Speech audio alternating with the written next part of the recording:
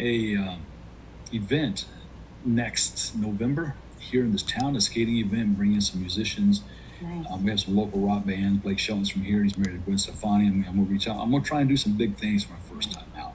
Nice. I'm loving it. Yeah. Yeah. But also with that, I want to have the speakers come up and talk about suicide, talk about addiction. We're not here to just have fun. We Yeah. want to change you so you're here to enjoy this next year.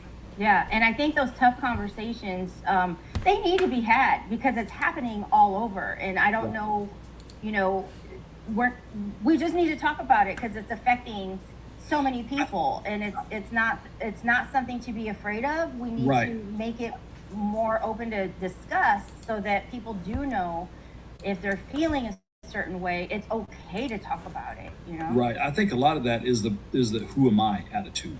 Like, man, who am I? Who's gonna listen to Jamie McCormick? Do you know my past? Well, see, there it goes again. I'm looking at my past, stopping my future from growing. Who am I? Why me? How about we ask this question, Lane? Instead of why me, go, why not me? Why not? Yeah. Why not me? God didn't bless anybody in the Bible because they were strong and they were smart. He blessed Samson, not Samson. I forget his name, but he was the smallest man of his tribe, and God blessed him. He was the smallest man of the smallest tribe, and God said, "No, you're the one I want." Yeah. And there are many people, bigger than David and all this, and God said, "That's the one I want." The one. And I've always heard this: God doesn't call the qualified; He qualifies the called.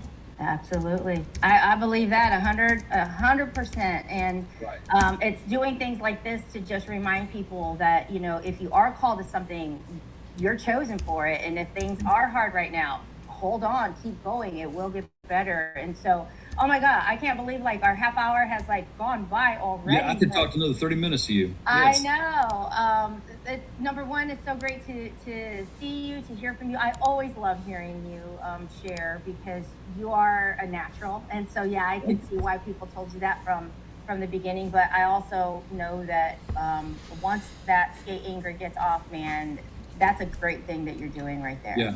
Thank you. Yeah. Thank you. Yeah, so thanks for tuning in and our 5th annual Streamathon. So let's keep rocking and rolling. Yes. Thank you for having me. All right, thanks so much, Jamie. Yes, man. Love you. Love you too. Bye bye.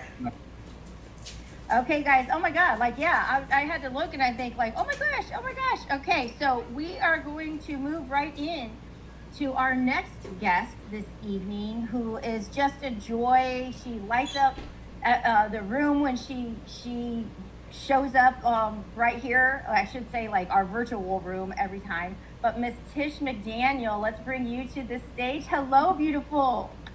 Hello, How are you? I am just fabulous. So good to see you. I remember we're here back another year. If you can believe, like we I are. know, I know.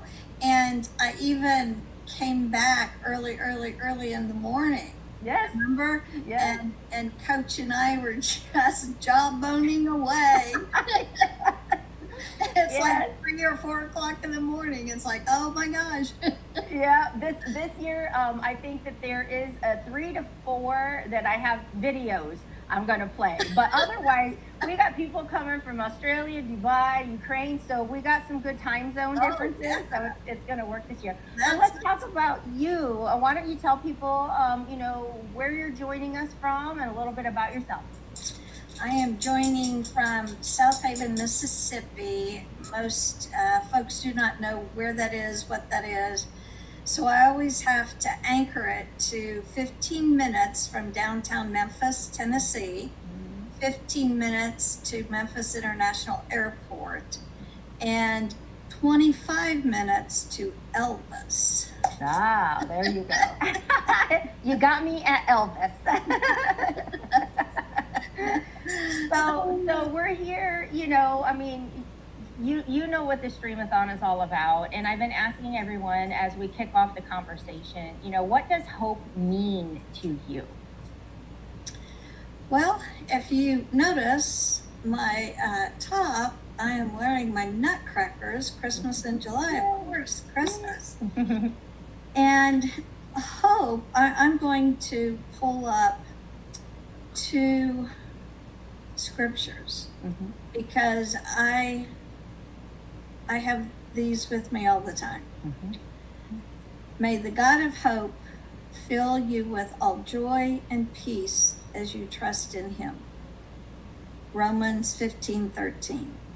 This one, it's almost embroidered on every piece of clothing I have. For I know the plans I have for you, plans to give you hope and a future. Mm-hmm. Jeremiah 29:11. We all know that one, let me tell you. Mm-hmm. We all know that. The choose hope is such a powerful phrase because it's not a feeling. No. It's a choice. Mm-hmm. And I am all about the power of choice. And I think you're the first one to actually say that today, that it's not a feeling, it's a choice. And that's so true. And you know, I know your story, and maybe you can share a little bit of that, because you could have been met with that choice to not see the gift in it, to not want to move forward. Like, you could have really sat in this place of anger and question and doubt. And so why don't you kind of share a little bit with people just that monumental moment that kind of changed your life? Well, that monumental moment that changed my life on July 13th, 1993. So I had to use my calculator. 12,051 days ago, I made the most monumental choice of my life, and that was to choose to live. Yeah. I survived a near fatal car crash, and I have I'm in a book with Raquel Sutter, who's the publisher, and it's saying yes to the whisper. And hope, while hope is not a feeling and it's a choice, we also hear those whispers to help us make the choice. And listening to Jamie, I could picture on his shoulders the good angel and the devil. Yep. Yep. And it's like, okay, get away.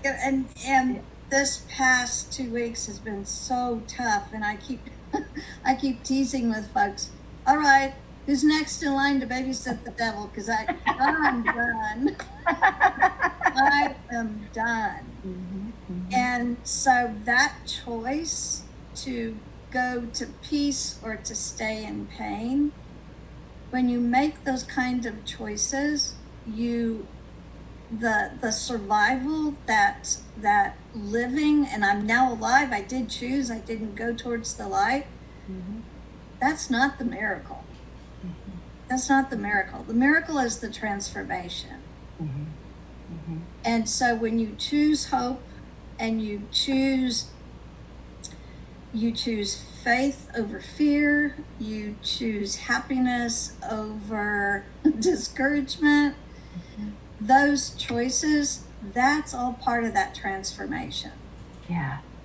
Now, let me ask you, because at that moment of the accident and kind of choosing to live, I'm going to be here, I'm not going to go this way, I'm going to choose to be here. How did it feel to come through that, when I'm sure you had to endure excruciating physical pain to heal? Mm-hmm. You know, were there days that you almost questioned, like I don't want to be here anymore, this really sucks, it hurts, it's like bad? Or was it, once you made that choice, you just took it all for what it was and kept pushing through? It was both. Okay, that's good. I love that honest answer. It was both. It's like, I regret what I did this, because I can't take pain medicine. Mm-hmm. And I was told to be prepared to be in a wheelchair because of the damage to my legs. And this redhead said, no. and I even quit going to physical therapy. I quit doing so many things because I did not survive. God did not save me. I did not make a choice to stay, to just exist. Mm-hmm. I made a choice to live. Ah. Oh, And that's big. The yeah, difference between existing and just being here or truly living. yes, Wow. Mm-hmm. yes. And when I when I talk about, because I'm very clumsy, I was clumsy before the car wreck, and the 12,051 days, a lot of recuperation. I cannot feel my left leg. It's not that it's numb. I cannot, when I touch it, okay, it's numb. But when I get out of bed and I step down, I have to remind myself your leg is there. Yeah. So put weight on it. And also I do run, and I've had, last year, mid-June, I did have a pretty bad fall and had major challenges recuperating from it because I can't feel my left leg. Mm-hmm. And it's that whole thought pattern that woe is me. Mm-hmm. And also we know the motivational speakers, and my heart belongs to Zig Ziglar. I'm a certified Ziglar and licensed coach. And it's the stinking thinking, and it's I I will always, when I have a negative thought, not that you never will have them, not that you can control them, but you can mitigate them. Mm-hmm. And so humming, and a speaker, a neuro-linguistic programming speaker, many years ago, went to his workshop, and he talked about code words, because I worked retail many years ago when I first moved to Kansas City 100 years ago. In retail, you had a code word in case you had someone come in and you felt unsafe or that you needed help. Mm-hmm. And so, as the speaker was talking about the code word to help you, if you have something that triggered you, have a code word so that you can say it and remind yourself, okay, calm down. Well, my code word is cancel. So when I have a negative thought, Mm-hmm. I raise my arms and I go, cancel.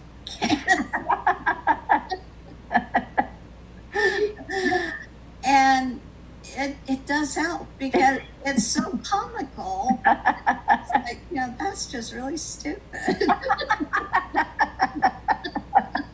But it works, right? But it works. Yeah, it works. And it is every single day. Living life is challenging, whether you have survived in your fatal car wreck or whether you have no problems whatsoever. Life is lifing, and it's hard. Yes, that's fact right there. I don't care who you are, where you're from, what level you are. When you have conversations and you can be really real with the people that you're with, life is life, and it's hard for everybody is going through something that's challenging. Absolutely. Yes, and when you make a choice, what I love about, and I've started this, and I blame it all on John Emery being in his book Life's Checkpoint, because the title of my chapter is I Chose to Live. So this power of choice movement, it has me fired up, because that decision, your choice, doesn't end the struggle. No, it's just the beginning. And then you go through that, dang, what did I do? Yeah. And that's why I asked, because it's like, when you're in that moment, of the accident, I mean, the recovery, the like everything to follow, that there's no way that could have been like, yay, but I chose this. And Yes. so like bring it, like it's still a struggle. It's still painful. It's still inconvenient. It's still like all the things. And you almost have to remind yourself, well, I kind of did choose. Yes. Yeah, no, that's got to be hard. Well, and what's interesting, getting into the coaching space many years ago, coaches have coaches. We all know that. And I had a coach that actually told me that, and this was many years ago, told me that you chose to feed your animals and not the wildlife and my rescue animals, and not do what you need to do to grow your business. Oh, huh? Okay. Say what? and that I think I needed a God wink, because that just slapped me upside the head, and it was like, yes, I do. I choose. I chose my life, and I will do. I make the choices. Not that I never complain, but I do not anoint the negative. And it's, you grumble, you growl, and then you praise. Yeah. Because I'm still alive. I can feel it. Yes. I'm still alive. Yes. Am I Yes. perfect? No. If somebody's perfect, I think they're 6 feet, 10 feet, whatever, underground, because they're not doing anything. I call it the choice architect. It's, the pain is real. When in Sarah Grana, her lesson, her teaching with me, when we feel something, we tend to ignore it or back off and say, oh, that's just too painful. I can't do that. And her teaching is sit in the moment, think about it, accept it. And I don't like the phrase move on, because that's such a cliche. Yeah. But you hold yourself accountable, and then you take the steps, or like I do, cancel, or or you do the things that make you happy. And that was, gosh, 30 years later, learning that from her. Wow. Yeah. Wow. So what would you tell someone now? Like maybe somebody's tuning in and maybe they're recovering from an accident of their own, and maybe everybody's like, but you should be thankful that you're here, and you should be grateful that you're still, alive, but they're in that pain moment right now, that physical pain moment, and just might be grouchy about it, and just, not that they're ungrateful for life, but just kind of pissed off about where they are right now. What message would you have for that person on continuing to try to stay in that choice of hope and making the best of the situation? You can be pissed off, and you can be upset, and you can feel like you're ungrateful.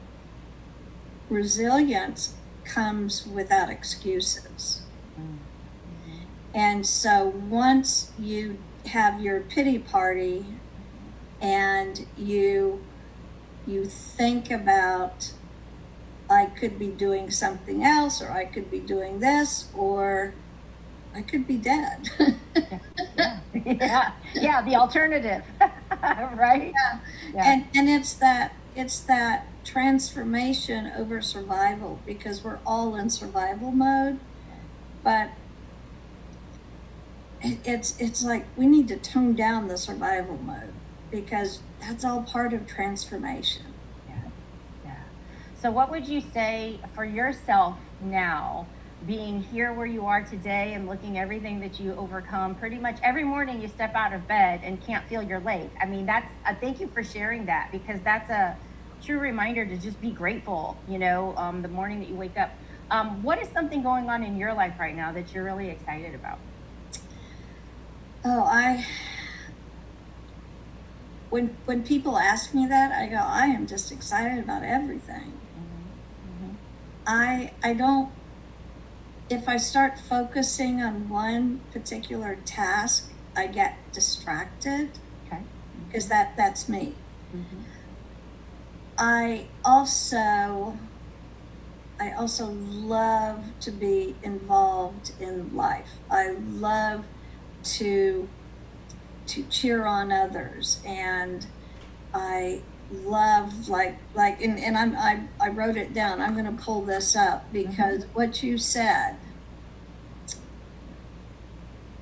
I learned firsthand that the holidays don't feel magical for everyone. For some, they can feel lonely. For some, they can feel heavy. For some, they're a reminder of loss. That's why Christmas in July exists. And Christmas in July is a tradition. It's not just something that fleeting. No, it is a tradition. And it's a reminder to live the year as well, the rest of the year. And I love what you said. It's about bringing people together to spread hope, encouragement, and kindness. Kindness. Oh, oh my God. Yeah, we remember what that is, people. And you see this red hair, and I need the tattoo on my hand, on somewhere, to say, okay, Tish, kindness, calm down. Yeah. Wow. I do have to share this, because we listen to speakers, and we attend a lot of virtual events, and we always have takeaways, and we take a ton of notes, and then you review them days later, months later, and I have to share this. Don't be afraid to share with someone if their story or journey is similar, and you share with them, thank you for sharing it, because not that you're going through the same thing, it's similar, but when you hear someone get down, deep down, and be vulnerable, that's as I always tease with Michael Faber about, that's the real. Yeah. When you are that vulnerable to share it. Yeah. And then you choose to take something that they said that can help you. And I have to say, Travis, when he spoke at a virtual summit, he spoke about his journey and his overcoming addiction. My little brother has been gone for 45, 50 years. And yet what Travis said slapped me upside the head, because I was trying to save my little brother from his addiction rather than listening to him. Wow. And that, to me, this was a few months ago, put me in this whole different mindset of, no, it's not about saving, it's about listening. Wow. That's truly beautiful, because I think we move in a pace that very few pause to truly listen. Mm-hmm. You know, and I think that's why we can be around so many and, you know, have all of this connection, whether it's virtual, but yet still feel alone, because people don't slow down enough to just truly listen, you know? Wow. And I want to share this people, because I share it a lot, a story of one of my clients' employees. Her mother passed away on December 23rd. And so she had not celebrated Christmas for several years.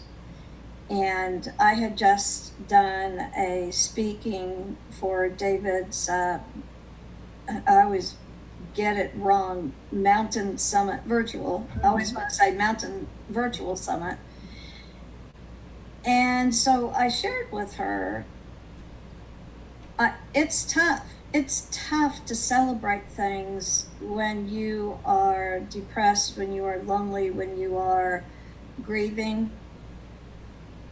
I shared with her, I said, I talked to her about, I asked her, tell me about your mom, and found out that Christmas was her favorite holiday. And so in this conversation, talking about, well, aren't you really just carrying on your mother's legacy? It's not that you can't celebrate Christmas because she's not there. You are carrying on her legacy. And this was last year, and she shared with me the beginning of this year that she celebrated Christmas. Yeah.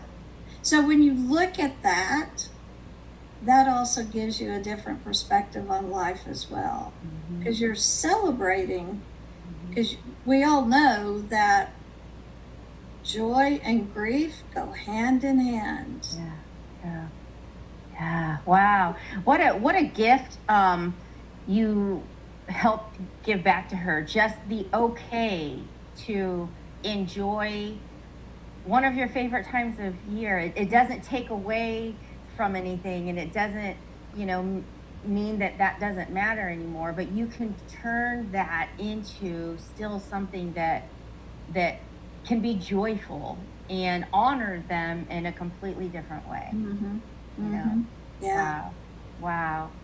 So so as we come into wrapping up for today, what is one final message that you would like to leave our viewer, and whether they're catching it now live or they catch it next month or next year, what's a message that you would want to leave with somebody that finds this video of you? Choose love, choose hope, choose courage, choose growth, and choose to win every day. That's gold right there. And the key is it's a choice. Every day we wake up and we're blessed to open our eyes. It's a choice, right? Wow. Oh, girl, I want to give you a big old hug. Thank you for joining and being part of this 5th annual. This one is truly special. I'm just feeling so much love and genuine care. Yes.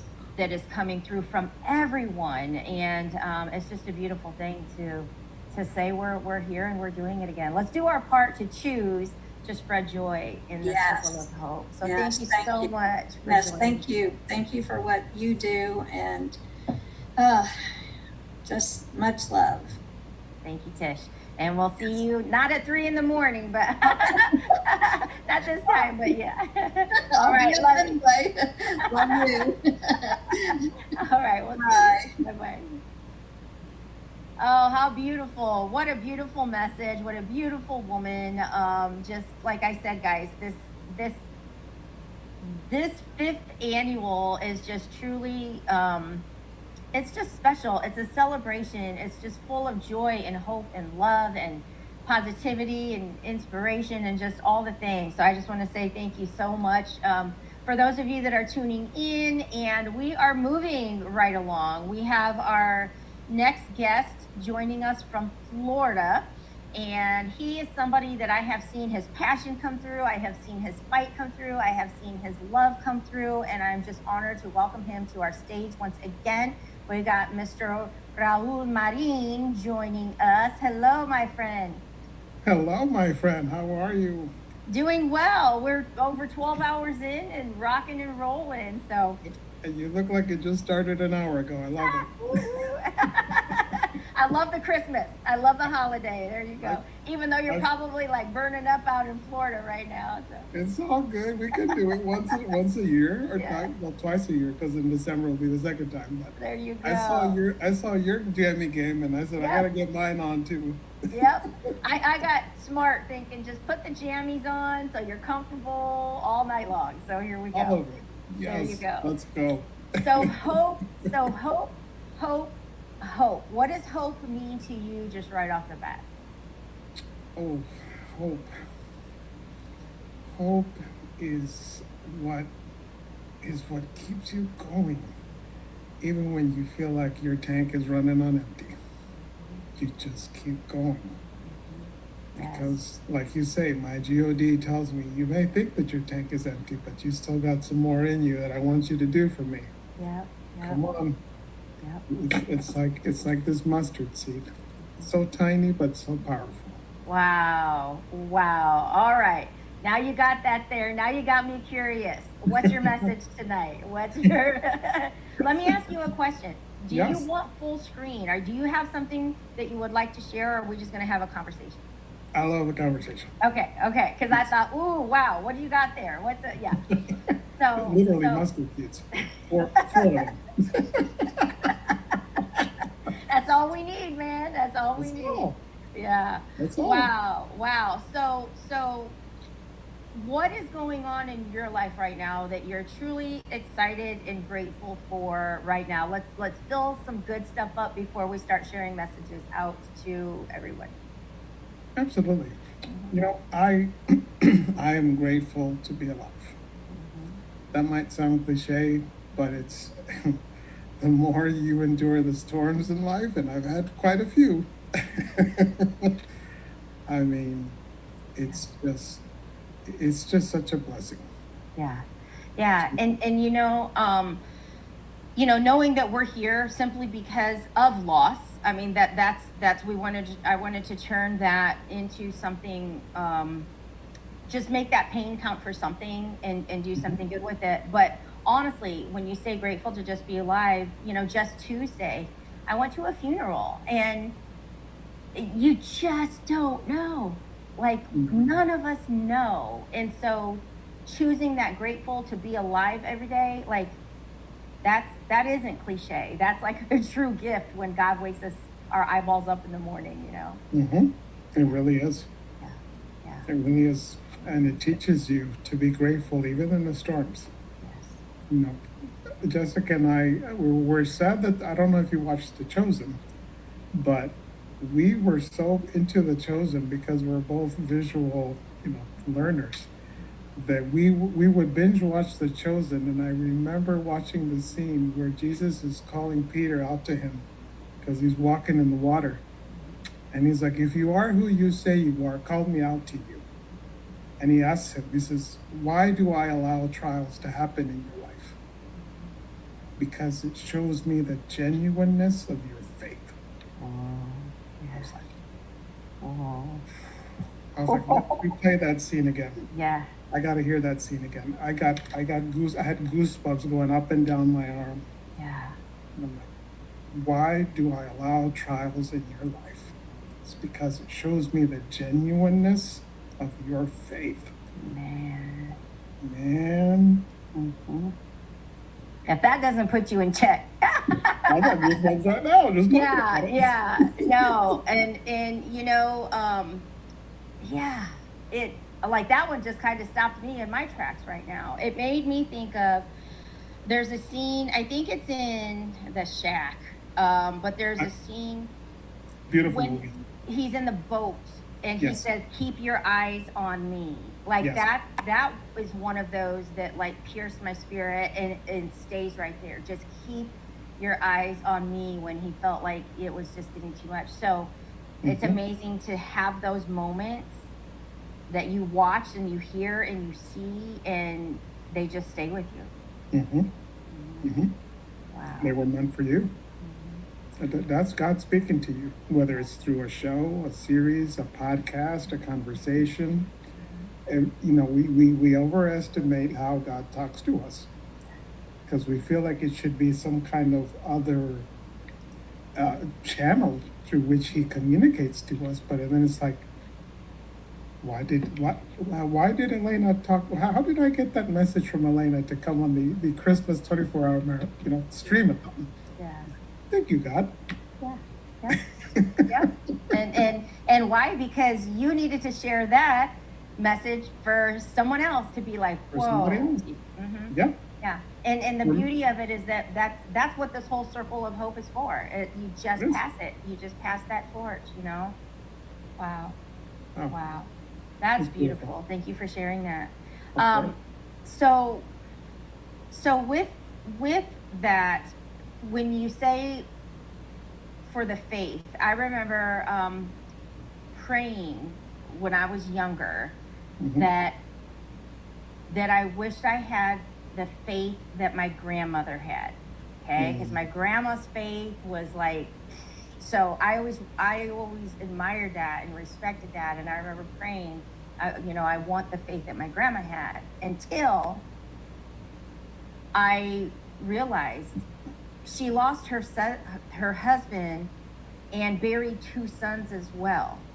So that faith did not come easy. And then that's when you step back and think, whoa, wait a minute, So when you think of things like that, those trials that people go through to strengthen that and sharpen it, like has anything like that ever happened to you where you thought like, wow, I admire that about somebody, but then you're like, well, wait a minute, I don't think I need to experience all that, Well, I'll be honest with you. These last 2 weeks have taken the air out of me, literally, because Jessica's father is fighting for his life right now.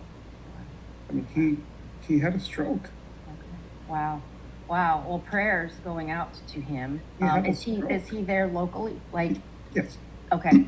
he's there locally, but to me, what speaks to me is how, in the seriousness of his situation, he still has that mustard seed of faith, because while he can't communicate right now, he speaks through his eyebrows.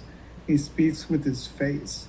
He speaks with his hands. And yesterday he was making jokes because I've heard that he likes Rod Stewart, and the nurses have encouraged us to talk to him, because even though he can't talk with us, he can hear, he can respond. Mm-hmm. And I said, Marcelino, you want to hear some Rod Stewart, some Forever Young? I know that's your song. And he goes,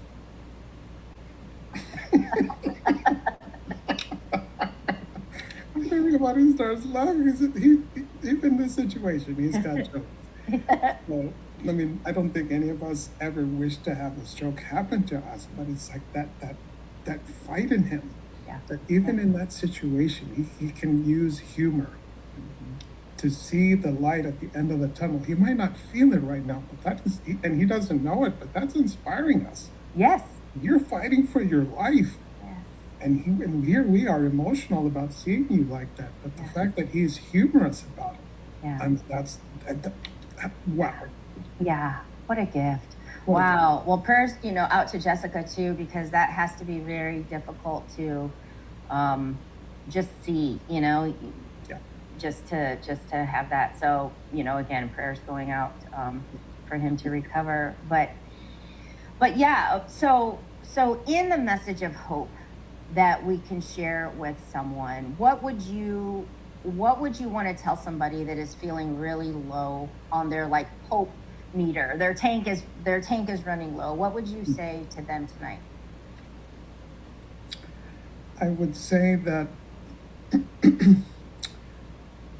there is so much peace and hope that can come from them just taking a moment to be in their own breath, in their own presence, in silence, no noise, just themselves and their God, however they see him, and just sit there for 5 minutes and just write what's coming. Like, don't even think about it. Like, I remember when I was in middle school, that's where the wise wolf in me started right in middle school. Yeah. I hated it, but then I came to love it, called free writing. Yeah. I don't know if you remember that. They used to tell us like free write for like 10 minutes. We're like, what the heck am I going to write about? Staring at a blank paper of lines, right? I'd write one sentence and then I'd circle it in my head. But now as an adult, you'd be surprised how much you could write in 5 minutes and how liberating it is. Because sometimes it's not about having a deep conversation. It's that internal conversation with yourself. Let me write something that I'm feeling right now. And just how liberating it is just to sit and reflect with it 5 minutes later. And sometimes you don't even want to put your pencil down or pen because you keep writing. Yeah. So if somebody's just tuning in and they don't really know who Raul is, I know you as the poet. Was that a skill that just flowed, or did you purposely try to develop it? Was it like, did you want to get better at this, or did it just like flow and come natural to you to write in the way that you do? I think it was a little bit of both, because I always got compliments from my teacher in school that I was one of the best writers and that I should help my fellow students. But I said, hey, I'm not going to write your paper. Definitely not. Hey, people paid for that back in school. I mean, unless you want to slide me a little 50 or 100. Right, I was gonna say, I remember people paying for stuff like that in school, yeah. But once I started to look at it as a personal growth thing, and I started to really get coached and mentored by Jose and so many others, and you've been an influence on me as well. I mean, it's when you connect with people that aren't like-minded, but that they're growth-minded, and you have that gift, you have that talent. It's like, why am I playing so small? There's a whole lot more room of expansion with whatever skill you have. Yeah. And so I think over the years, it's kind of like, and like you said, it's not about building some things that don't even exist. It's building what you've already made so that it can have even greater impact. And so I know some work that you're doing right now really revolves around men. Having that space for them to come forward and that growth in themselves, to be better husbands, to be better fathers, just feel more confident and secure in who they are. Yeah. Tell us a little bit more about that. I something I that's easy to take for granted for me is how far we've only been married 2 years next month. Everyone's like, oh, you're still in the honeymoon phase. I'm like, okay, I'm gonna go there. Yeah, you're like, so I guess none of this really counts. We're still honeymooning, whatever. But I get it. But I say to myself, I'm like, I'm proud of myself, because sometimes we don't do that enough. I'm proud of myself for doing this the right way with Jessica, even though we were long distance, even though it was extremely hard to be long distance and to go through so many life changes together in life, in entrepreneurship, and with ourselves and in our faith. And and as I've absorbed all of this, it's kind of like, how can I not want to give this back? When I look around and I can feel how relationships are a little bit flustered, and there's lots of divorce, and there's lots of single parents, both single moms and single men. There's kind of this conception about relationships and marriage and God that is like, oh, marriage is hard, God is not cool. And I'm like, the only way that Jessica and I have, I know it's been 2 years, but this has been like 2 really long years. Yeah. That the only reason why we're still here standing strong and wanting to keep fighting with God is because we've held on to Him. Yeah. The whole way. Yeah. And I'm like, God is like, Raul, I need you. Mm-hmm. I've showed you the way. So now you guide other men too. Yeah. That's what it's about for me. And that's that needs to be said more, you know. We don't know why God chooses us. We just know when he does. Yes. And the journey that you guys were put on, being long distance, still being able to merge together and then go through that transition, you know, that is not easy.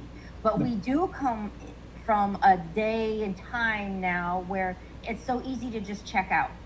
It's so easy to say like, oh, well, we tried it, that was hard, okay, bye, you know. Mm-hmm. And so I love that you are able to plant your feet firmly in the ground and say, no, this is the message and this is what God has me here to do. And there are men that need you. There are future wives who are praying for husbands that need you, you know, that need you. So, so how do you get this message out? How do you start these conversations with men? Like, what makes it comfortable for them to start coming to you to talk about some of these things? I think it starts with transparency. It starts with building that trust. You know, men, they like to bottle things. I think we all have it in common. That we bottle, and then at some point that bottle breaks. Yeah. Well, we were talking about that. On an episode, or not an episode, but in the movie Rocky. Yeah. Where or Rocky Balboa, or one of the 5, you know, Rocky. But he was talking about, like, after Adrian had died, and he was talking with Paulie, and he just couldn't even describe that he had feelings, and that they were just like being packed down, and you know, and I thought of you when I saw that, because of the message that you're trying to get to these men, that sometimes it's so programmed that men are just kind of don't have feelings, like just man up and do the thing, that you don't even know how to describe how you're feeling. And that breaks my heart, because we're human beings first, right? Yeah. So I think it's you don't have to wear that shield when we talk. Yeah. Just man to man. Like, brother, I've been there. Trust me, I've been there. You know, you share some vulnerability that you have. They start sharing it with you, and all of a sudden you're calling each other brother. Yeah. Because they're not afraid to show that emotion anymore. And I think we've all dealt with it in some form or another. Maybe I don't think it's a Latino thing. I think it's like a guy thing. That's a guy thing. Yeah. You gotta work. You gotta be strong. You definitely don't talk about your emotions. You don't talk about your mental health, addiction, et cetera, et cetera, et cetera. You just gotta work and provide. Yeah. And then you have that conflict where the woman wants him to speak more, and the guy's saying, well, I can't read your mind. It's like two people speaking two completely different languages and like trying to communicate. Well, and this is going to be kind of an example, but so I have family who has family that came in to visit from Mexico, and I don't speak Spanish fluently. Like, it gets stuck in my head in translation, and I know that I need to get past trying to translate. I need to just let it flow, okay? But literally, we had Google Translate on our phones, and so I'm plugging in, you know, what I want to say, and so then it pops up in Spanish, and I'm like, oh, I can practice, I can read this, and I can tell them, but we're sitting at this table having a great time, everybody doing Google Translate to like read this and say it out loud, and we were able to communicate.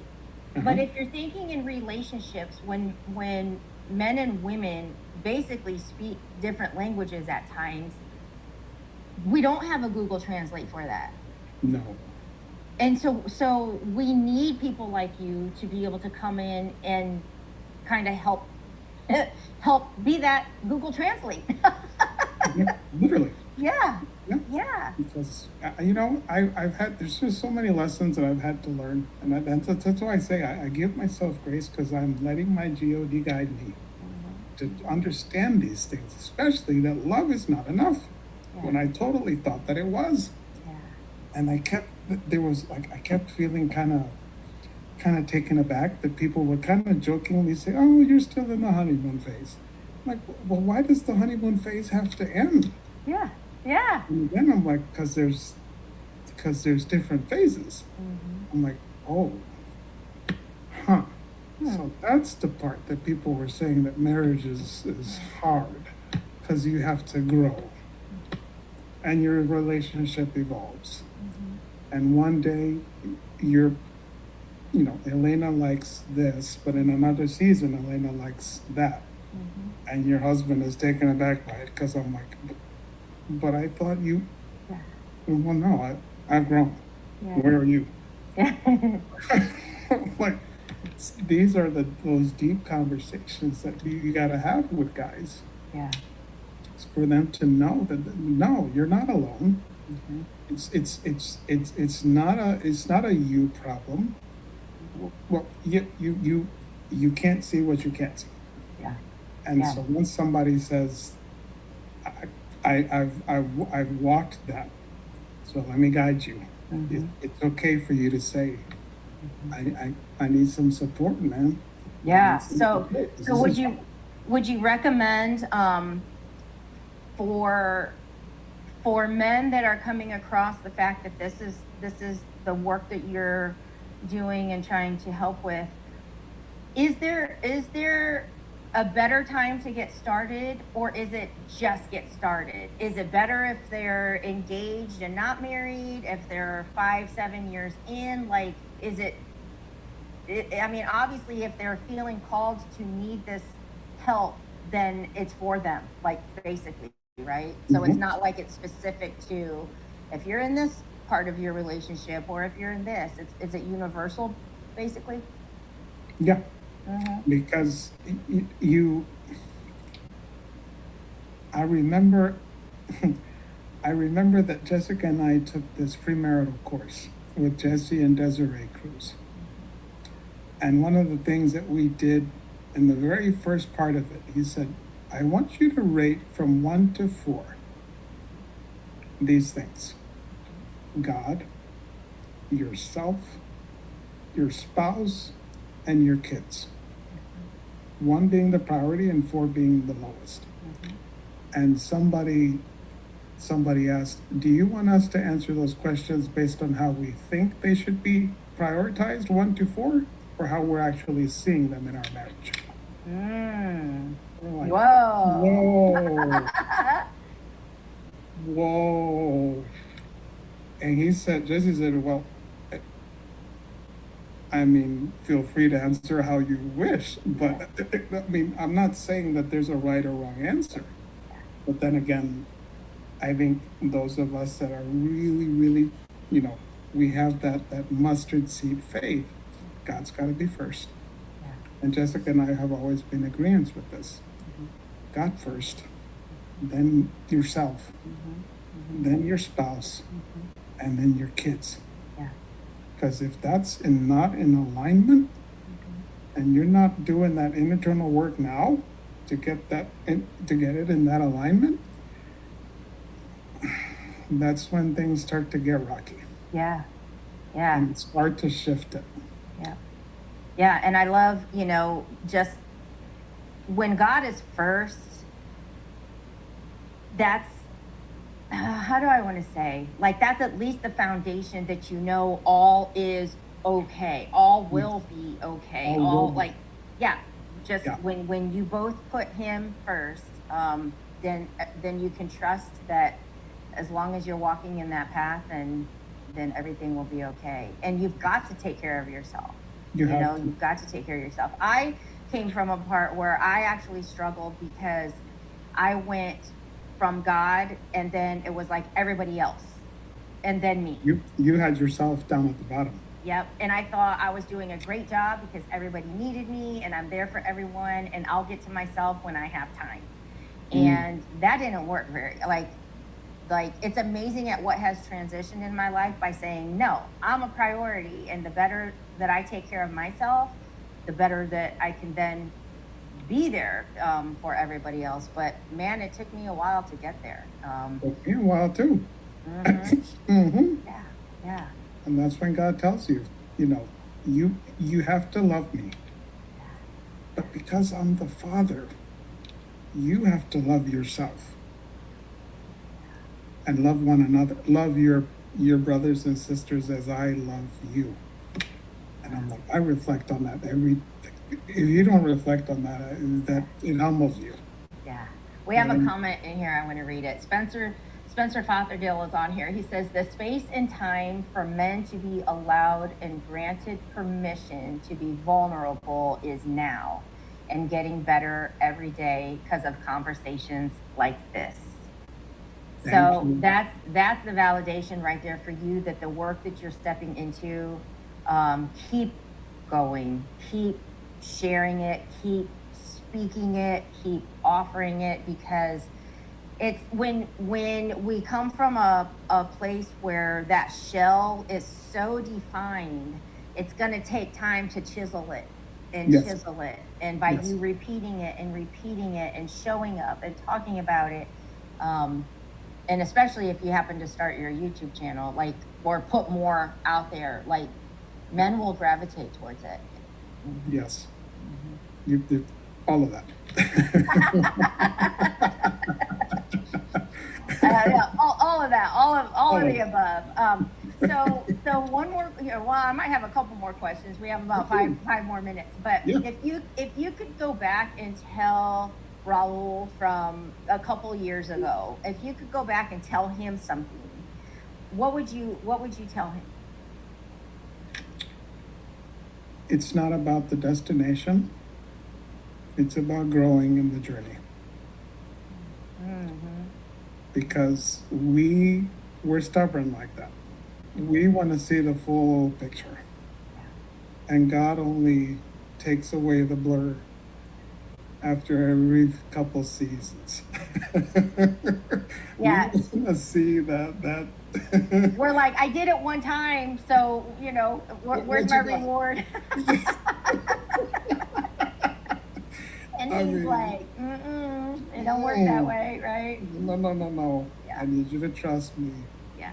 Everything I'm doing in your life has a reason, even if you don't see it right now. Yeah. And I know it hurts, but trust that my plans for you are great and perfect. Because, I don't know about you, but I think we learn more, and I've definitely learned more from the Raul a few years back.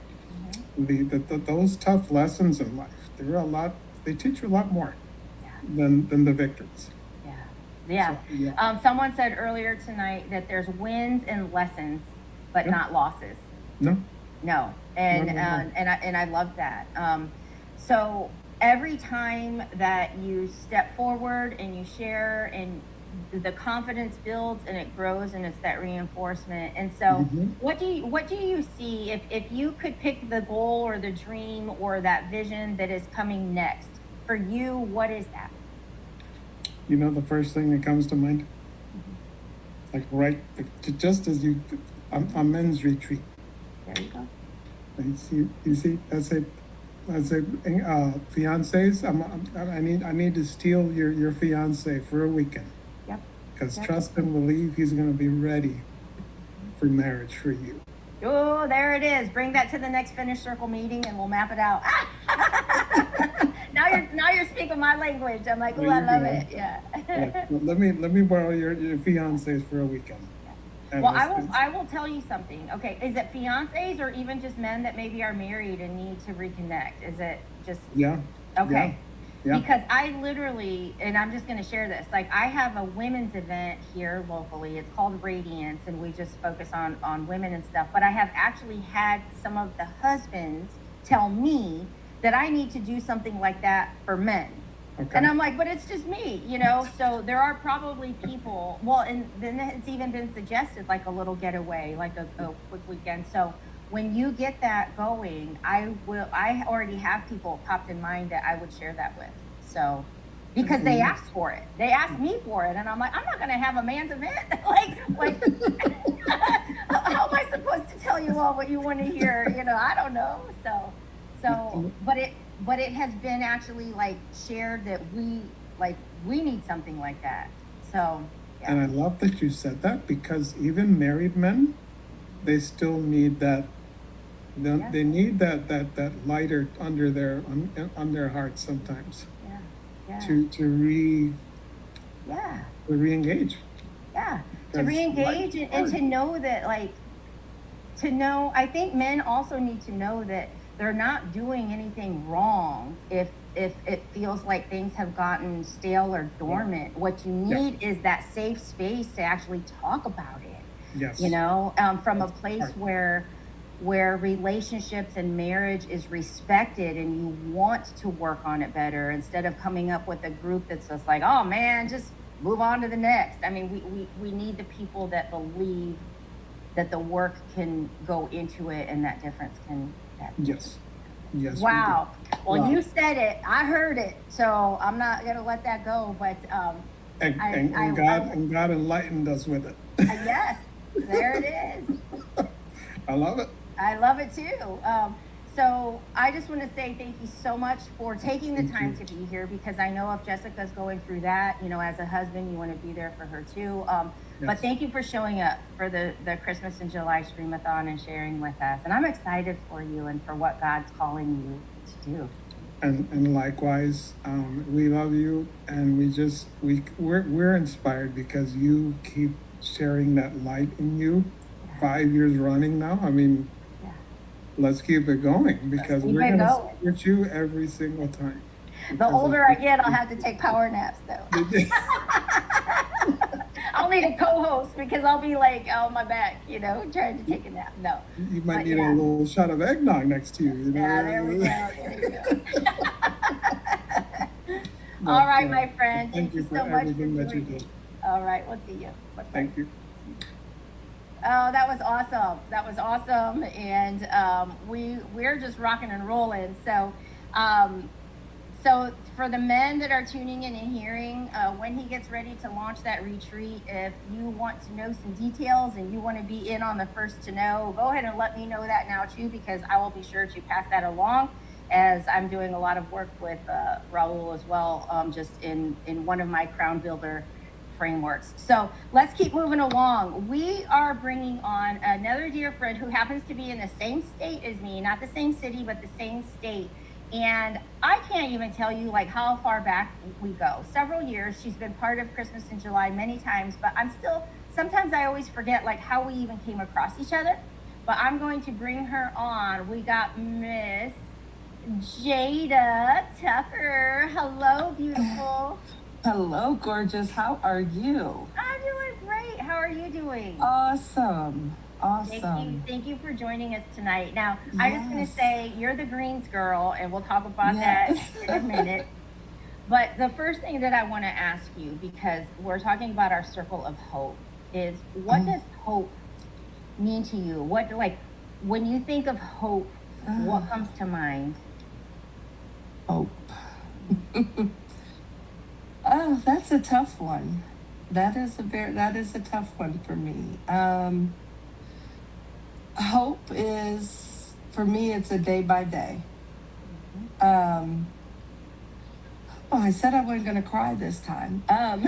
Hey, I've already been crying, so we're okay. I would hand you a tissue if you could like reach through and grab Yeah, one. So. thank you. No, hope is being here for the next 20 years or more to enjoy my grandchildren and see them continue to grow up. That's hope for me, to see them. Yeah. So, Thank you for Yes. sharing that. yes. So let's get into, we'll start light. How about that? Okay. We'll start by first of all, you are coming up in the next edition of Surrender to Rise. Yes. Okay. and Mary Wood was on here earlier. She's one that's going to be in also. So I said we're gonna get through summer and then we'll hit it hard. But right now Yes. everybody enjoys summer. But what inspired you to know, all right, I've got to share something in my story, in my chapter? Like what let you know that now's the time? I think it was a lot of our conversations that you and I have had over time, and as well as other areas of my life that I continue to work on. And it was just something I've been hearing this for the last probably 7 or 8 months, to step outside of your comfort zone. Step outside of your comfort zone. And that night when you and I was discussing the book, it was just something inside of me clicked. And I'm like, after you said, just take time to think about it, I'm like, no, I don't need to. This is what it will take for me to step outside of my comfort zone and to share some of my story as well as some of my son's story, as this month will be 10 years. Will it? For me, Wow. yes. So this is a milestone year. This Yes. is a Yes. big anniversary year. How is that? Yes. How is that making you feel? I have been all over the place. My thoughts, my emotions. That's why I said I wasn't going to cry, because I've been already crying on and off all day, trying to work and focus. And it just seems that here lately, any and everything just makes me think of him. Yeah. And so, yeah. So Well, Well, his presence is probably here because he knows it's a tough one, and he also sees you stepping out, doing the difficult things. He sees you. You know, I saw you through the whole month of June. Share your vulnerability, share your truth, Yes. share passions, and I know that wasn't easy. That's why I'm like, I'm so proud of you for doing the work. But Thank I'm you. sure he's here and sees it. Yes, I know he is. I see it. And I think that's a part of it. Is these are milestone years for his daughters. His oldest just turned 16, got her first job. She now has her driver's license.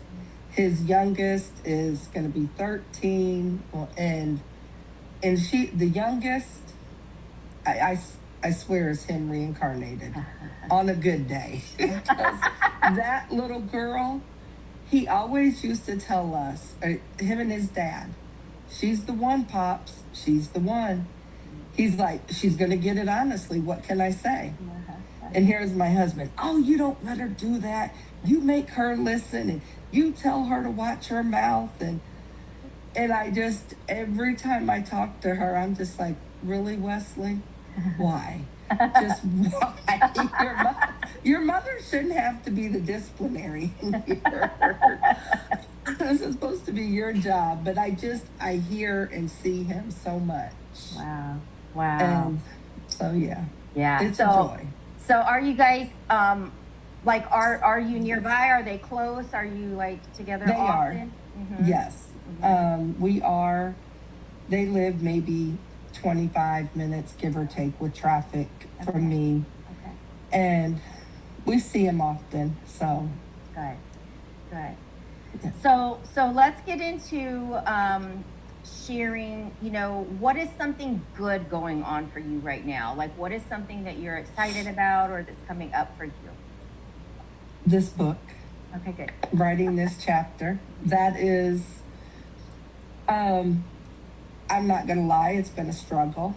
It has, I think that's a part of what has helped me to take a step back and reevaluate a lot of things in my life and what some of my purpose is. What am I really supposed to be doing versus what I'm doing? because I love what I'm doing. I love my job. I love the clients. I love helping and working with people. But there's still just a piece of me that I still want more. There's something that I want. And I think you helped me realize that too when you started listing all the things that you were doing. And I'm just like, can you? I'm like, she's good because she handles a lot. Like, can you really do that much, Jade? You know, but then I think, well, I do it because on a good week, I have 13 clients or more that I feel like I have to handle their lives, handle crisis, put out fires. And then, I have 7 employees that work for me. So then I have to be there to help them. And then but I also have a partner in this business, but she's been going through it. She's just lost her brother. And Wow. so I'm trying to take on more for her.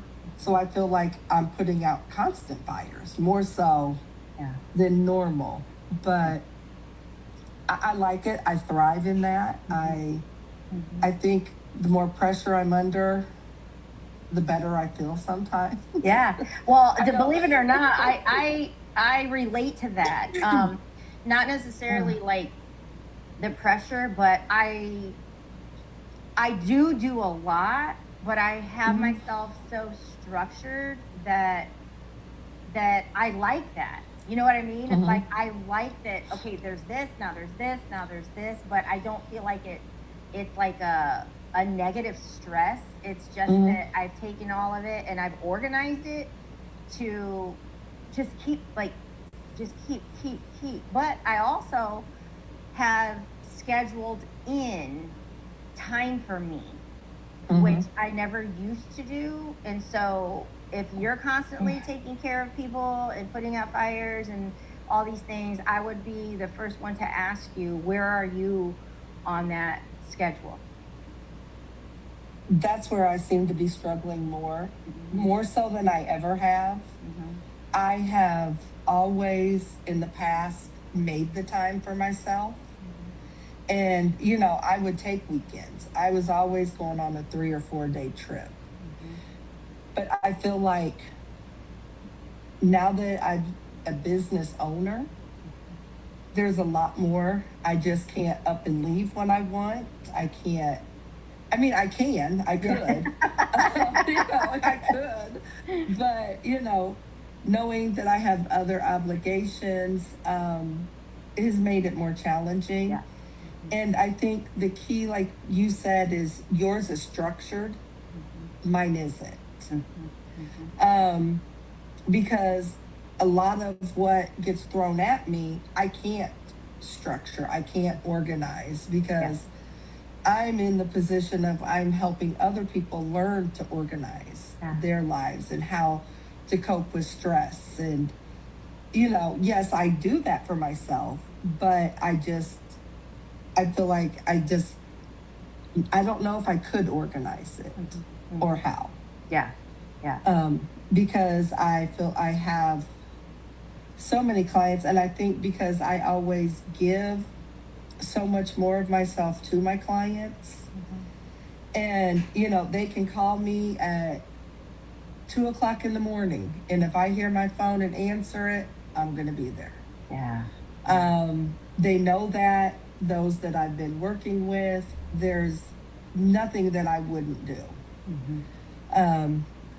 So again, I think that's a big piece of what I might need to work on and figure out is how to structure it. Yeah. And again, start putting myself in those 3 and 4 day vacations that I like. Yeah. I don't need. But I just feel like, again, with my grandkids growing and their busy schedules, and I always like to take them with me when I can. But in the last year, it's been a lot. Yeah. With my husband, family, people getting sick, and So yeah, so it's life Yeah. is lifing. Life is life in. We have heard that. We have heard that. And you know what? The beauty of it is the openness and transparency to say that and to know like you're not alone. And it Yeah. looks different for everyone, but I think to have that safe space to be okay with it, you know? Yeah. That's the big thing. So since you do help so many in all of that, I don't want to worry about anybody else right now. I want to talk about you. Okay, we're gonna focus on My favorite Jada. topic. We're gonna focus on Jada for a minute. So with are you still doing your greens, and are you still the greens girl? Yes, I am. That is a piece of me that's not going anywhere. I love my greens. As everybody knows, I can't stop sharing them. I can't stop talking about them. I give them out to complete strangers. I'll stop them and I'll be like, look, you look like you need this. I love that. And people just look at me and I could just see my husband just, oh my God, putting his head down and shaking it because he's like, you'll just tell anybody and stop. I said, I sure will. I just want people to try them and know and taste the goodness and just to know how good they are for you. Yeah. And again, I say this time and time again. For me, it's the fact that I love something that is healthy and good for me because growing up my entire life, Jada has never been a fruits and veggies kind of girl. You couldn't pay me. Now, I loved my watermelon and pineapples, but anything other than that, you couldn't pay me to eat, drink, nothing. And when I tasted these greens and to know that there's 13 servings of fruits and veggies in there alone, as well as other like vitamins, collagen builder, the hyaluronic acid, the pre and probiotics, the gut health. I'm just like, I don't even care about that stuff. I'm like, I like some fruit and veggies here. People don't understand. So you're telling me all of that goodness is in one packet? Yes. Okay. Wow. It is all in one. And, you know, just to show you, this is just a small one. I have another big bag that goes in my backpack. Then this is what I keep my greens, my fizz in. Yeah. And, but no, in the one pack of greens, it is literally 13 servings of fruits and veggies. It is a collagen builder. It is the pre and probiotics with the 11 live digestive enzymes for your gut health. Wow. It's a citrus flavor, so you can just drink it on its own. Or I like the fizz because the fizz has the B vitamins and all this other goodness in it, and it just makes it even that much better. Do you like combine them? Like, do they? I do. I do. I have a routine. I have my favorites that I like, and I mix them in there together every day. As many people see, I share my picture daily. Me and my greens. My employees are even like, have you had your greens yet? Because I think you need them. I'm like, no, I think you need them. She said, okay, greens girly. I love that. I love that. So, yeah. So But if people want to like get them or try them, I mean, do they just order from you, or how do people get those? I have a website that they could click on and order them through there. Nice, very good. And the thing about these greens, how they stand out from a lot of others, the company that I'm with is Arbonne, and they everything is clean. Mm-hmm. Everything is I can't even think. It is tested. They are B Corp certified, so they go through an extra set of testing that a lot of other companies don't go through. And everything is plant-based. It's all clean products. They banned over 2,000 chemicals and ingredients from all their products. Wow. Wow. And that's their skincare, their makeup, everything is all tested through all of that. So Very cool. So people can go to the website and kind of just see everything that they offer. Uh-huh. Mhm. yeah. So is that a kind of site that you can just order, or do you have to become a member, or how does that work? It used to be, it was kind of like a Costco or Sam's Club, where it was a $29 a year membership fee. There's no auto ships, nothing that you're signing up that says you have to purchase every month. You order whenever you want.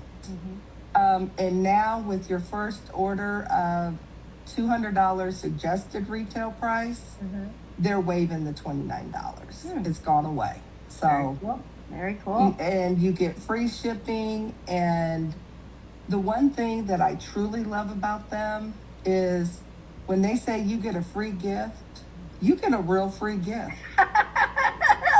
It's legit. It's a real gift. It is like my box of greens, or the fizz. They have the full 30-day supply of that is a free gift. Wow. Like my skincare, like the cleanser that lasts for 3 months. That's the free gift. Okay. And so And- you're talking. It is a legit real. Yes, full-size, it's like not like a Sephora or Ulta birthday gift where you get these little bitty samples that you're lucky if you get one use out of. No, we give big gifts, real gifts. So they spoil us. They're like, they make it hard sometimes. Yeah. Wow. That's awesome. That really is awesome. How long have you been affiliated with that? How long have you been drinking your greens? I have been drinking my greens for about 3 years now. And I have been a part of Arbonne since, December 31st, 2019 Okay. is when I placed my first order.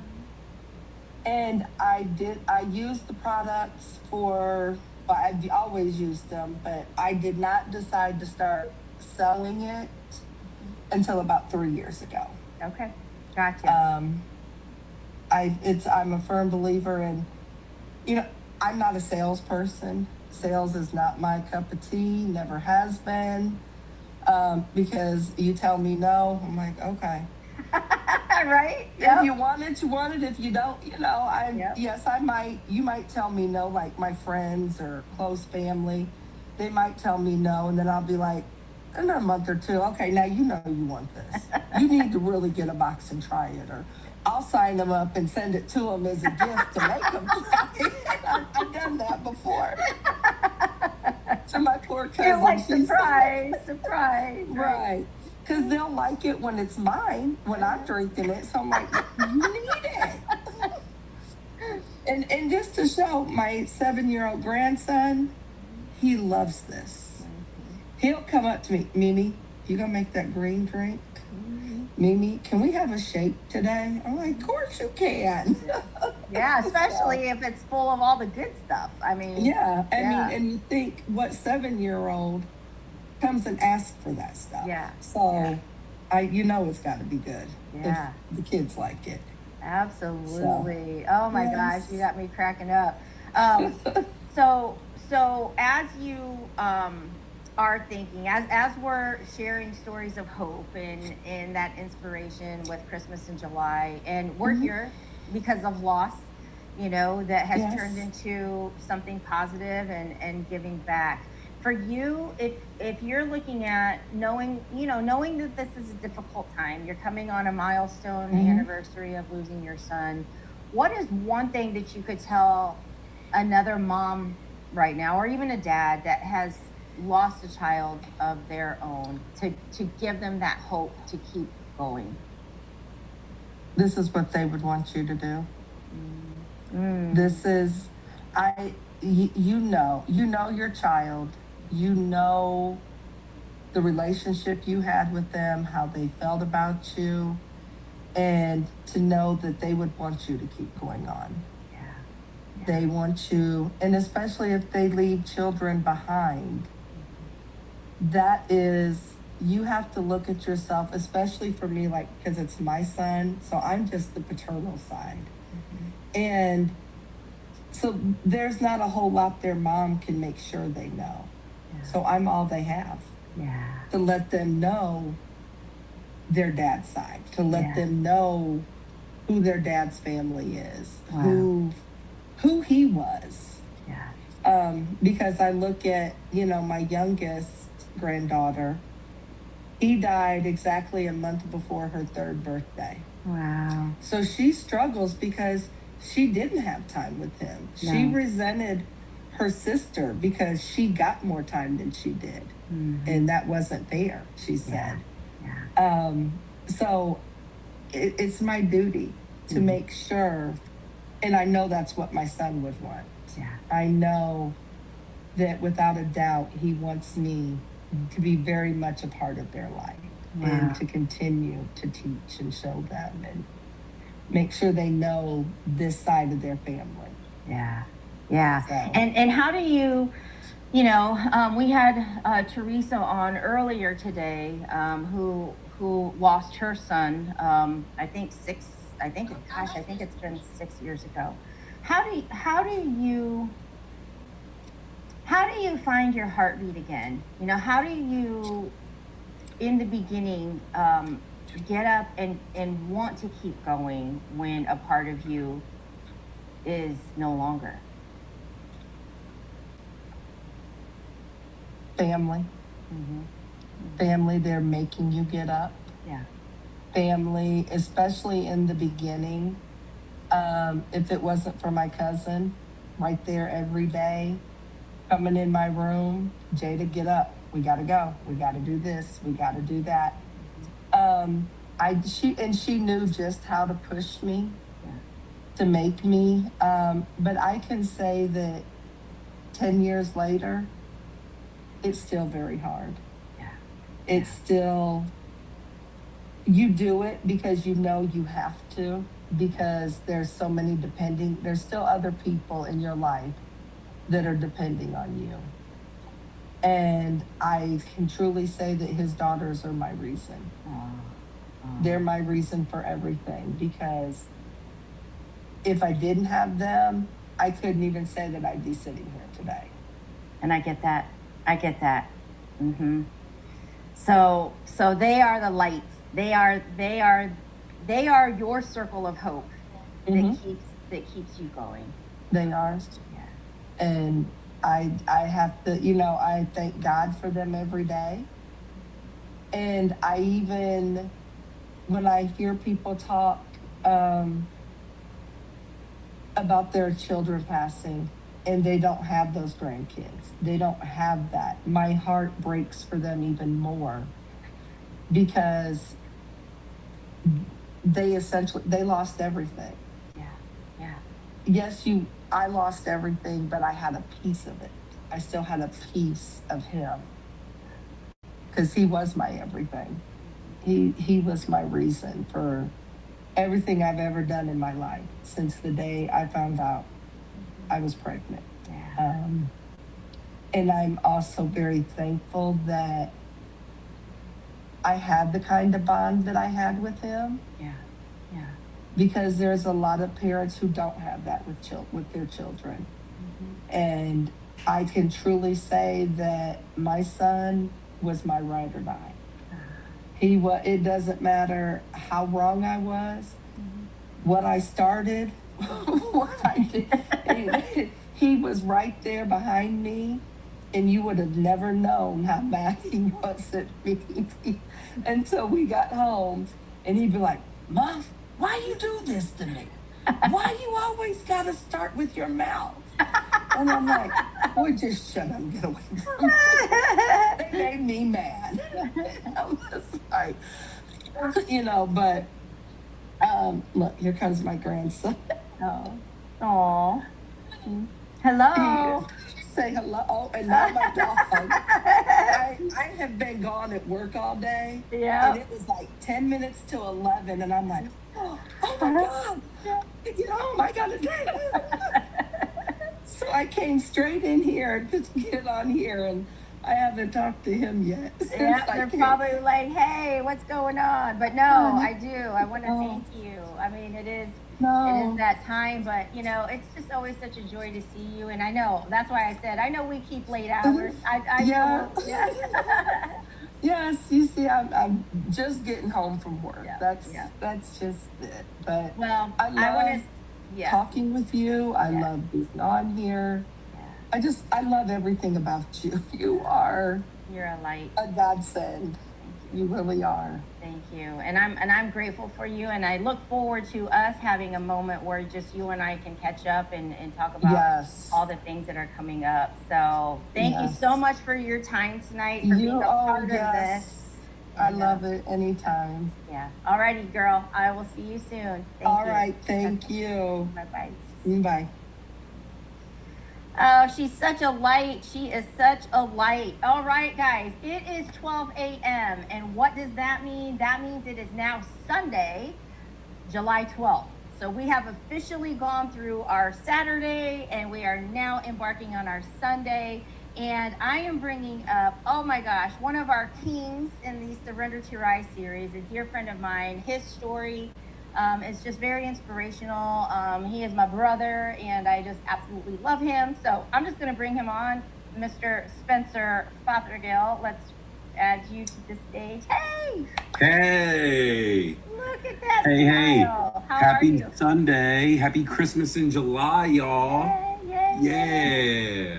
What I is can't up, Queen? believe it. You are rocking. Yeah, I mean, I can't believe it. We've been here for what now? 12, is it 12 hours? Yeah, 12 hours because I don't even know. Let me You think. started We were 12 here at noon? 10 No, 14 hours. 10 a.m. start time. 10 a.m. Yep, yep. And So, how you feeling? fantastic. Ooh, like you're just getting going. Let's go. I caught a little bit of your conversation there with Raul. That was great. Yeah. He's doing some great work around men and like just opening up conversation that needs to be had, so good stuff. So we're coming from a different angle. You said, I want to interview you. I do. Yes, Yeah. I do. And so I'm just going to let you know, I blocked some extra time off. I don't know how much time you have, but I blocked extra time off because if you want to interview me, let's do it. But then if I want to come back and ask more questions, then we do it. So are Okay. you ready? I am ready. Yes, ma'am. I'd love to lead with prayer. You wanna lead us? No, you lead. All right. Yep. Let's just take a moment and think about you, Lord.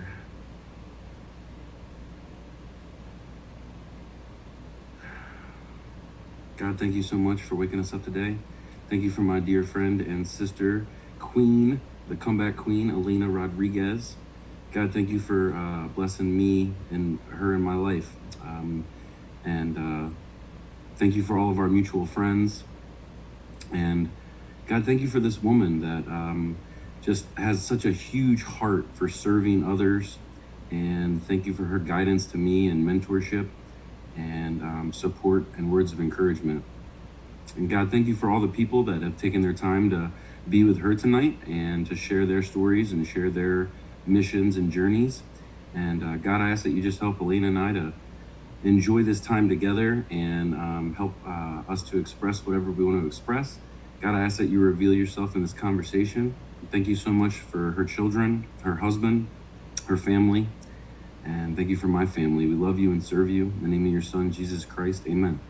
Amen. I receive it. Thank you. So this is the 5th year of Christmas in July, and I'm sure most everyone that watches this probably knows a lot about you, but for those that may jump on that don't know, what is Christmas in July and why did you start this? Well, Christmas in July is simply a 24-hour live stream around the world, and I started it to simply pour hope, love, and inspiration out into the world. And I will tell you, I was talking with someone who wanted to know who's the target audience, what are we, what's the goal? And I thought, you're not for it, because there is no target. It's just to pour goodness out there. So I was surprised by my reaction in realizing how protective I am over this, because I don't know who the target is. The target is spreading love and hope. And the reason that it is here is I became a widow. I lost my husband on Christmas Eve of 2018. And I had to make the decision to turn the machines off. And that is a decision that I don't wish upon anyone. And coming home on Christmas Eve as a mom, having spent 25 days in the ICU before him finally passing, Christmas was always my favorite time of year. I mean, I was the like Martha Stewart, Betty Crocker. Like it looked like Christmas blew up in my house. Ornaments and lights and trees and just all the things. Christmas goodies. I mean, I loved making any kind of cookies and decorating, music. Like it's my favorite time of year. And coming home that year that he passed, I didn't even have food in my refrigerator because we had spent 25 days at the hospital. And the good thing is I had my tree up. Some decorations were put up, but I did that right after Thanksgiving that year. And then his heart attack was on November 30th. So from November 30th until December 24th were we in the hospital. So that excruciating time, as a mom,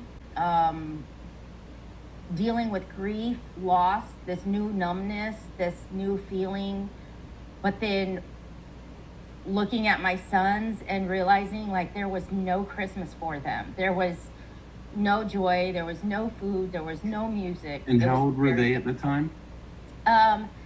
It was, I think Josiah was 16 and Manny would have been 12. And how old were they? That was their father, correct? It was a stepfather. Stepfather. And how old were they when he came into their life? Oh gosh. I want to say Manny would have been 4 and Josiah was probably 8. He was in their lives for about 8 years. And so it was a very, very difficult time. And coming out of that, about a year or two, I started the Christmas Widow. It was a nonprofit that focused on newly widowed families and the kids at Christmas time. In the very first year that I launched it, we raised money and we helped a mom with 2 sons. I was able to give her a check at Christmas time to help with utilities, food, whatever was needed. But then we bought gifts for the 2 boys and we went to their home and delivered them. But we also held a community Christmas party for the kids, and we did, Santa and games and cookie decorating, and it was just something that could turn a really difficult time into something that at least brought me joy. And from that, I remember I was on my exercise bike one year, and I remember talking to God, like, how do I bring awareness to this? How do I keep the Christmas Widow alive year round and not make it just about Christmas time? And Jerry Lewis Telethon popped in my head. I saw myself at my grandma's house sitting on the couch or the floor in front of the couch as a little girl, and we would watch the Jerry Lewis Telethon for muscular dystrophy and all the phone calls. And I just remember seeing him look like from when he started till the end, and he was wore out. And I remember thinking, like, God, where did Jerry Lewis Telethon pop in my head? Like, where's that coming from? And just with my brain and my business sense, and I'm like, let's do a streamathon. And here we are. You're showing your age. I didn't even know Jerry Lewis did that. I didn't even know it. But I'm imagining you as a youngin' sitting back with your family watching that. Yeah. But that's legit. Jerry Lewis telethon popped in my head, and I'm on my exercise bike in my front room at the time, and I'm like, what? Like, what am I supposed to do with this? And I had built my business virtually, so I was like, all right, I guess we're gonna live stream, and I'll stay on for 24 hours, and here we go. So this is year number 5. I want to keep that. You have grown your business virtually. I want to shelf that because I want to come back to that. So you transitioned from it being Christmas with widows, Christmas for widows, and you did that. Was it a 24-hour-thon too, or it was just some okay? No, what we did is I hired a company out of Nashville to help me launch the nonprofit. We had to really pick things apart. I was terrified. I'm going to tell you that. Very first nonprofit? Yes, I was terrified. I was building other things, and I didn't know the first thing. And of course, they asked me the right questions, and we were looking at the pieces of education and benevolence and all the things that we could bring together. And so the Christmas Widow was there, and he just said, be ready, because it's like building an airplane while it's taking off the runway. And so he just wanted me to make sure that I was mentally prepared to launch this, and I did. And so we started like almost like a nomination application process where friends could nominate a widow or somebody that had lost their spouse in that calendar year. Man or woman? Yep, man or woman. Okay. And so they could be nominated, and they had to explain like why, and just give us some information. And so that first year when we picked our family, it was amazing. Well, I got that going, and as you know, I had talked about how I discovered a lot of lies, a lot of debt. Afterwards, I discovered his affair, and my life just started crumbling, and I just felt like I can't do all of this full force and be there for my sons. And God actually said, you don't have to do everything right now. And so I had to pull back from that full force of the nonprofit, but we have kept things going because I had a board, and I was just like really pushing in it, but I had to make money. Like, I had lost everything. I would love to hear about your board. So when you did that, you hired this company to help you form it. You probably already knew that you had to have a board for a nonprofit, or they let you know that? No, I knew that there was a board that had to be formed for a nonprofit, because I actually sat as president of a board at a different time of a different nonprofit. So I kind of knew a little bit, but what I had learned was that they didn't all have to live there. So I could have members from other parts of the United States. If somebody was related to me in a certain capacity, there had to be enough other members on the board that could balance out votes, or that could offset votes, so it wasn't like biased that we were related. So it was amazing at the things that I learned. And I don't know how nonprofits work. I know how I'm learning a lot about LLCs and businesses. If you don't keep up on the taxes and the fee, the licensing and all that up to date, then technically you go inactive and you're not actually a legitimate business anymore. Is a nonprofit similar to the same thing? You got to keep up every year on certain paperwork and documentation, or else? Yeah, probably even a little bit more. So even meetings that you're holding, you have to document minutes, you have to document, what's discussed, and just kind of really track everything. Yeah. There's 3 nonprofits in my area that do wonderful work, and they receive so much criticism from the public about the fundraising they do, the funds they receive, and then how they allocate that to help out. And I've been on the inside and seen how hard it is and difficult it is, because I don't think there's a shortage of people that need help. That's amazing. Do you have a nonprofit right now? No, nope, Okay. nope. That's why when I do this, it's not, I don't take donations. I don't, how I ended up working it is not dissolving the incorporation. Okay. Like you can be incorporated while you're still filing for that 501(c)(3). Okay. And so you just have to document different things. So we're not actively at this point doing the nonprofit. What I've chosen to do is any kind of donate, like I don't even call it donation, but if somebody says like, hey, if you're going to have that community party, let me help with that. It's almost like I just take funds from my actual business of Show Your Crown Enterprises and donate it myself. To be able to host it. Yeah. Thank you for doing that. Yeah. You're I don't know, I don't think people realize how wonderful you are and how great, how many different things that you do. And I don't even really understand to the grasp of how you bounce so many things. So it's been a little bit of time since we had a deep one-on-one. Has anything changed with Prospera Network and Besitos Beauties? And I, if you shared that already, forgive me. I'd love to hear about that. Oh yeah, so much has changed. Like, Okay. honestly, so much has changed as I have stepped into kind of my expertise, right? Number one, Show Your Crown Enterprises LLC is my hub. Okay, That's your everything baby. that I do just falls under Show Your Crown Enterprises. I'll start with the first thing, Prospera TV Network that you had asked about.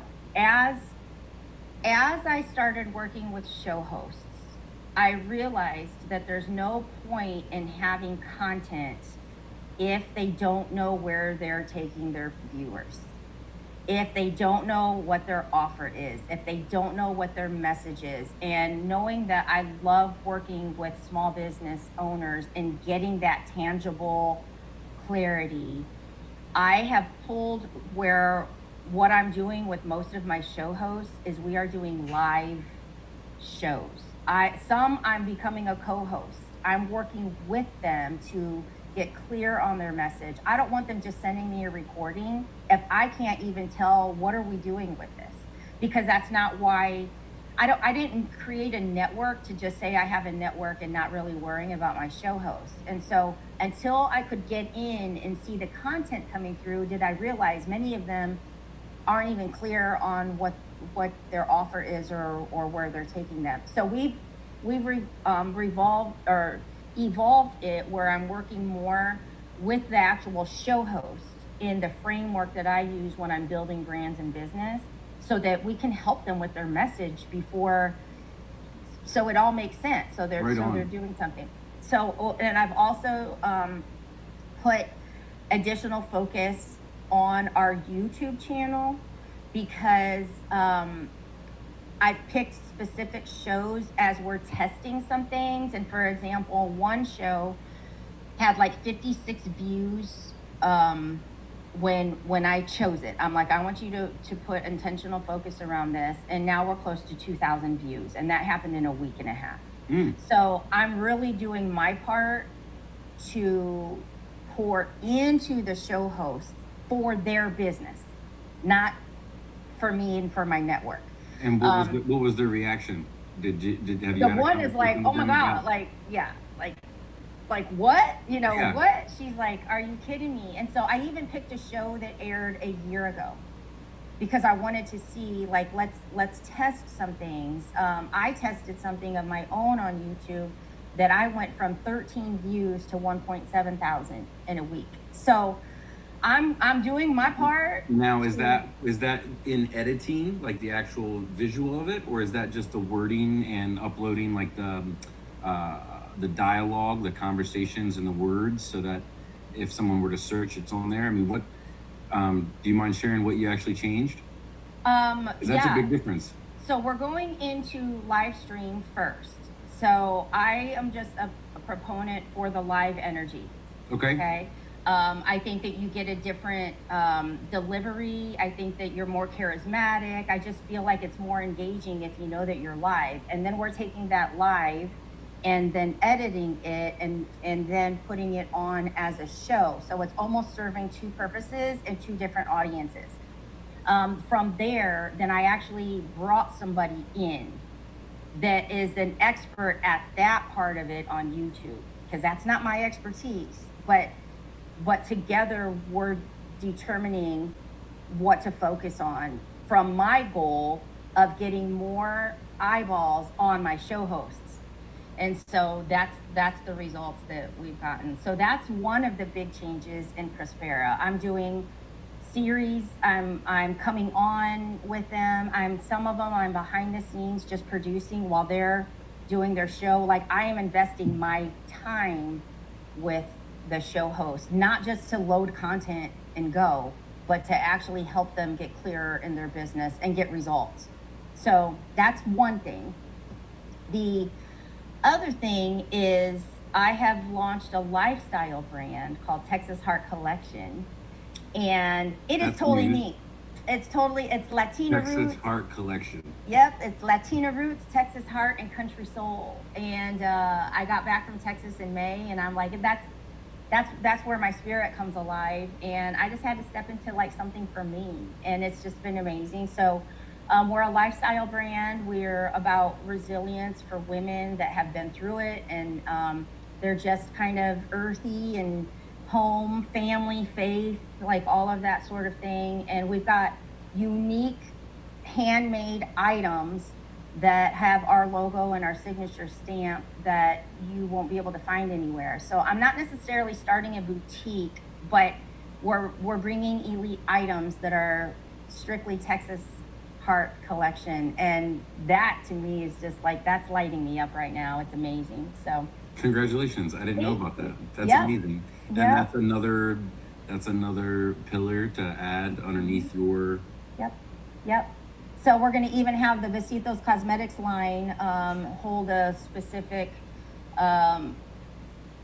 product of Besitos, my cosmetics, but more earthy, more muted, not so bright and vibrant and out there, but just kind of that Texas girl on the ranch that just wants to be a little bit sexy but a little bit natural. That's just the total vibe that I'm bringing to that. So I'm seeing like a logo, and it's like black and like a black and white, so it's a shadow, but it's a woman with a lasso with her foot up on a fence.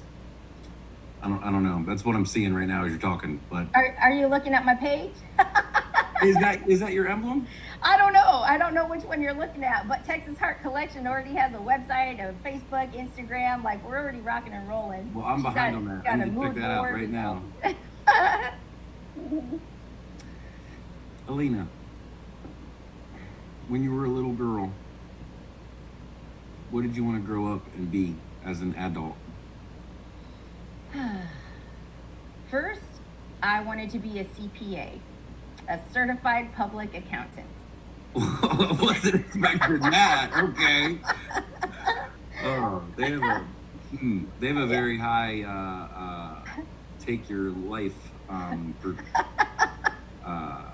not wording that right, but it's one of the highest fields to go into with take your life rates. Yes. What made you want to do that as a youngin? I love numbers.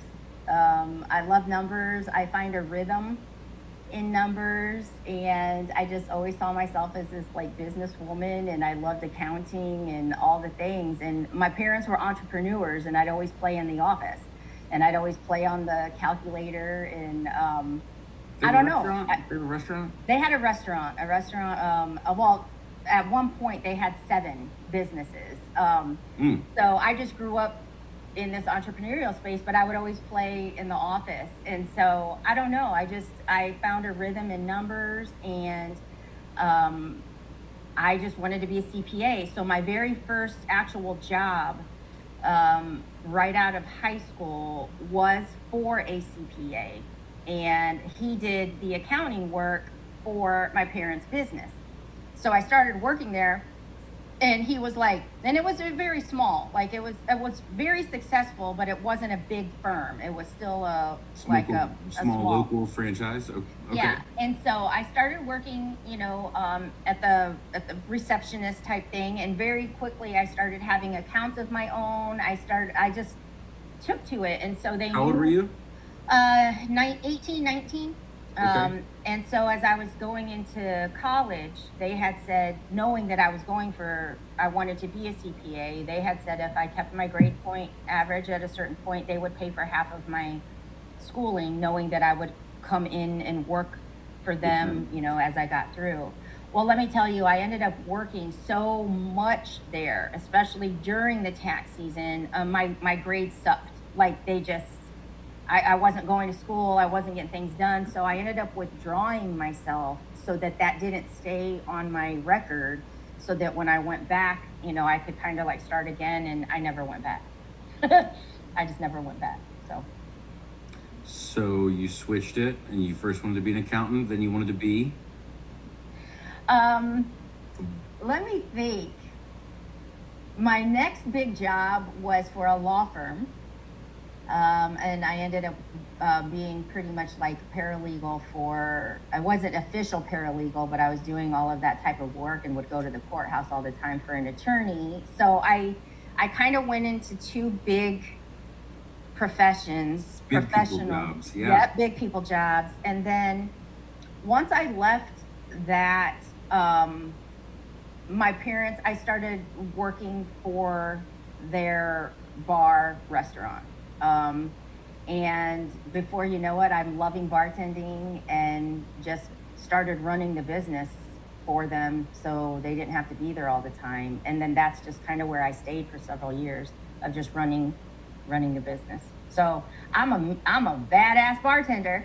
You're a badass entrepreneur, female mogul. I mean, but that's what I grew up watching, And so because of that, your parents were probably always very supportive of you trying to figure out what your thing was going to be for you, right? Or did they say, honey, you don't want to be married to it, and maybe you should be safe and do the 9 to 5? No, my mom, I think, was more do the 9 to 5, because she saw the hours and everything that went into the businesses. But I just thrived on that. And so my dad, when I was young, because he worked all the time, because he was gone all the time, he would always come back with gifts. So he would bring me all different kinds of gifts. Like, it could be a calligraphy set. It could be a microscope or a telescope or a pottery wheel. I remember he brought me, and he would always bring just odd different things, but he always told me, you will never know what you're good at if you don't try all different kinds of things. So I was exposed very early to that creativity of just trying different things. So I mean, my very first official business, like of my own, was a beaded jewelry shop. I was creative, and I would make my own jewelry and stuff. So you were bejeweling before bejeweling was a thing? Yes, I was. Okay. Yeah. I am learning so much about you. Yeah, thanks for the questions. People are probably like, wait, what's going on? Yeah. Alina, what does heaven look like to you? Oh my gosh, these are great. Heaven to me is a bunch of golden clouds. I just see it as golden, puffy clouds. Everything kind of floaty, airy, and I don't know. I don't think I really see people. I think I feel people. I think I feel, my loved ones. I think God's love is more of like, almost like a sun-wrapped kiss in warmth or something. I just feel like we're all just this airy, glittery, golden, white. That's just how I envision it. It sounds stunning. Breathtaking. You said God's love is like a golden kiss? A hug. Like a warmth, golden, wrapped in just warmth. wrapped around. Yeah. Yeah. Okay. What's your favorite business book? Oh gosh. Top 3. Well, my favorite is the Ideal Team Player. Who's that And I can't even remember his name right now. I read it like so long ago. But Player. I haven't heard that one. the ideal team player, and there's 3 components to the ideal team player, and you need to be hungry, humble, and smart. And if you can remain hungry for growth and development and goal setting, like if you're hungry for that, but then you can remain humble and not let arrogance go to your head, and you can be smart, and it's not necessarily book smart, it's about developing that discernment inner sense. That's the ideal team player. So I always keep those components in my mind when I'm thinking of people. And I really only have 2 other books, and one is Conversations with God, and the other one is Think and Grow Rich. I like study those books every year. And I know that might sound crazy because people say like, you know, read this, and you know, besides my Bible, and I'm not one I don't memorize, like I can't pull verses that I'm just gonna like memorize, but I read it. I just open it, and whatever message is there for me that day, that's what I'm reading. But those 3 books have changed my life, and I read them again and again and again, because every time I read them, based on the growth that I've had since the last time I read them, I always catch something that I didn't catch the other time. And I'm one that believes you can develop an expertise. Like repetition is the mother of mastery. Yep. And so if you can read it again and again, then it permeates you, and you actually absorb it instead of just reading something and moving on to the next. That's what works for me. So. Practice makes perfect too. Yeah. And the more you think about it, the more you can feel it, and the more you can hone into it, and you're attracting it. Yes, I love that. Thank you. Okay.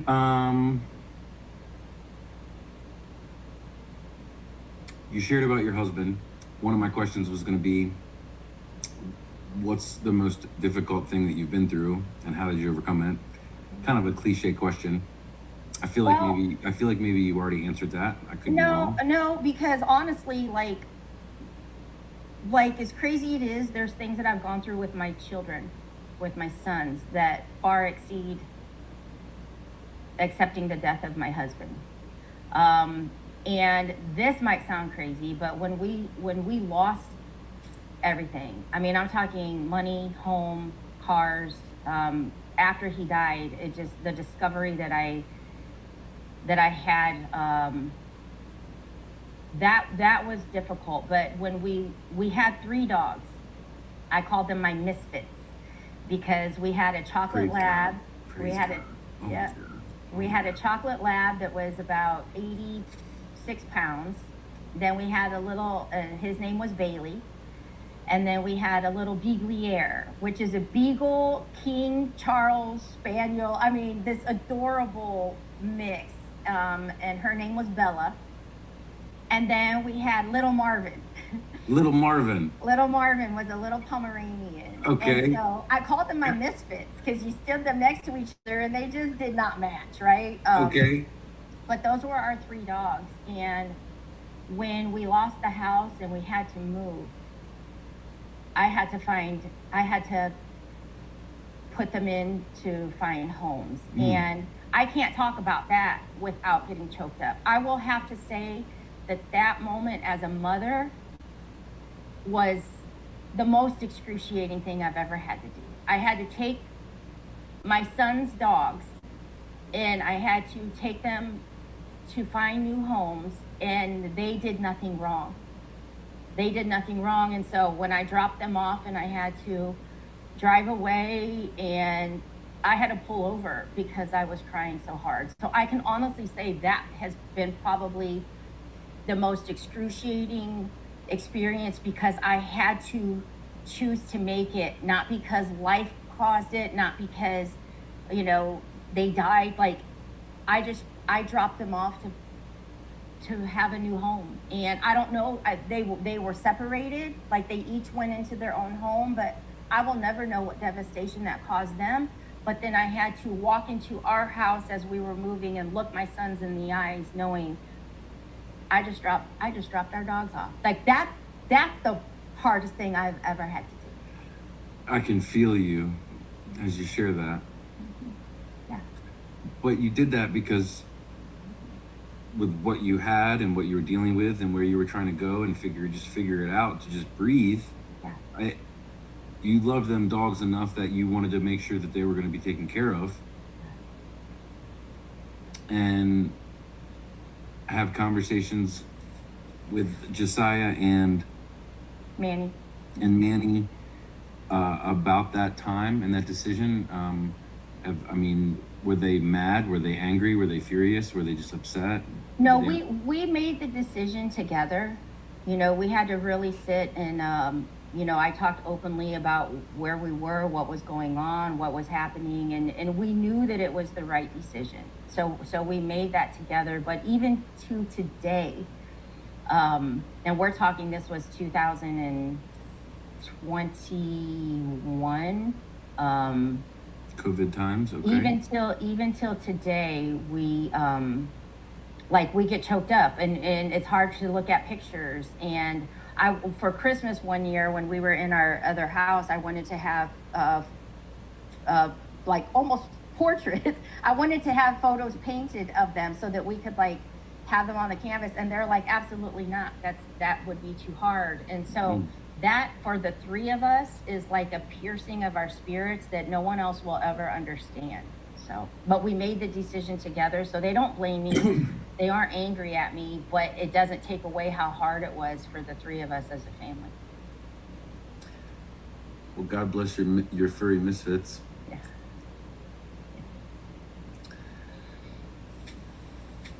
You said that, and that was a God moment for me. So I have a brother in Christ that recently came into my life. This interview is about you, but I am going to stop and share just one thing. And it's so great how the universe works. You know how you were trying to figure out what you were going to do with, you know, widows at Christmas, and then God showed you Jerry Lewis. I've shared with you my vision that God has put on my heart, in terms of bringing people together, and I'm not too sure how I'm going to get there, how he's going to get me there, but I do trust, and I'm already on it. And this gentleman is he just got a farm that he is going to have animals, and he's going to have workshops for children to come and learn how to homestead and take care of themselves. And there's going to be a butcher market, and there's going to be a produce stand, and lots of athletics, and also like training for, you know, plumbing and HVAC and electric and all this good stuff. And his thing is the Misfits. That's his. Wow. He's got a group chain that he does where he'll read the Bible and he'll send it out to some brothers, and it's called the Misfit Chat. So it's just, when you said that, it's not a term that's used all the time. So always on time, right on time. Yeah. Gosh, good to be here with you, Miss Elena Rodriguez. Yes, sir. I know you got your wings. I'm going to drink some H2O with you. Why There you not? go. I've been wanting to do this since minute one.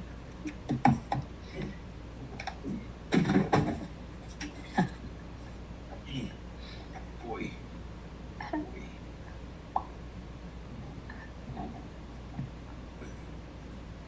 Boom. Does that work? Can you see your book over there? Oh yeah, up there. I see it. The other one's over there. Got the king over there. Got the queen over there. Yeah.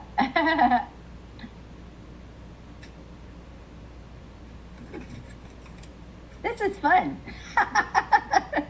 All right, that's way better. Thank you. I've been wanting to do that since minute one, but you were right on time, Miss. You were like, bye, Miss Jada. All right, next. Yep, I'm trying to keep us all on schedule. Mm-hmm. And so you're going until. Going until 10 a.m. tomorrow, or 10 a.m. Until 10 a.m. Mm-hmm. Yep. So how do you recover when you do this? When you do 24 hour stream, I mean, I imagine you sleep really well. No. No, you're still No. up. You know, the crazy thing is, the first year that I did this, I thought as soon as that I got done that I would be able to like go to sleep, and then I actually had to work on Monday, and I was like, whoa. So I've learned over the years that my adrenaline is still going to go. I'm not going to be able to fall asleep right away. I end up trying to make myself go to sleep kind of late Sunday afternoon, but it really hits me on Monday. Yeah. So you're such a worker. I feel like you're all the time working, go, go, go, go. When you do this, does your brain also fire? And when you're the one doing the interviewing, are you like writing stuff down so that down the road with that person, you can then continue that? Yep. Let me show you. I got notes and notes and yep. I have the whole thing laid out, page after page after page. So when somebody says something that jumps out at me, I'll jot it down, whether I do anything with it at the moment, or sometimes I circle back and then it makes me want to ask another question. But I jot it down. What's your most favorite quality about yourself? Quality. Give me some examples. Like, what do you mean quality about myself? Okay. I don't want to give you any suggestions. What's your favorite character trait of yourself? I think for me, one of the things that I actually love about myself is that I can immediately search for the gift or blessing in whatever situation is in my face. So something very difficult and tragic can hit, and I will already know, okay, God's got a reason here. And so what is it? And Is that the pain princess talking? yeah, pain princess, comeback queen, like you name it. And but it can also work against you, okay? Because when your faith is so strong and you know no matter what comes, God's got it. There's a reason here. There's a gift in here. There's a blessing in here if you search for it, if you hold on long enough, okay? When you believe that to the core of your being, sometimes it's hard to actually let the pain or the anger or whatever other emotion is natural. It's hard to let it flow because you almost don't allow yourself to sit in that because you already know, I know something good is going to come of this. Let me just sit tight. Let me be patient. Let God do his thing. And so sometimes you don't allow that natural process, that be mad, be pissed off, be angry, be hurt. Like sometimes you don't let that happen because you're already going into, God, I don't know what you're doing here, but I trust that you'll show me. So Also, you can really freak out the non-believers that don't have that sense of knowing. yeah. They don't understand. Why are you okay? Yeah, how can you be okay? This is not okay. Right? Why aren't you in a bar drunk right now? Or why haven't you gone crazy? And yeah.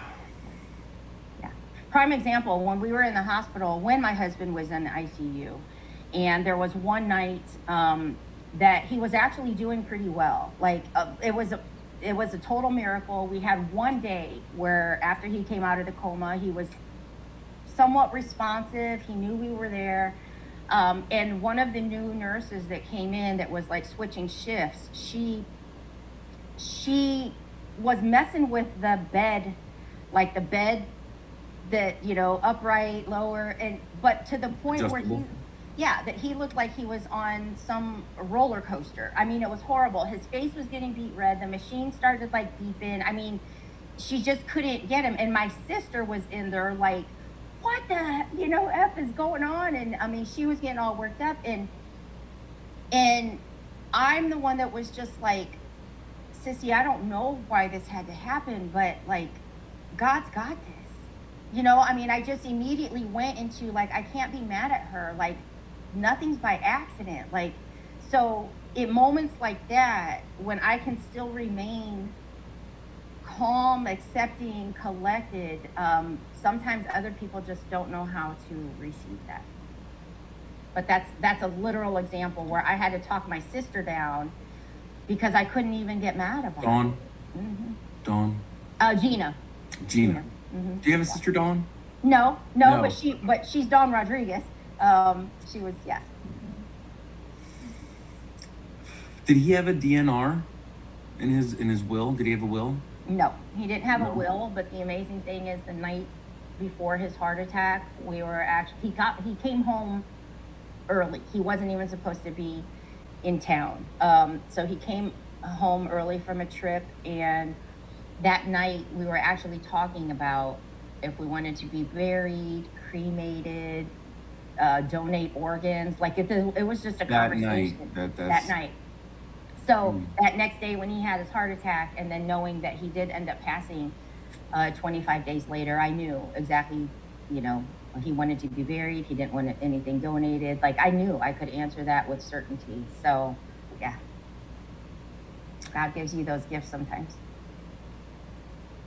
I'm so thankful for you. You shared all of that with me, and I had heard a little when I first met you. You had shared some of your story on a stage in front of a lot of people, and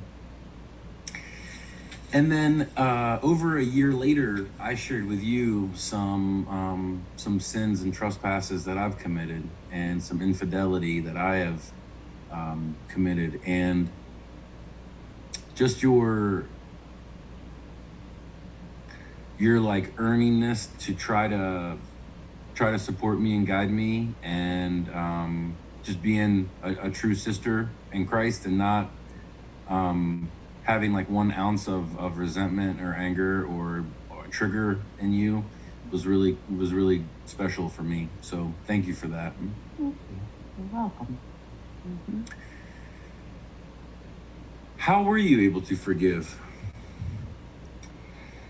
Forgive him for like the Yeah. affair, the lies and stuff like that. The forgiveness, it came easier to forgive him than it did to forgive myself, because I beat myself up of how did I not see this? How did I not trust my gut? How did I not know more? Like, how did I get in this situation? How, like, all these things played on me. But for him, I was sad. I was sad because I believe wherever he's at, he could see me discover this. And it broke my heart for him to know that he was still putting me through pain even after dying. And I just wondered, Oh God, my God. what is he seeing right now? And he can't apologize. He can't fix this. And so I knew I had to forgive him. And God actually told me forgiveness is not enough. You need to cover him in love. So I did that. I don't have any anger towards him. I share my story because I don't want somebody else living in that blame and that shame. I share it for only that reason, not to bash him, but to show people that you can forgive and you can get your confidence and self-esteem back, and you can still be a good person. You don't have to become bitter. You don't have to get revenge. You don't have to you don't even need closure. You have to just decide. And so when God said forgiveness is not enough, you need to cover him in love, I'm like, okay, I cover him in love. It's all good. So I don't know exactly how I forgave. I think God just saw my heart, and I thought more of him and what it must look like to him that I found all this out, and he's not even here. So much grace. Yeah. And forethought. People don't think that way spiritually. Most common folk don't. So you're with Mr. Charlie. How's Charles doing? How is he?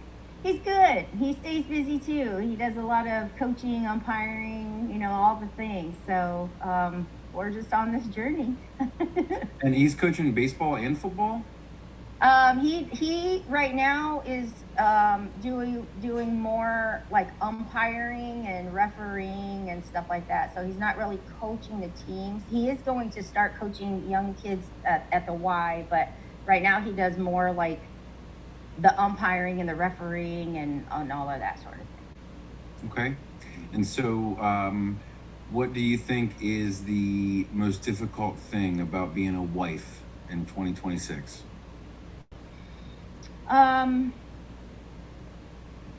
That's a really difficult question because I can't say by standards I'm a typical wife. Okay. And it takes a man to be able to accept that. I don't cook. He cooks. I love my work. So we figure out, how it works for us, but somebody else looking in might think like, whoa, that's kind of crazy, but he knew that coming into it and I knew that. So I don't enjoy cooking. I don't have the patience for it. I like to bake. I like to decorate goodies and do that sort of thing, but cooking, I will cook, but I don't enjoy it. And Okay. so he does that, and I love my work. So we're very scheduled and structured, and it works for us. So, what's the most difficult part of your marriage then? Not don't anything typical, but for you. Probably our sleep schedules because I'm a night owl and I need my decompressed downtime. So Okay. I stay up late. So everything can fall asleep and things can get quiet, and then that's my time to actually like stop my work, but now I need my time.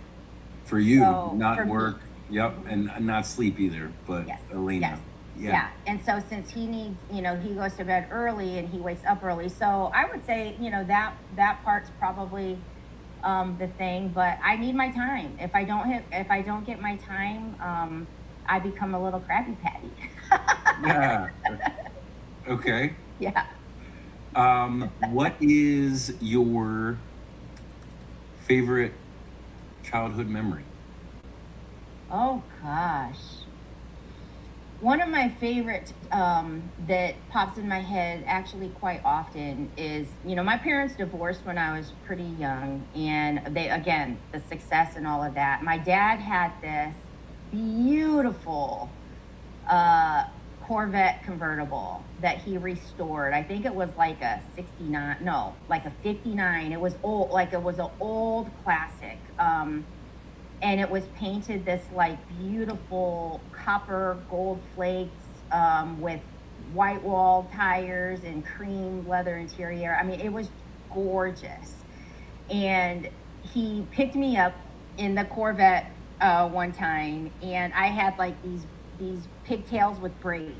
Okay, I was probably like 6, and he took me to Dairy Queen, and I'm eating my vanilla ice cream cone with the convertible top down, and my braids are like smacking and it was hitting my ice cream, and so it like smacked ice cream like on my cheeks and stuff, and I was just a mess, right?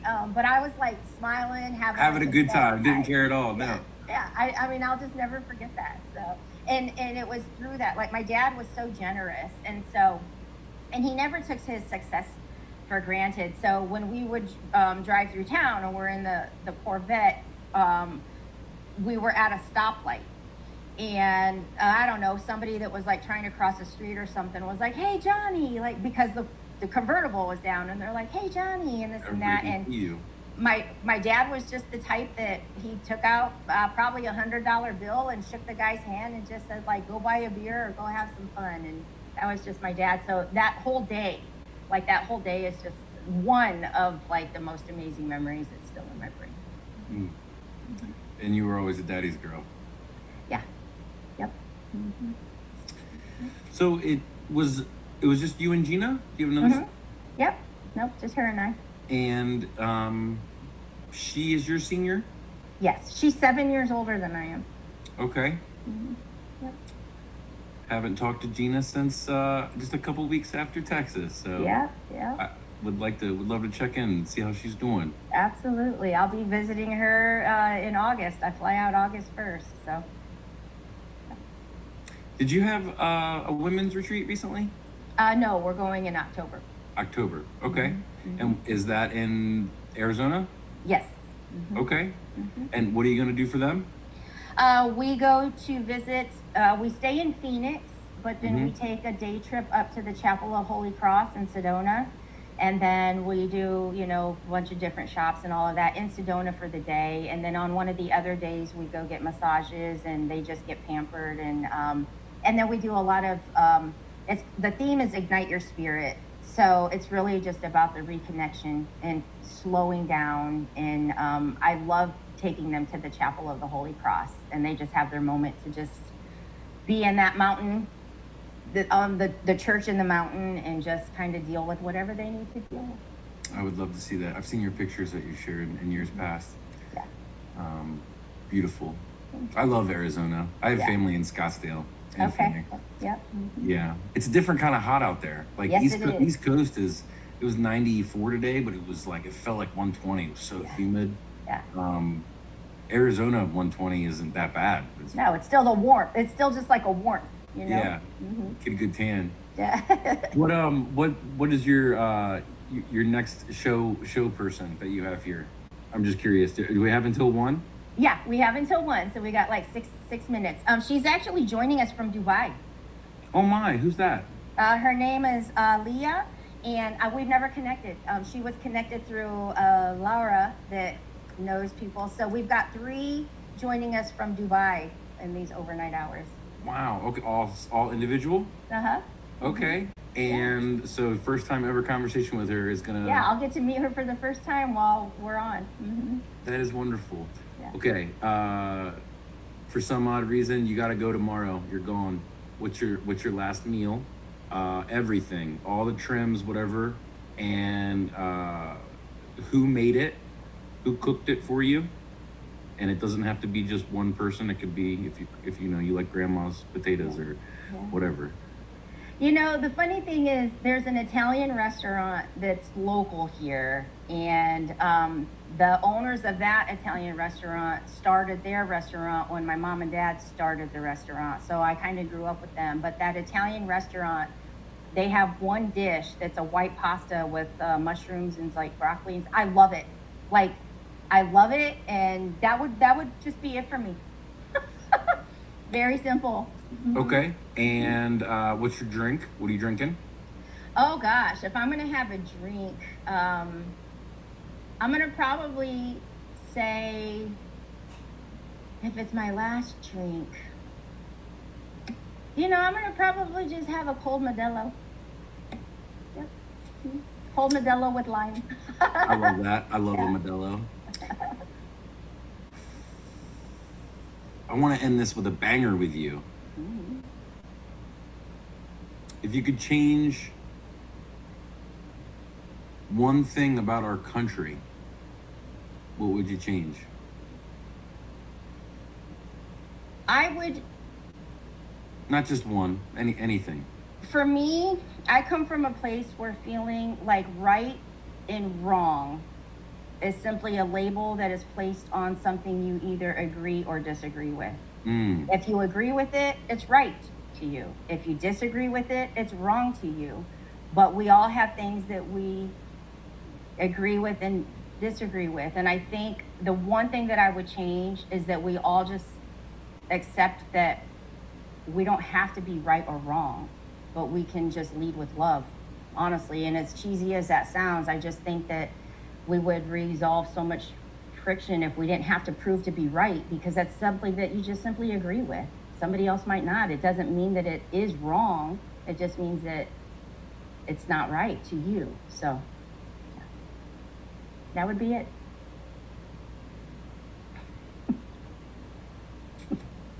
I love you, Elena Rodriguez. I love you too, Spencer. Do you and Charlie have a dog? Yes. Yeah? One? Yeah. I honestly didn't want to get another dog. Charles pushed for it, so So they're buds. I mean, I love him too, but it was really hard for me. It was really hard for me. So yeah. What breed is he? Oh, he's a Shiba Inu, and he is Shiba so, Inu. Okay. Yeah, he's so smart. Like he is so smart. So I mean, he's a great dog, and yeah. But yes, we do. I won the most amount of money I've ever won in investing. My best investment I ever had was with the Shiba Inu cryptocurrency Wow. several years ago. It was a big thing. Yeah. Yep. No, he's amazing. And last thing, what's one thing that I definitely don't, but most people do not know about you that would shock us? Oh gosh, that would shock you. We'd be surprised by, yeah. That I actually started a YouTube channel that is music that I'm writing and creating, and it's called La Reina. La Reina. And, yep, and she's my alter ego. Okay. So, yep. So the music is in it's English with some Spanish, and it's country, Tex-Mex, and it's just my total. It captures every side of me, and it's my storytelling. It's my way of writing and healing. So you can go to YouTube and put La Reina music, and you'll see all these songs. So I don't think a lot of people know that. La Reina. Spell it out for us. LAREYNA music. I just wrote one this week for Why Are the Good Ones Taken Too Soon? Because we had a friend that just passed about a week ago, and I actually wrote it with her daughter in mind, but it could relate to all of us. But yeah, that's like probably something that most people watching would like not even know. Did not know that. I'm so very sorry about your friend's daughter. God bless you, my friend. Thank you. Thank you for your time. Thank you for having me. Thank you for letting me ask you questions. Yes, this was fun. I appreciate it, and I love you, and like I look forward to like talking again soon. Yes, ma'am. All righty. See you, Queen. Thank you. Bye. Bye-bye.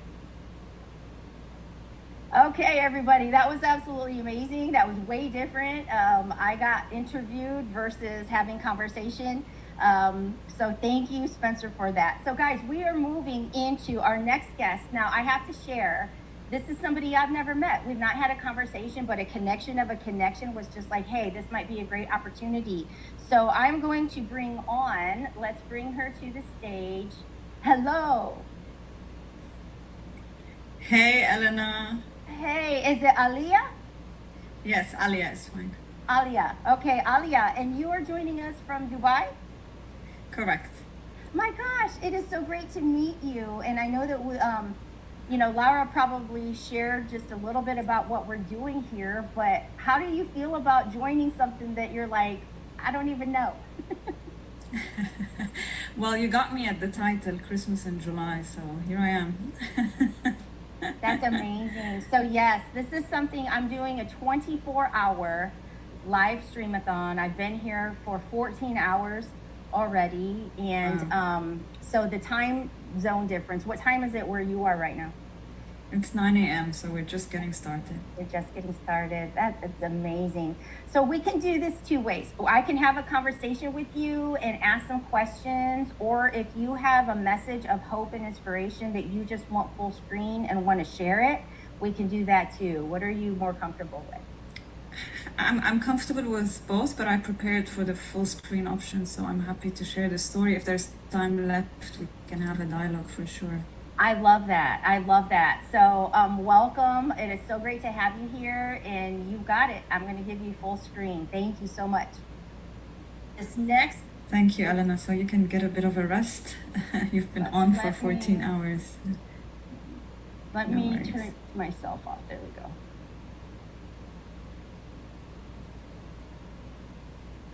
All right. Am I full screen? Okay. So, good evening, good afternoon, good morning, wherever you are.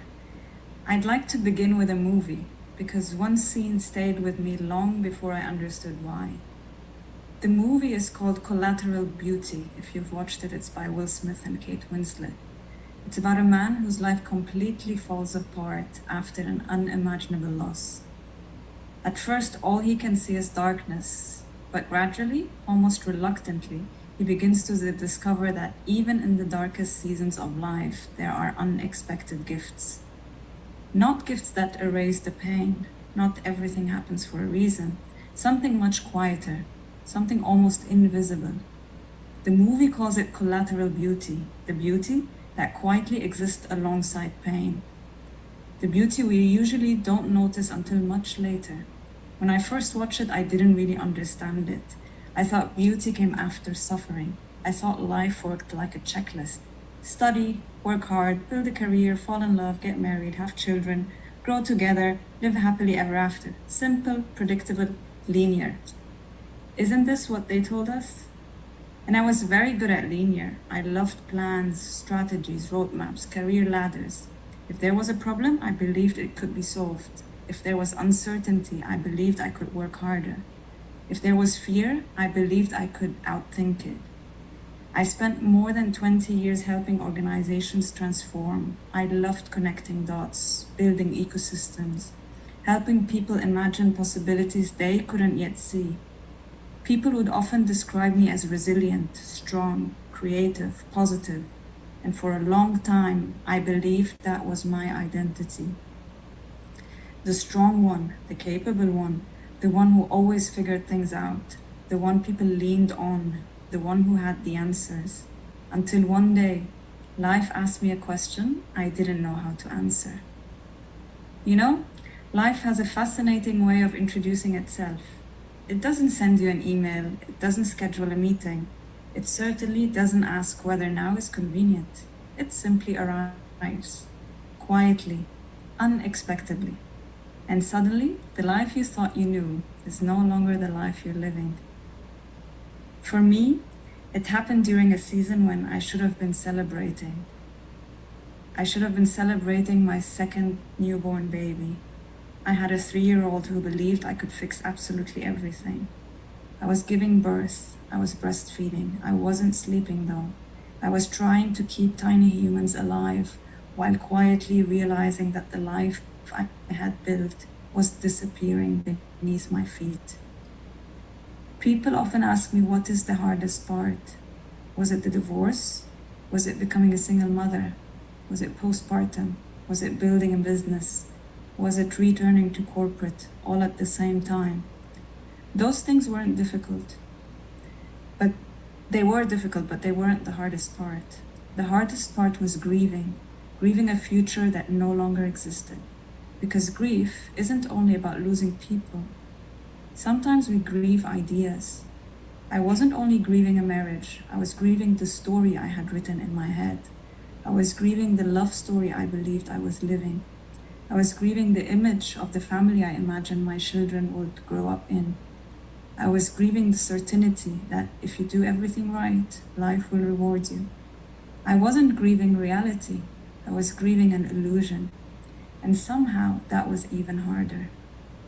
There were nights when 30 minutes of sleep felt luxurious.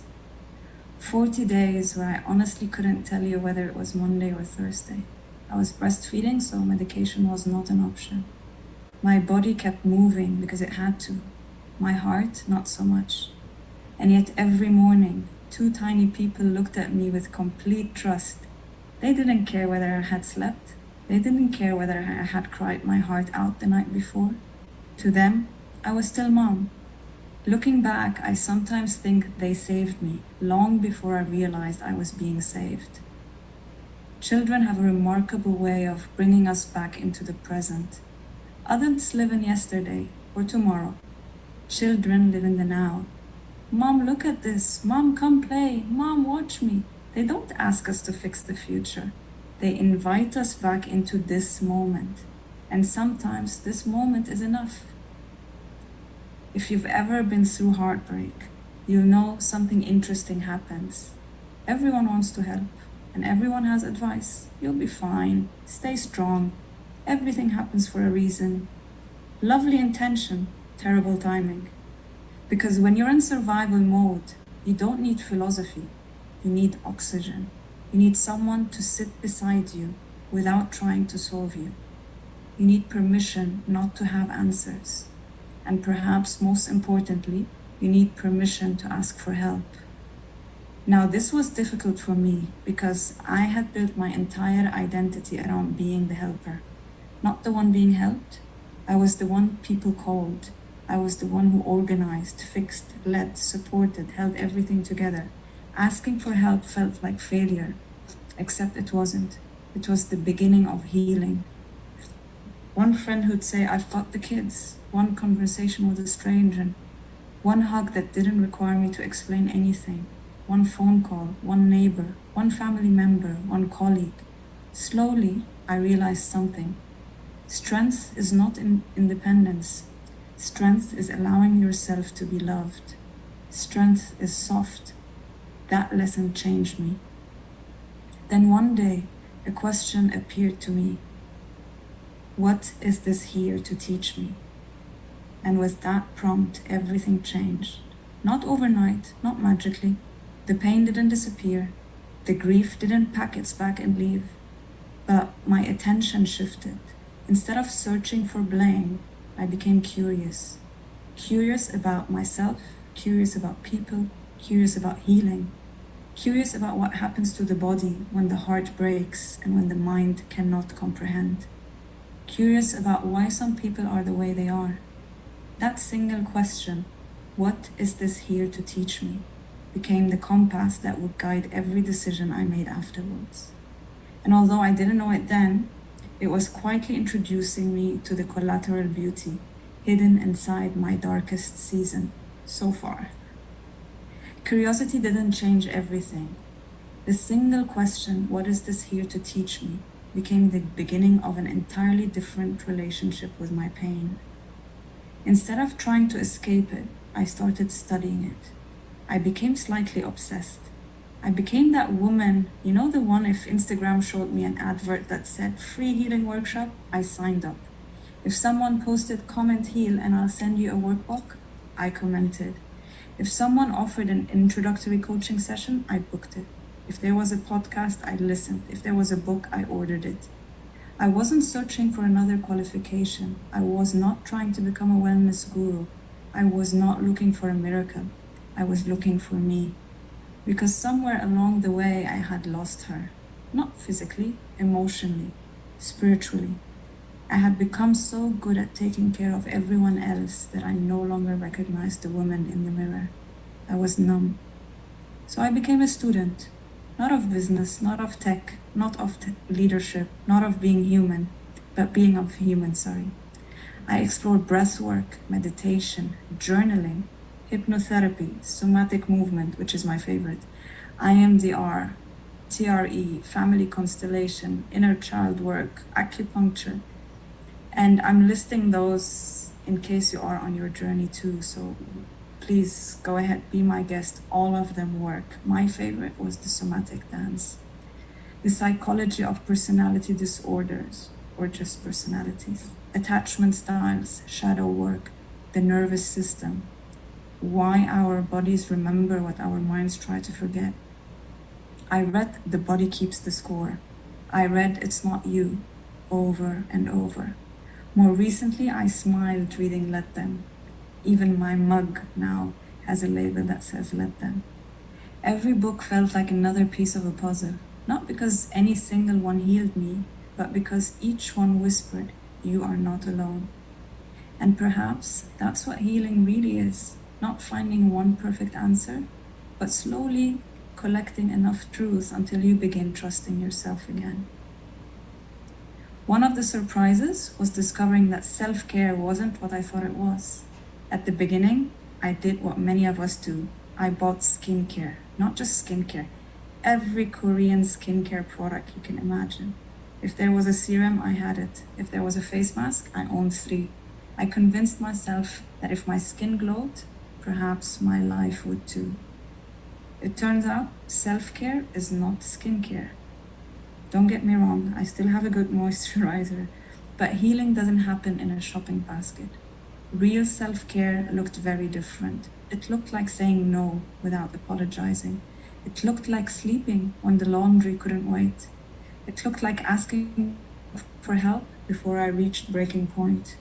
It looked like eating properly, moving my body, dancing, crying instead of pretending I was fine, canceling plans without guilt, choosing peace over proving a point, forgiving myself for not being superhuman, and perhaps the hardest lesson of all, creating boundaries. I didn't know that they exist. I used to think boundaries push people away. Now I know boundaries protect what love is trying to grow. They don't separate us, they teach people how to meet us. One children's book changed me forever, The Hotel of Feelings. Imagine every emotion checking into a hotel. Joy arrives, we give it the penthouse. Love arrives, we throw a party. Hope arrives, we tell everyone. But when grief checks in, we pretend the hotel is fully booked. When anger arrives, no vacancy. Fear, absolutely not. Shame, we'd rather renovate the whole building. And yet, those guests don't leave. They simply wait in reception. They become louder. They start knocking on doors. Healing wasn't inviting happiness to stay forever. Healing was finally saying to sadness, I know you're here. Come in, let's have a conversation. That changed everything, because emotions are visitors, no identities. I wasn't broken, I was grieving. There is a difference. People sometimes ask me, when did you know you healed? I don't know if I am. I am healing. Present tense, not healed. Healing isn't a destination, it's a relationship. Some days I still get triggered. Some days old stories knock on the door. The difference is they no longer unpack their suitcases in my grand hotel of feelings. They visit, I notice them, I listen, then I let them leave. That's progress, not perfection. My faith also changed. When everything else became uncertain, my relationship with God became simpler, much simpler. I stopped negotiating. Instead, I found myself saying, what are you trying to show me? For me, two beliefs carried me. The first, God wanted my heart back, because somewhere along the way I had started placing other things above Him. The second belief was this: sometimes God removes what looks good because He can already see something better, not easier, better. At the time, I couldn't imagine that could possibly mean. Now I understand. One of the greatest gifts of this season was not something I learned. It was someone I became. I became softer, not weaker. There's a difference. I cried more. I laughed louder. I hugged deeper. I listened differently. I stopped trying to impress people. I started trying to understand them. Because when you've sat with your own pain, you recognize it in someone else's eyes. Now, when I meet someone, I often know, not because I'm psychic, because pain has a language. Sometimes people smile with their mouth while their eyes are asking for help. Sometimes the strongest person in the room is carrying the heaviest story. Now, instead of trying to fix them, I simply become curious. Just as others once became curious about me, and perhaps that is one of the greatest forms of love, to stay with someone's story without rushing them to the happy ending. Then something unexpected happened. As I slowly started putting myself back together, life brought extraordinary people into my world, including Lara. Not people I had gone looking for, people who simply appeared. A conversation, a stranger, a workshop, a mentor, a friend introducing another friend. Every single one seemed to arrive exactly when I needed them. At first I thought, what incredible luck. Now I wonder if healing has its own frequency. Perhaps when we begin changing, the people around us begin changing too. Or perhaps we finally notice the people who are always there. One friend once said to me, the people you're meeting are mirroring you. I'm still trying to understand that, but I do know this. The more I become myself, the more my world filled with people who gave me permission to stay that way. And without knowing it, they were preparing me for something I never planned to build, something called Fab Cards. And that's where my story took a turn I never saw coming. So there I was, healing, or perhaps more accurately, becoming. And then one morning, over coffee, a business coach said something that completely changed my direction. She listened to my story, she listened to my career, she listened to everything I had done over the years. Then she looked at me and said, Alia, you should not be exchanging your time for money anymore. I laughed. She continued, you should build something that works while you sleep. I thought, while I sleep? That's adorable. Because at that point I wasn't sleeping. I had a newborn and I had a toddler. Sleeping wasn't part of the business model. But her question stayed with me. If I wasn't going to sell my hours, what could I create? So I did what I had learned to do. I became curious. Not what business should I build? Instead, what do I naturally do? What do people come to me for? What gives me energy instead of taking it away? What would I happily do even if nobody paid me? What is my gift to the world? And one answer kept appearing. I inspire people. Not because I have all the answers, but because I ask different questions. I've always connected dots that other people couldn't yet see. I've always loved bringing people together, building ecosystems, helping ideas find each other, helping people rediscover possibilities. And then another word appeared, play. Children don't learn because someone gives them a PowerPoint. Children learn because they play. Somewhere between childhood and adulthood, many of us stop playing. We become efficient, professional, productive, busy, very serious. We stop coloring outside the lines. We stop asking ridiculous questions. We stop imagining impossible things. We stop being curious. I don't think creativity disappears. I think it simply gets numbed. And I wondered, what if play isn't childish? What if play is actually one of the most intelligent ways we learn? What if curiosity is a leadership skill? What if innovation begins with wonder?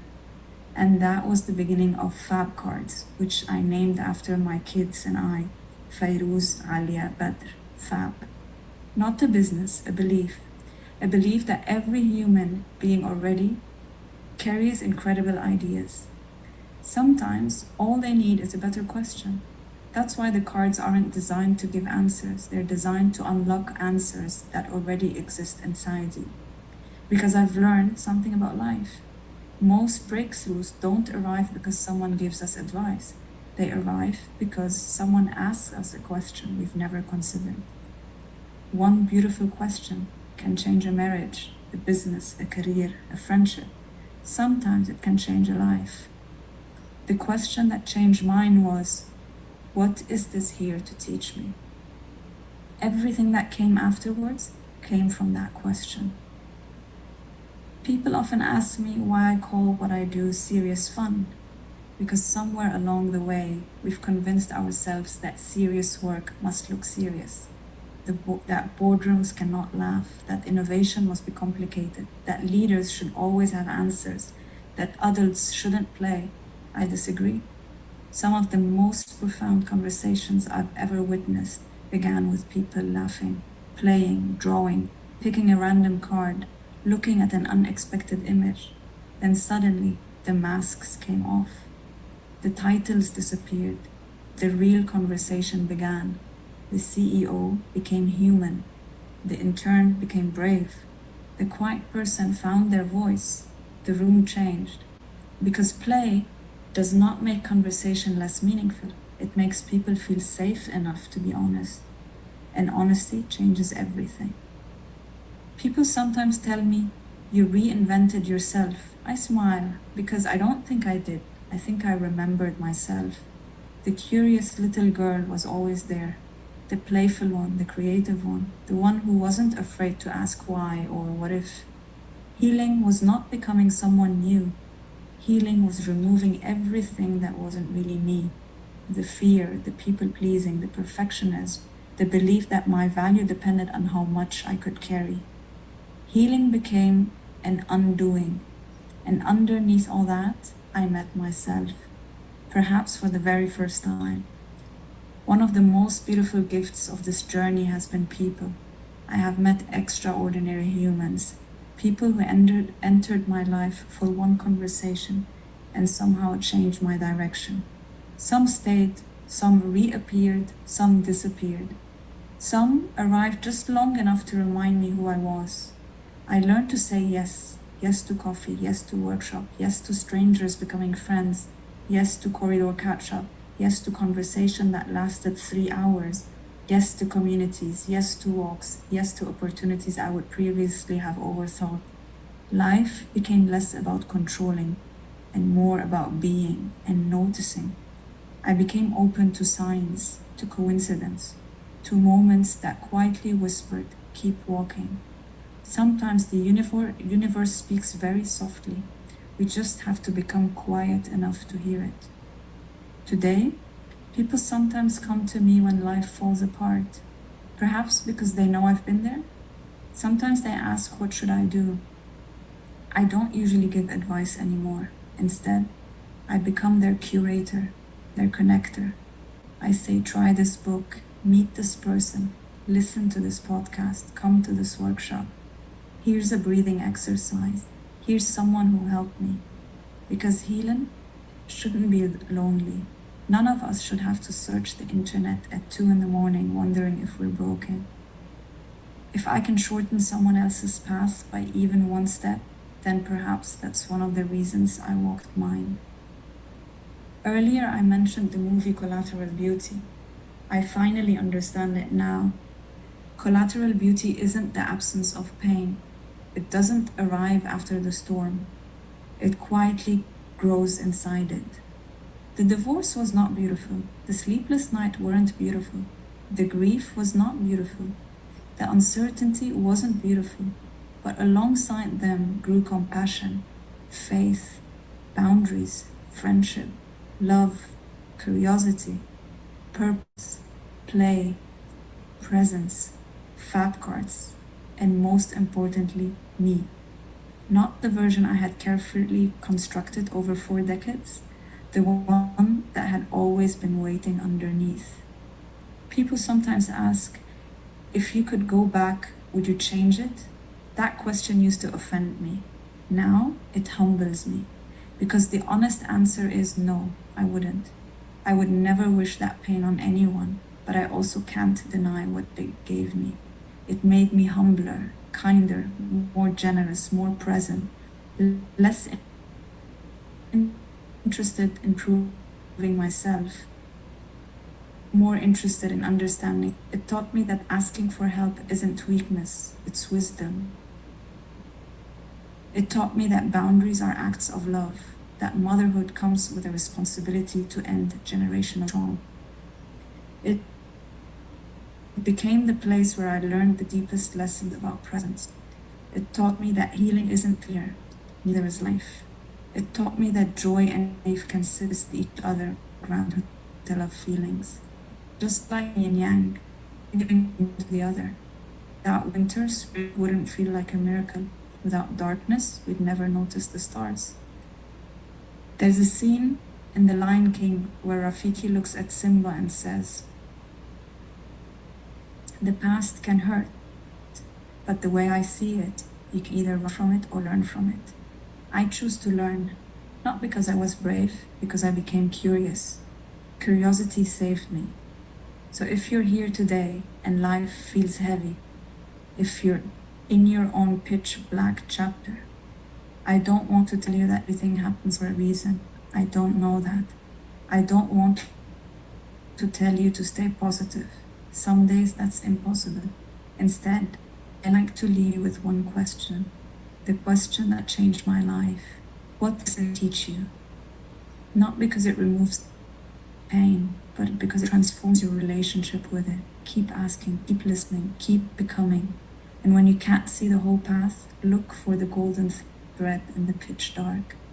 One friend, one conversation, one prayer, one workshop, one walk, one page,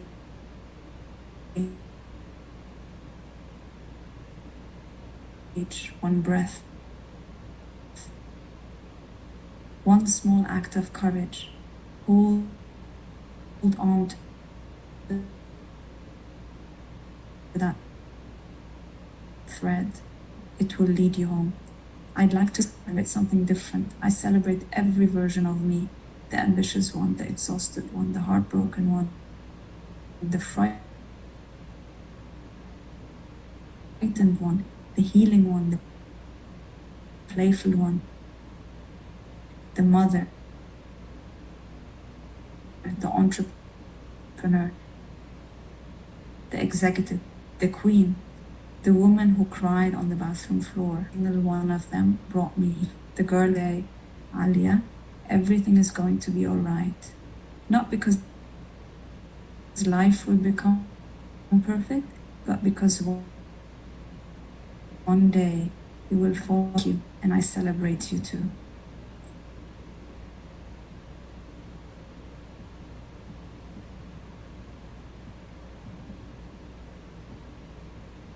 Hello. Wow.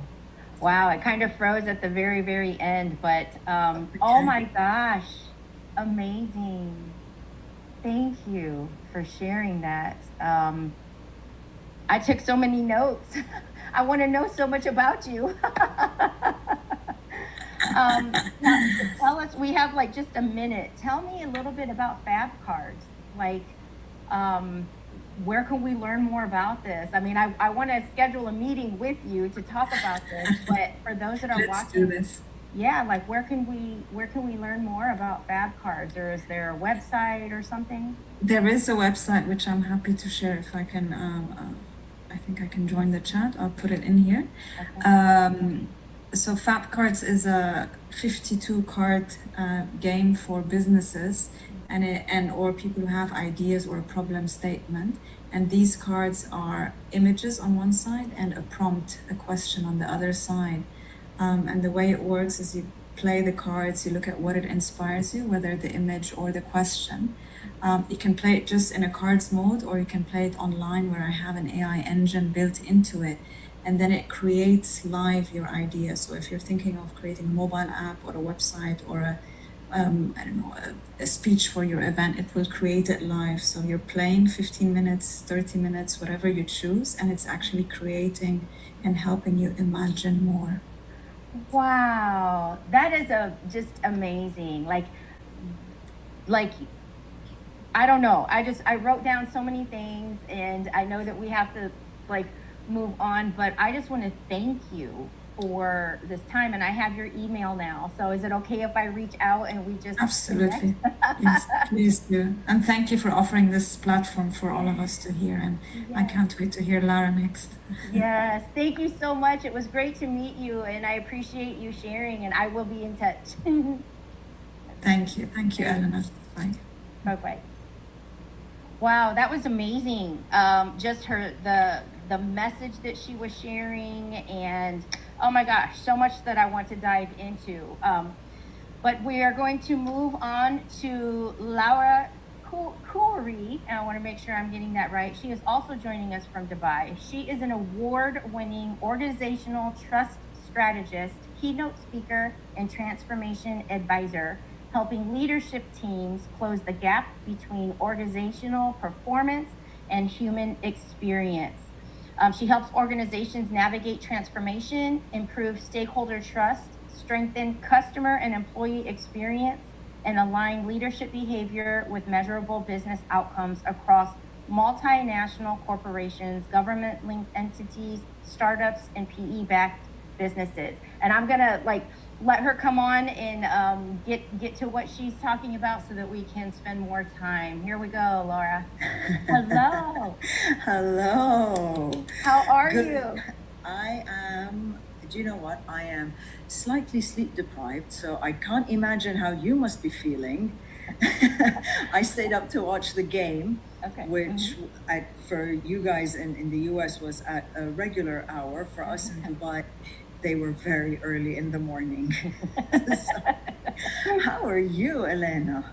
Still going. You know, we're on probably hour 14, I'm thinking, somewhere Yeah. around there. And, you know, it's just been beautiful.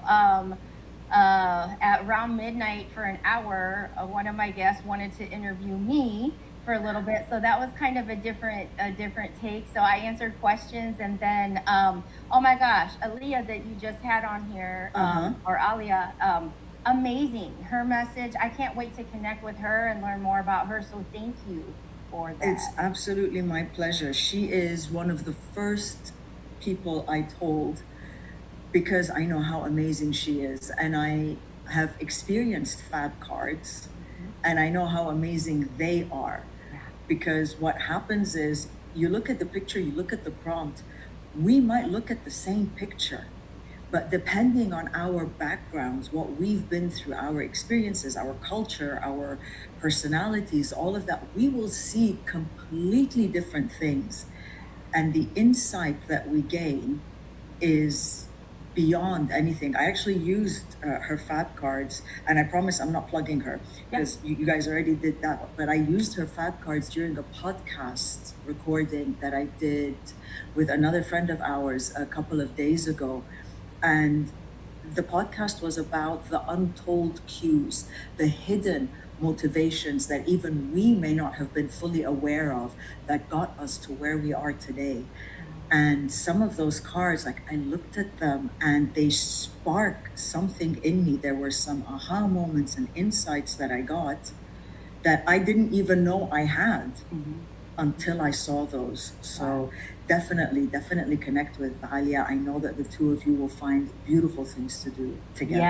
Yeah. Just hearing what she had, the speech that she delivered, but then just my curiosity over the Fab Cards now. I'm like, oh yeah. I'll be connecting with her next week. So amazing. So let's talk about you for a little bit. Now, I can't remember if you wanted full screen or if we were going to just have a conversation. We're having a conversation. Okay. Absolutely. I know that I made my notes, but by this point, I'm like, I don't know.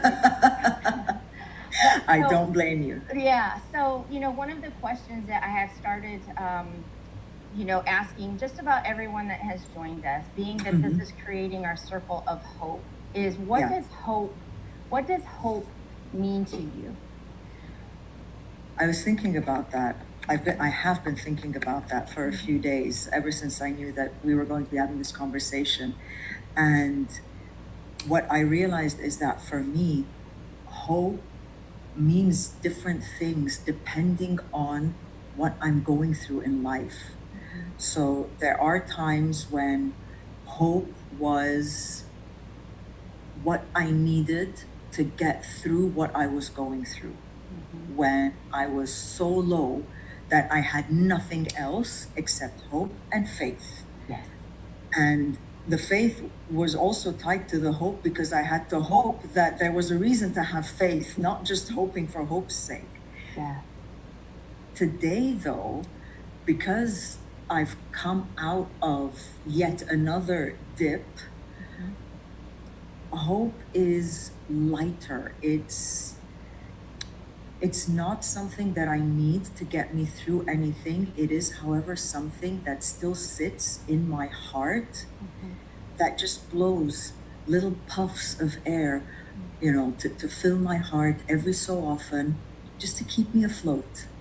Right? So it's a little lighter than it otherwise is sometimes.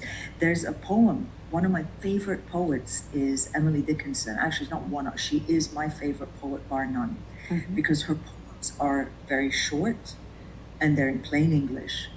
And one of her poems is about hope. And it starts out, hope is the thing with feathers that perches in the soul and sings the song without the words and never stops at all. Wow. And it goes on for another couple of paragraphs or stanzas. And I have that playing in me because for me, it's very true. It's a little small thing.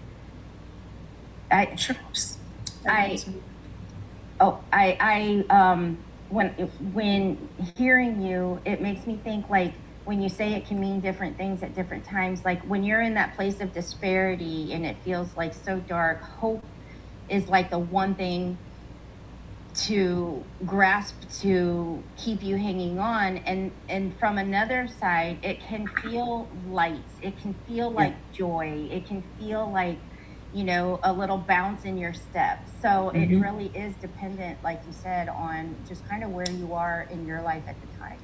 Yeah. Yeah. And you just reminded me of something.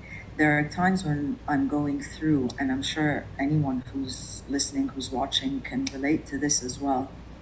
Sometimes we're going through a difficult time along with other people, right? We're not the only ones, whether it's we're going through a war, or there's someone in our family who's very, very ill, or you know, whatever it might be. So we're going through together. And there are times when I am more positive, my outlook is more positive than everyone else's. And they will ask me, whether it's my sisters, my mom, my friends, they will ask me, how can you be like this? And my answer is always the same: I have to have hope, because giving up is not an option. And it's not false positivity. I'm not lying to myself about what I'm feeling. I'm not lying to myself about what we're all going through and what the potential outcomes are or could be. It is hope and faith that no matter what, we'll overcome that as well. Yes, yes. And for some people that haven't, do you think that hope strengthens when your faith strengthens? Like, for those that might be kind of low on the faith meter, do you think it's hard for them to actually have that hope? So when they hear somebody, you know, in that faith-filled, hopeful space, and they're kind of like, Yeah. I mean, to me, it goes hand in hand. That's a beautiful question, and I'm very glad that you asked it, because it gives me an opportunity to clarify. I didn't always have faith. My faith developed. So I'll go back a little bit. My sisters and I did not grow up in a particularly religious household. I think we went to church once throughout my entire childhood. The next time I entered a church, it was for someone's wedding in my early 20s. Okay. However, at one point in my life, I was super low and I had no hope. And I was alone. I had moved away from home to a different country for university. And that's what had made me so low, is I had no one and nothing that was familiar. The only thing I had was faith. The only possibility was for me to redevelop, reignite, rediscover, whatever word we want to put in there, because otherwise I would not have gotten through that time in my life. And what I have discovered is that, for me at least, faith is very important to hope, because before I rediscovered my faith, I didn't have hope that life was going to be any good at all. Does that have to be the case for everyone, though? I don't know. Maybe, because I know a few atheists, they don't seem to not have any hope, so it doesn't necessarily maybe have to go together. However, what you said, faith strengthening hope, at least my experience, that is the case. Yes. You make it great by sharing that. So in looking at where you are today and knowing that you come from a time in your life where it might not have been like that, what would you tell yourself? I don't want to say the younger self, because it could be just a year ago or 2 years ago. Like, what is some advice that you would have given yourself a while back to help get you to where you are today? And for somebody that's listening or watching that might be running low on that faith or hope meter, and if you were ever at that point in your life, how did you get to this side of being hopeful?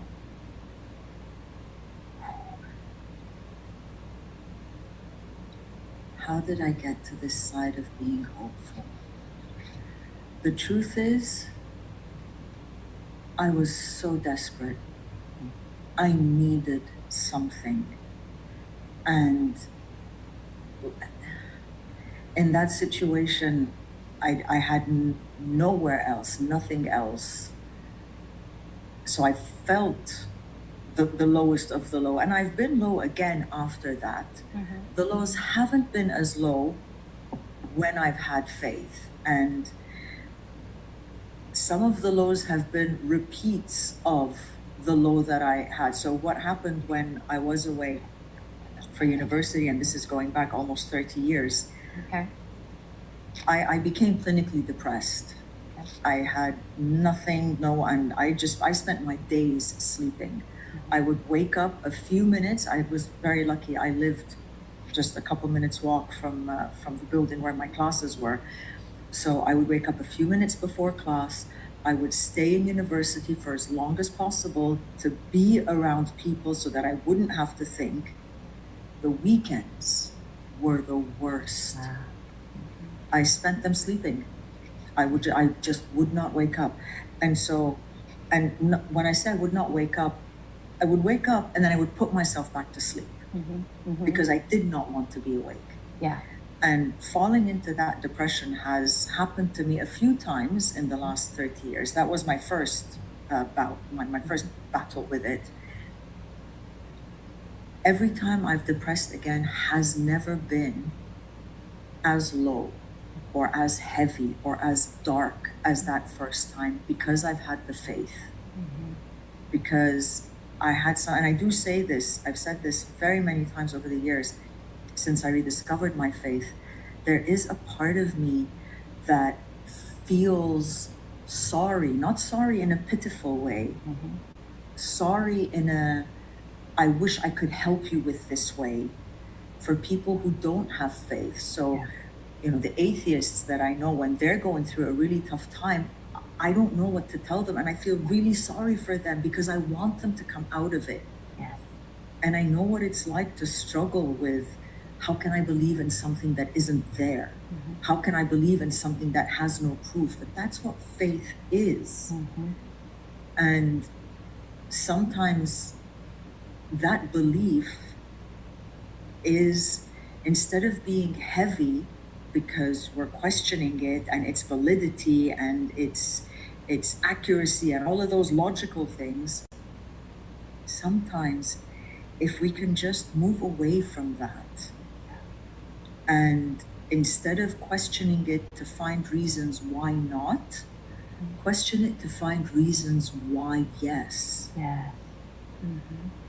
And we will find them. I mean, if we just look around at the sunrise, right? Yeah. There is absolutely no reason, there is no logical reason whatsoever that we should be on this floating ball in the middle of this chasm of darkness and have a star so many light years away that it just, where even Albert Einstein said it when he was talking about that. It's very famous, this line of his, but nobody really knows what he was talking about.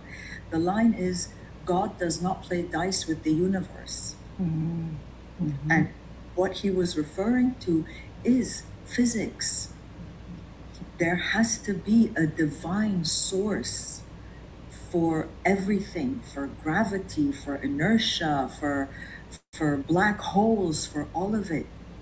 Because for all of this to exist without some divine source, that's too much coincidence. Yeah. That's playing dice with the universe. That it can't be. Wow. So when you're talking about that, like I have two sons, right? And my faith is like it can move mountains, right? You have the faith that it's the foundation of who I am and everything. But yet my youngest, he is the science proof. Okay. So he has a level of faith. As he's growing older, he's starting to see things as he matures. But for all these years, it was science. He had, for every reason that my faith could answer, he had a scientific answer, right? And so I think it is amazing when, kind of how you said, some of your friends even though he wasn't atheist, he just still had a hard time. And Mm-hmm. it's amazing when you can't make somebody believe, you can't convince them, you know, to see it your way. You just have to feel it, and it has to be such a personal choice. And so I like to share that sometimes, because my faith walks before I do. It enters the room before I do, and yet my own child, you know, I couldn't make him feel Yeah. how I feel. And so I think that that's really important to share, you know, how sometimes it's hard to have those conversations of that hope and the belief that it'll get better when they just don't see it as faith being a source for all of that. It's hard. It is. It can be. Yeah, it can be. And one thing I would say, in case your son is watching, sure, question. Try questioning to find a reason why rather than a reason why not. Yes. See if that shifts anything. Because honestly, rediscovering faith saved my life. I don't know how. And I remember the lowest point was when I came back for Christmas holiday. So it was the end of my first semester abroad. I came back home the night before my flight. Like I'd been feeling panicky the whole time. I hadn't rediscovered my faith by then. The lowest point, at some point in the evening, I don't know what happened, and I literally threw myself at my mom's feet and I begged her, please don't send me back. I'll die if you do. Wow. And so coming out of that, looking for a reason to have faith, like it's big. Yeah. Wow. It's big. Wow. So if somebody's tuning in right now and they are sitting in that rock bottom, they are sitting in that struggle, what is a piece of advice that you would give to them to help them get up and keep going? What would you share with them that was a starting point for you? Two things. Number one, what I say is not necessarily the right way. It was right for me. It may not be right for you.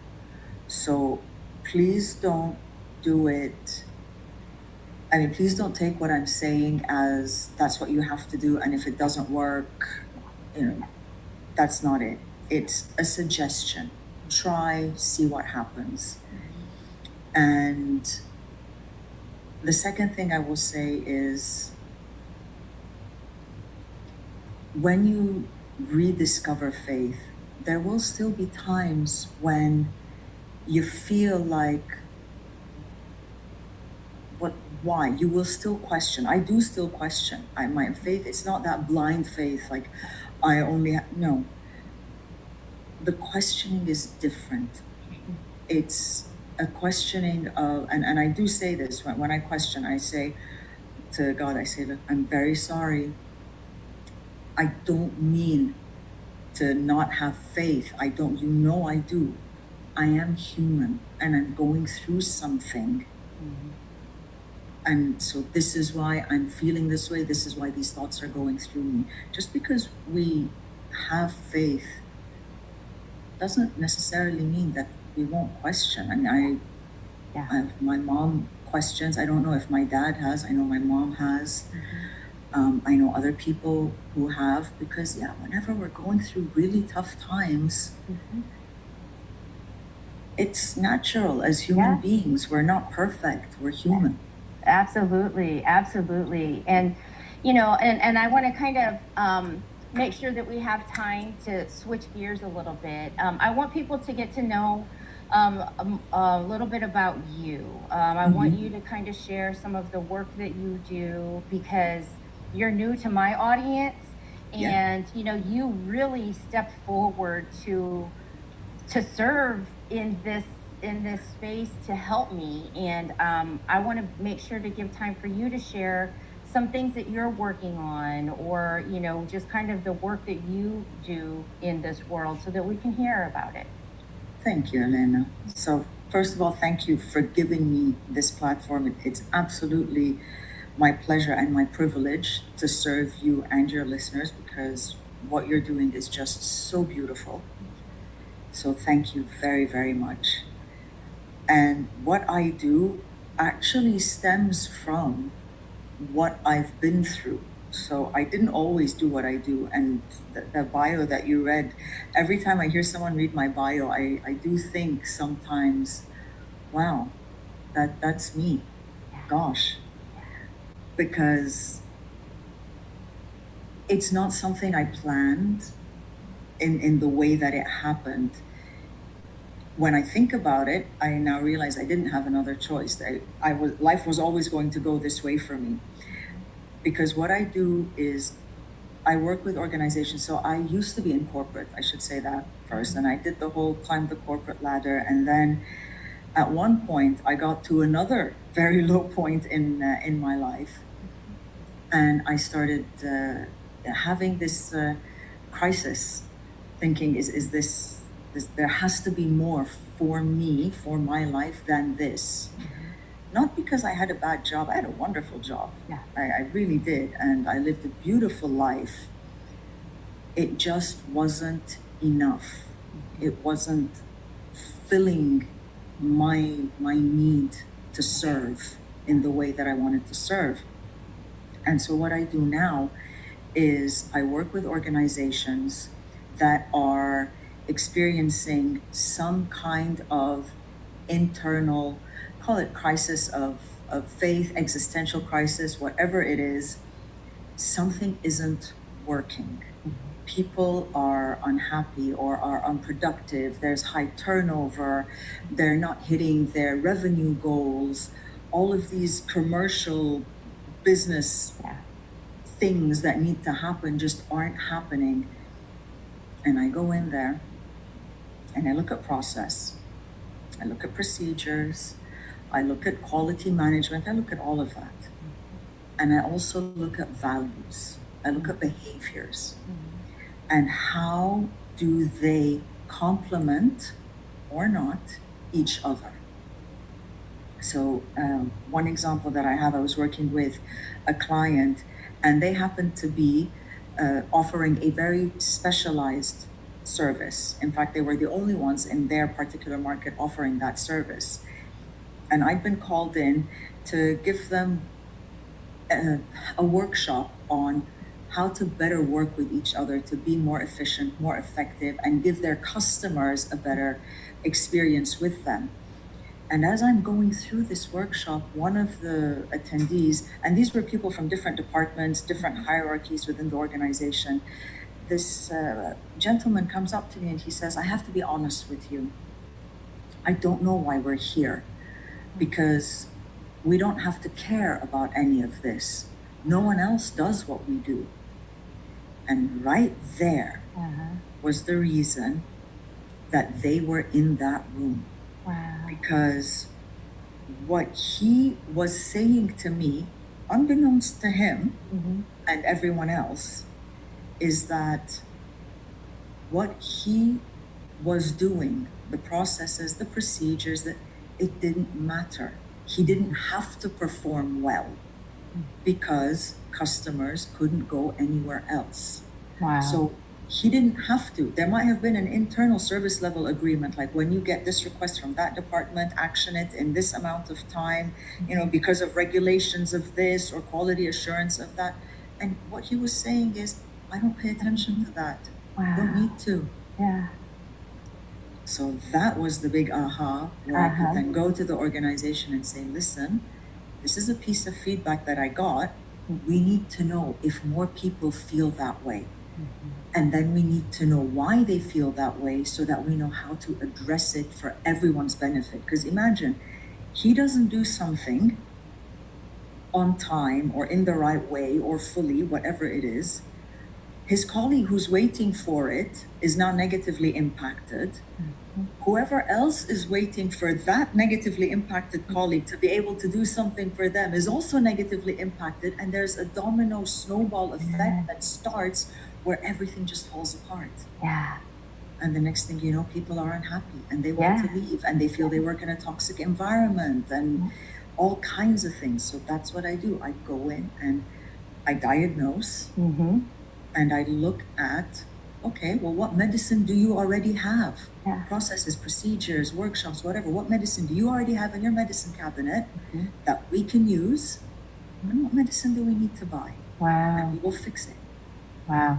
And you know, I come from a corporate background too, and I worked in the revenue cycle in a big hospital system, and you know, same kind of with me.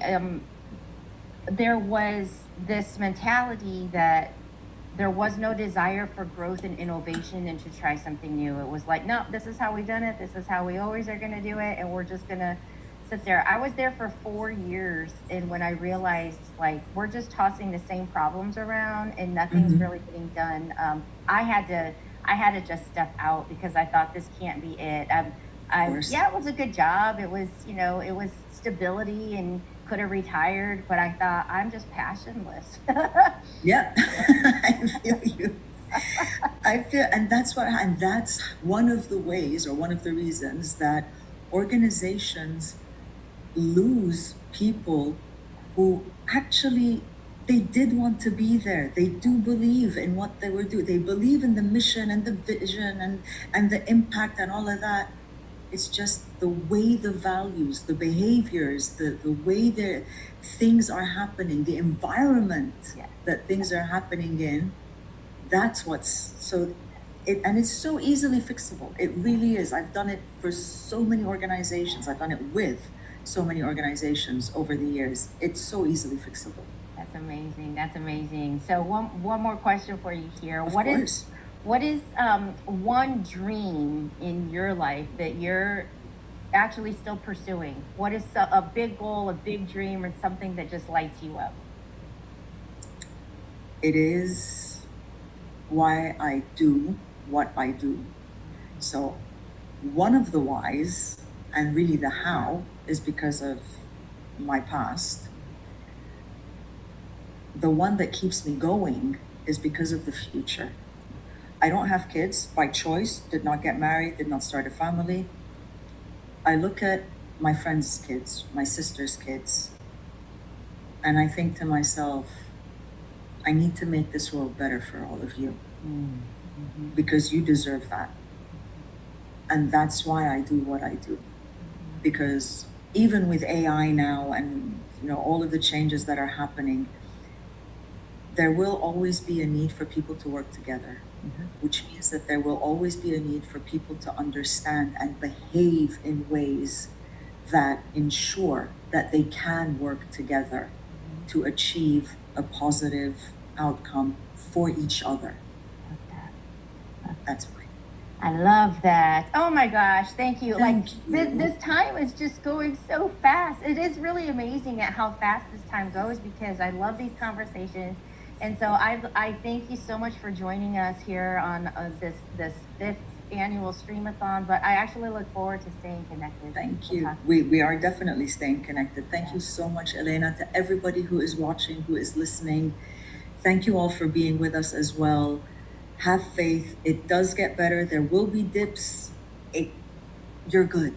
Yes. You got this. Yes. Amen. Thank you so much. Thank you so much. We'll talk you. soon. Okay, bye-bye. Oh my goodness, guys, this is just like beautiful. Like this is the segment where we talked about like the whole world is joining us, a world of hope. So we are moving into our next guest, and I'm gonna probably screw up her last name too. But this whole realm is like people that I'm meeting for the first time as we are joining here. So I'm going to bring on Natasha Bazilevich, and she can correct me if I have that wrong, but she's a public speaking coach and communication trainer, founder and president of Change View Academy. She helps professionals communicate with confidence, clarity, and their own authentic style. So whether they're overcoming a fear of public speaking, presenting to international clients, or finding their voice as a leader. With 20 plus years of training and coaching experience across 23 plus countries, Natasha has worked with hundreds of clients from corporate and government teams in the US to educational institutions in Asia and corporate clients across Europe.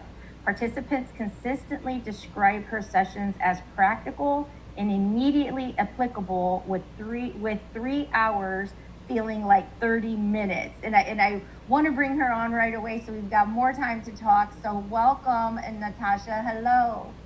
Hi, Elena. So great to be here. It's an Yes. honor. Oh, thank you so much for being here. So tell people who you are, where you're joining us from, and I'd love to share. Like, this is our first time of actually like communicating like face to face. So Yeah, well, first of all, I'm joining from Ukraine. I'm in Kiev, Ukraine. I just moved back. I'm a Ukrainian, but I lived in the US for 4.5 years. And then I lived in New York for the last 3 years. So I moved back basically 2 weeks ago. oh my goodness. And just settling back in. Yeah, so Yes, wow. it's been a roller coaster, yeah, and a lot of different things happening. But yes, you basically covered about me, who I am, a public speaking coach, a communications trainer, and I love helping people with finding their voice. My main mission, my main idea is that everyone speaks differently. We all have our own speaking energies, or basically speaking styles. And I believe that people need to find that style and to embrace it, because, you know, a lot of people really think that they need to speak like someone else because like that one is a great speaker, or that one. But no, you are. Yeah. Everyone has that message, and you are showing it wonderfully with this Oh. speakathon or streamathon. Yes, and well, thank you, so much. But I believe that 100% that when people tap into their natural essence of letting who they are come through, you light up. Like everybody when they hit that sweet spot, it just, you can feel it. So, number one, tell us what took you back to Ukraine.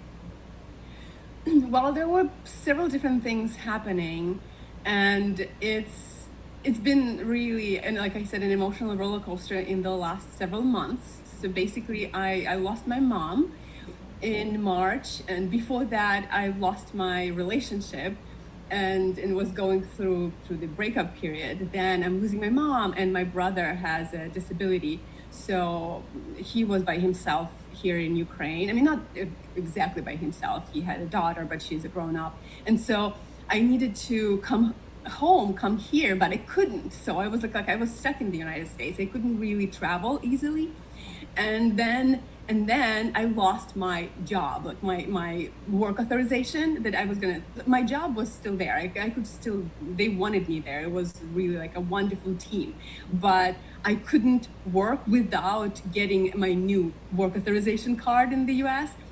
So I had to wait, and now, like, with the new rules, now while you're waiting, you cannot legally work. So I could still stay because it was, my status was still okay. I could be in the US, but I didn't want to just so I lost one big stream of income. So I decided, no, this is actually time. I'm Yeah. gonna go to Ukraine. And so, like, with a lot of losses, so basically I lost my home there because I had to leave rapidly. Like, it was very sudden, and I lost, not that I lost my friends, but it was just, just a lot of painful goodbyes. Yes, a during lot that of period of change, time. like very sudden. I mean, that's like a moment of impact, that just, especially if you weren't preparing for it or expecting it to be that sudden. Yes. So Yeah. how are you adapting? Well, I'm adapting better than I thought. Because, well, it was a little bit,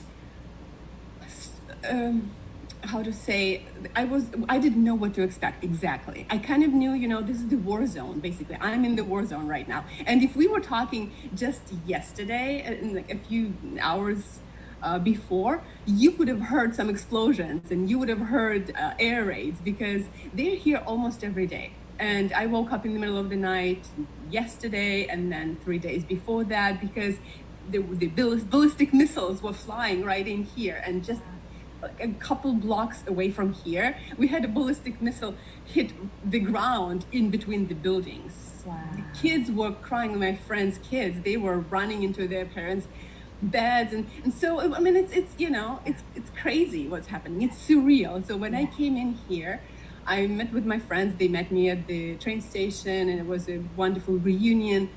And it's interesting. My friend even wrote on social media. She said it was surreal how our first conversations were about, okay, what apps to use to know what is coming, to know when the air raid is, what is safe, what to know, what sounds, how does it sound, how to differentiate the sound between a drone and a ballistic missile and a Shahed and this and that. And like the air raid, actually, the sound of air raids is different. It's first it's like hide people, and then it's like it's over. And my friend was joking that when the air raid is over, when it says it's safe, guys, okay, that's fine, then it sounds kind of like the ice cream truck, and then I noticed it's true. It does sound a little bit like it's like a little merrier, you know. Oh my gosh! Wow! Thank you for sharing that. Just simply for education, you know, for us to just kind of know a little bit. So let's come into the topic of hope. So, you know, I mean, you're learning these things. You probably never thought you would have to like learn and discuss these things. And so what does hope mean to you? What does that look like in your life today, as opposed to maybe what you thought hope was 10 years ago or something? Hope became very tangible. It became very real, because even before coming here, I know hope was everywhere, because when something is happening in our life, hope is a natural response of every person, because when we're losing something, even someone, there is hope. When I lost the relationship, there was hope that we will still be friends. When I lost my mom, there is hope that I will see her in heaven. I know I will. When I lost this job, there was hope that I will find another job, or I will find another income stream, or I will, you know, I will be provided. So there is always hope. But then when you come here, actually in Ukraine, it's interesting that hope is everywhere.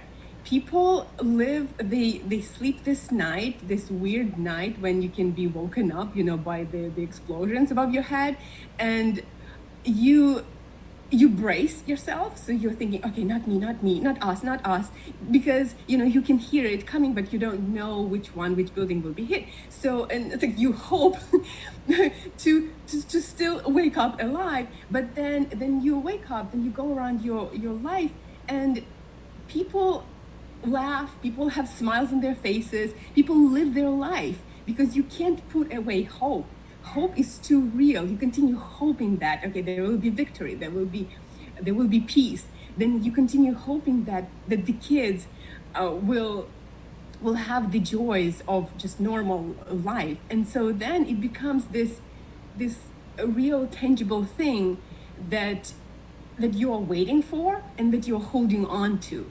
Because without hope, I think that would be a despair and too much darkness. I can't imagine, because I see hope on people's faces every day now when I go outside, because people continue living their lives, celebrating birthdays, opening businesses. People open businesses. I came here 4 years later, and I can see so many new restaurants, so many new cafes. Well, some old ones closed, but new ones got open. And you know, like life goes on, and that is hope in its best form, is because people don't just despair, you know, they don't just stop living, you know, okay, let's go fight, we're in the war zone. No, people continue living their life. Yeah. So do you think, you know, that hope, that state that is there, do you think at some point when morning comes and you're awake and you have that other opportunity, does the gratefulness kind of step in and you choose to see the blessings, see what you're grateful for, and I mean, it has to change perspective, like your perspective on things. I mean, absolutely. Hope to gratefulness to the blessing, and then the cycle repeat, you know? Yes, absolutely. And that's the main point is the gratefulness is becoming tangible too, because you can be grateful for little things. You know, like before, well, I mean, for me, I would say before, but in general, when we are thinking, okay, I'm grateful. What are you grateful for? Tell us 3 things you are grateful for. And you're like, well, I'm grateful for the blue sky and the peaceful, you know, like a lot of times we're like, peace in the world. I'm grateful for my friends, and I'm grateful for my job. You know, it's like, it's easy to find 3 things, but do we really feel that? Do we feel grateful in our core when we are like, I'm ready to fall on the ground with my face down in front of God and say, Jesus, I'm grateful. Yes. I'm grateful that I'm alive. I wake up in the morning and I'm grateful that I'm still here. I'm Yes. grateful that my friends are alive, that my family is alive. And I'm grateful that this country is still here, you know, that I can also, so gratitude becomes real. I Yes. mean, not that anybody else doesn't feel that, but it becomes more like you can sense it, you can feel it with such Yeah, like it's permeating in every cell of your being. Like, yes, yes. Wow. yes, and you want to weep with with gratitude, Yeah. not with some kind of negative feeling, but you want to weep and cry with gratitude of how amazing it is that actually we're alive and we can continue having wonderful blessings and celebrate not just being alive and survive. It's not just Yes. surviving, it's actually thriving. There are Yes. ways to thrive. Oh in the my midst gosh, of that all is of this. beautiful. Like, honestly, that is beautiful because you are bringing forward like a really important thing. Like when you wake up and you have that journal and it's write 3 things that you're grateful for, and it's just so easy to be in the routine. It becomes just almost like you're numb to it, but you do it because it's the thing that's supposed to make you happy throughout the day, right? But you're not literally living and breathing the gratitude that probably everyone can feel off of each other, which has to be Yeah. amazing. Yes, So- it's like all senses, like you were saying, it's like all senses, they became sharpened and like very, acute, and you can sense and you can feel everything on a higher level. And I actually didn't feel that way before I came here, but here it's like, it's almost like, you live every day like the last day. And so you can feel everything stronger. Yeah. Like Yeah. seeing friends, getting all these blessings, and all of that is yes, gratitude. Gratitude.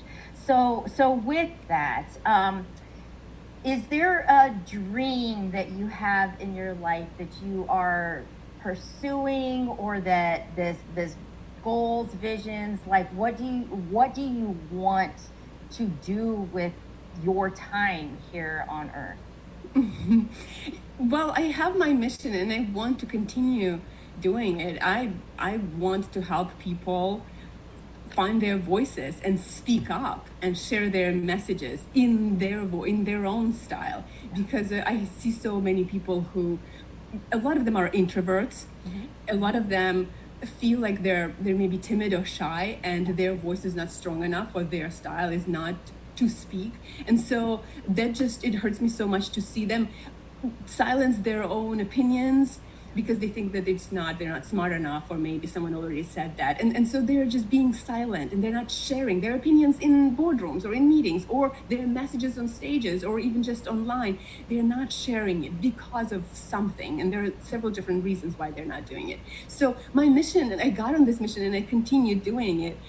And my dream, maybe one of my big dreams, is continue traveling, because that was one of the hard things when I was in the US, and I was kind of stuck for 4.5 years. I couldn't travel. Before, when I lived in Ukraine, I was somewhere else every year, several times a year. I could travel to a different country. So that's why now I want to travel again, just go around the world, come back to the US because I have so many friends there, be here go to Europe, to Asia again, and then see all my friends, see my clients, and do the work that I do. And that is, yeah, that's my vision and that's my dream. Yes, I love it. So how does it feel then when you're able to see someone that came to you very introverted, you know, kind of timid, maybe that self-doubt, and then you are able to see them like flourish and probably turn into this person that they didn't even know was like packed in there? How does that make you feel?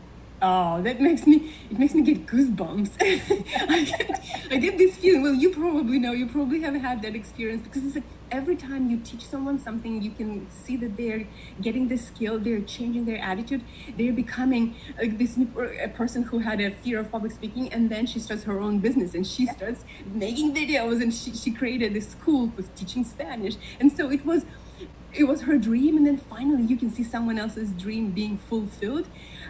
It's like something gets filled up in me, you know, like when there is a little bit of a vessel, like emptiness, and then suddenly it's like just an overflowing, because it's like, so I get this kind of like, you know, this overflowing feeling of I just want to hug the world. I love that. Oh, just wanting to hug the world. I mean, because you are changing like not only that person's life, but the legacy, you know, if they have children, if they, you know, move on, like you are literally helping change the trajectory of that human being's life by helping them tap into that part of themselves. What a gift. How do people get started with you? Like if somebody's catching this, because this is going to be streamed, like it'll play. So if somebody's catching this next week in 2 weeks and they're like, oh my gosh, I love her energy, and I think maybe she's the one that can help me. Like, how do people start that process with you?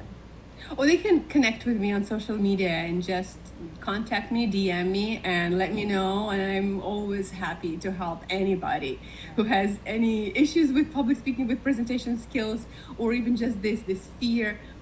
Yes, I'm Natasha Bzilic on Facebook, and also I have my own website. Love it. NatashaBzilic.com. Oh, I absolutely love it. What is a message that you could leave for somebody that is feeling really low on hope right now? There is one thing that I want people to think about. If you feel low on hope, maybe you're holding on to something, and you're trying to control something and trying to control your life. Because I saw that my life started changing when I let go of control, when I surrendered my control. And when hope became hope and not controlling my plan, not getting what I want, but really, okay, I want this, and then I'm just gonna let it go. And in my case, because I'm a believer, so I said, well, God, you lead the way. You do what is best for me. And then this hope became light, and it became possible. Because before, it's like, this is what I want, exactly. And if it's not that, then I'm gonna be desperate and I'm gonna be upset. And that's when it was really hard to hope. But when you let go, and there's a beautiful verse, and it's one of my favorite verses in the Bible. Don't be anxious about anything, but in every situation, with prayer and petition, present your requests to God. And then the peace that transcends all understanding will cover your mind and heart in Jesus Christ. And maybe I messed up a few words. But the idea is when you're anxious, give it to God, give it to whoever you believe in, or just let go and surrender. And you will see how that hope, because that's what happened. And I have tangible results. I had all these losses, and because I was trying to control, I had my own idea of how, but then, you know, life happens and you can't control it. It's an illusion, you can't. And then when I was able to surrender, when I saw, oh my goodness, I'm losing this and this and this, and what's happening? I don't know, all right. God, okay, I should go to Ukraine. Okay, I'll go back to the war zone. All right. And you know, when I came here, there's so much peace in the midst of this war. Wow. In my heart. Yeah. because he took care of things. I got a new job so fast because I just let go. And then the first attempt, I got a job, which is remote, which is wonderful, which is the way I wanted to like, do my business and do the job. Yeah. I got an apartment so fast. My friends were like, "What? You already got one?" So it's like things, you know, I lost my home, I found my home. I lost a job, I found a job. So it's, you will see things happening when you let go, and hope will become real. Wow, that's beautiful, because it seems like, you know, you mentioned the word surrender. I have a book series called Surrender to Rise, because I feel like, you know, when you hit that bottom, now God can come in and actually lift you and do what he wants to do through you. But it kind of sounds like that hope is like such the freedom when you let go of controlling the outcome. Yeah. You know, because if you say I have hope and I have faith, but in the back of your mind, you're still trying to draw it to this outcome the way that you want it, it's not freeing. It's not actually like surrendering and letting happen what he sees in store for us. Yeah. Wow, amazing stuff. Who is someone that has made an incredible difference or impact in your life? Oh, there are so many. So many people that have done that. I probably will say will name a person who was my teacher of German in the university. And he basically opened the path to God for me. So that was a huge change. I mean, of course, I can say mom, and then there are these friends, and then there are so many virtual mentors. But I would say that this person, he's Anatolis, his name, he, in that way, and his wife, they changed my life. Wow. Like that. Yeah. Wow. Is he still in your life today? Yes. Yeah. Oh, that's beautiful. That's beautiful. And so, you know, you're joining us from Ukraine. You are the first time part of this streamathon. We're here because, you know, I became widowed on Christmas Eve, and I just wanted to turn an experience into something that gives back and pours into people that might be in that low spot right now. So with these last couple minutes, what is the final message that you have to share with someone that comes across this and just but wants to be inspired and lifted? I will say that don't put yourself, who you are, on the shelf somewhere, looking at other people, comparing yourself, thinking that someone else is better, thinking that other voices are stronger, and that maybe those people are more speakers than you are. I believe with all of my heart that your voice matters. The way you speak is the most powerful way to share your opinions, to share your message. It doesn't have to be a message. It can be just what you think. When your friends are asking you what restaurant you want to go to, share that strongly with your voice and don't try to be someone else. And because I believe that is freeing, that is liberating, and that could lead to so many results. We are depriving, you might be depriving the world of your genius. So oh, I love that. Do you find that when people come in and struggle with that, I mean, even just saying, this is where I want to eat tonight, do you find that that a deeper root is that they like want to avoid conflict? You know, they avoid conflict. They're the people pleasers. Like, is there a common thread that you find that they have to work through to find their voice? Well, you just named it. People pleasing is a problem that a lot of us have, and we're struggling. We're trying to, especially those people who want to help, who serve. You know, that's how this desire even was formed in us. Is we probably, because of some of our childhood traumas, we created this people pleasing problem. And there are positive sides of it, but then there are negative sides. And yes, when people are trying to compare themselves with others, and when they don't believe that their voice matters, that becomes a problem. They think that they need to be like someone else. So that's what I see this thread. They see someone and they think that is the way all speakers should share their opinions, or if we're talking about just sharing your opinion with friends, they are suppressed, or they have been suppressed by some friends, but some people who always share their opinions strongly and fast and without hesitation. And so these more timid individuals or more shy, they think, all right, well, they already said it. Why do I have to? My voice is not as strong as theirs. No one will. So there's also this fear of rejection. No one will want what I say, so I will feel rejected. I better not even say it at all. I better stay silent. They're trying to protect themselves that way. But if you actually say it, you say it once, you get rejected, that's okay.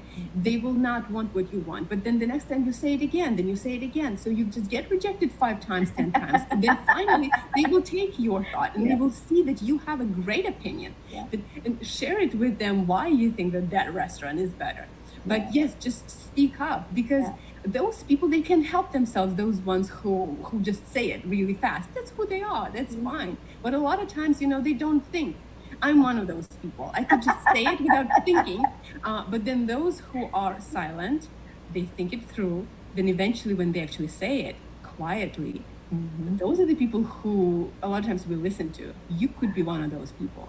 Oh, that's amazing. And so one last question, because like I said, I mean, I'm having so much fun just talking. Like, how long do you usually work with someone? Like, say somebody's like, oh my gosh, I need you in my life, I need to find my voice, but is it kind of like an individual journey, and some you work through faster than others, or what does that usually look like?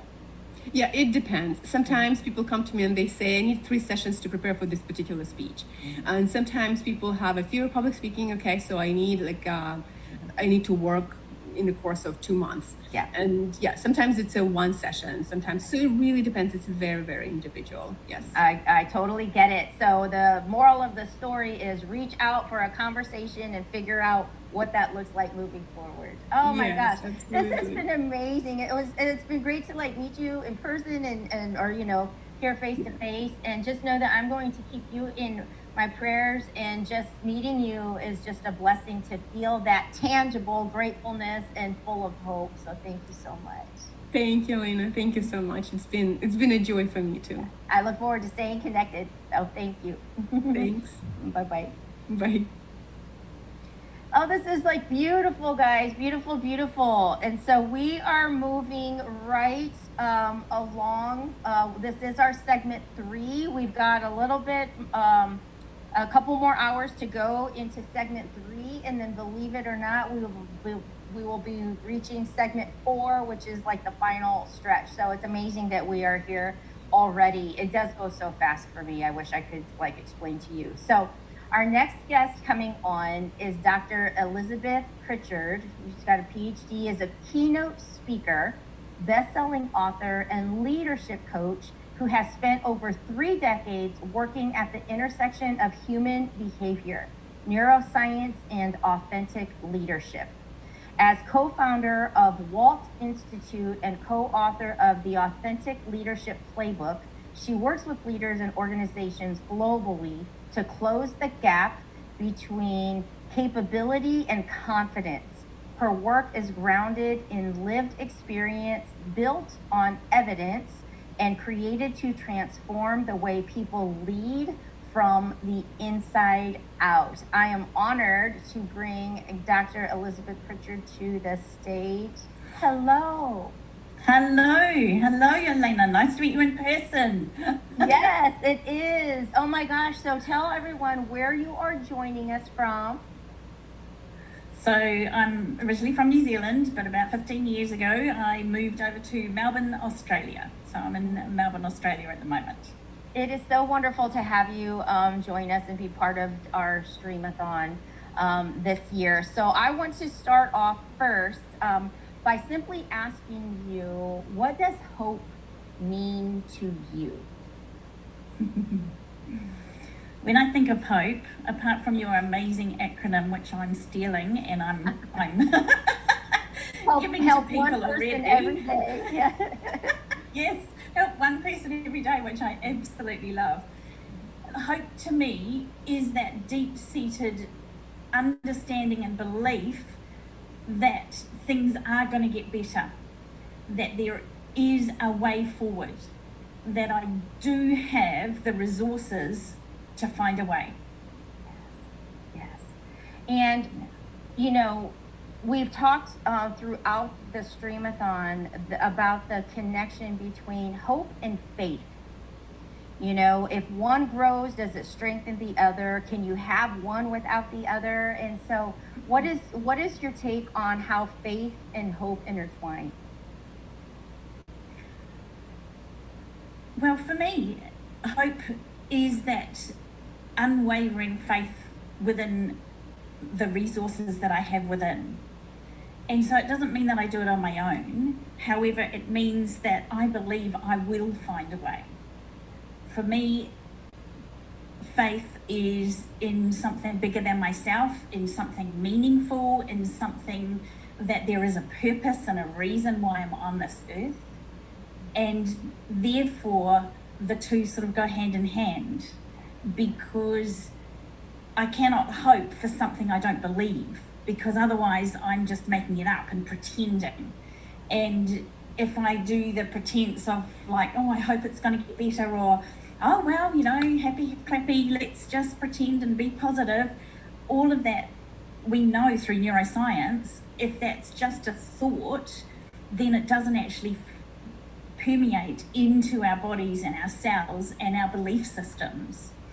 And so that's the amazing thing, that I get to practice myself first and then help encourage and teach to others that we can believe that we have the resources, that there is a way forward, that I will get through this. And then we just take one tiny step and the next tiny step, and we find our way forward. Oh, beautiful. And you're absolutely right. Now, I do want to ask you, do you have a message that you want to share on your own and take full screen, or do you want to continue just having conversation back and forth? No, let's have a conversation. That would be wonderful. I love that we're having a conversation across the world, across different days, time zones. Let's have a conversation. I love that. And you know, I always love to ask and give the option. So what is something that you are extremely grateful for in this day, today, right here where you are? Oh, so many things. So many things.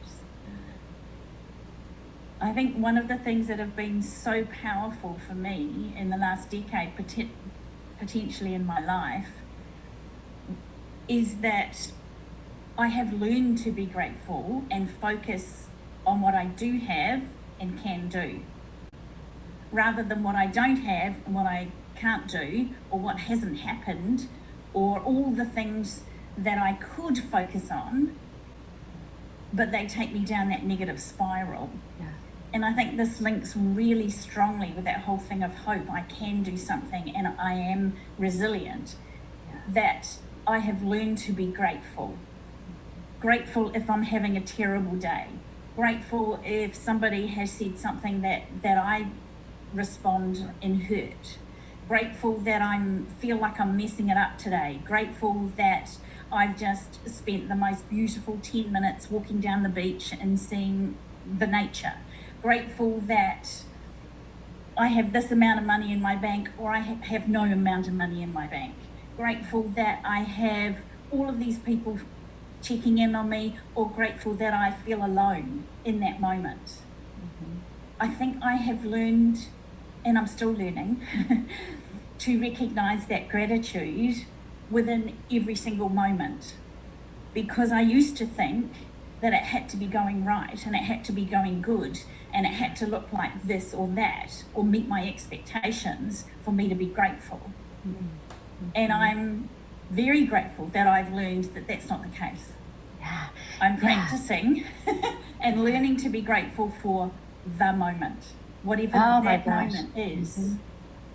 Yes. Yeah. So it's almost like choosing a perspective of even if in a picture perfect world it's not picture perfect, but you're choosing to look at it from the perspective that there is still a blessing here. There is still much working for me here. And I bet when you start looking for that gratefulness in all those types of moments, you find more. You know, it's kind of one of those when you're seeking something, you see more of it. And so that's if somebody is new to trying to look at things that way, maybe they do see the negative part first. How does one begin to change that pattern in their own life? What would you say? Beautiful question, because I'm a researcher, as we can see.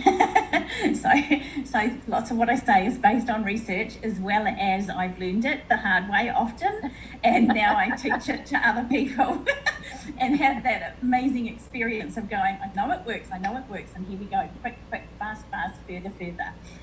And within that, the one thing, if you tend to look at the negative side, and we know through science that humans are negatively wired. So we are more negatively wired. We will pick up on the negative stuff far more quickly and more often than finding things that are good or joyous or happy or amusing or calming. We know that. We're negatively wired.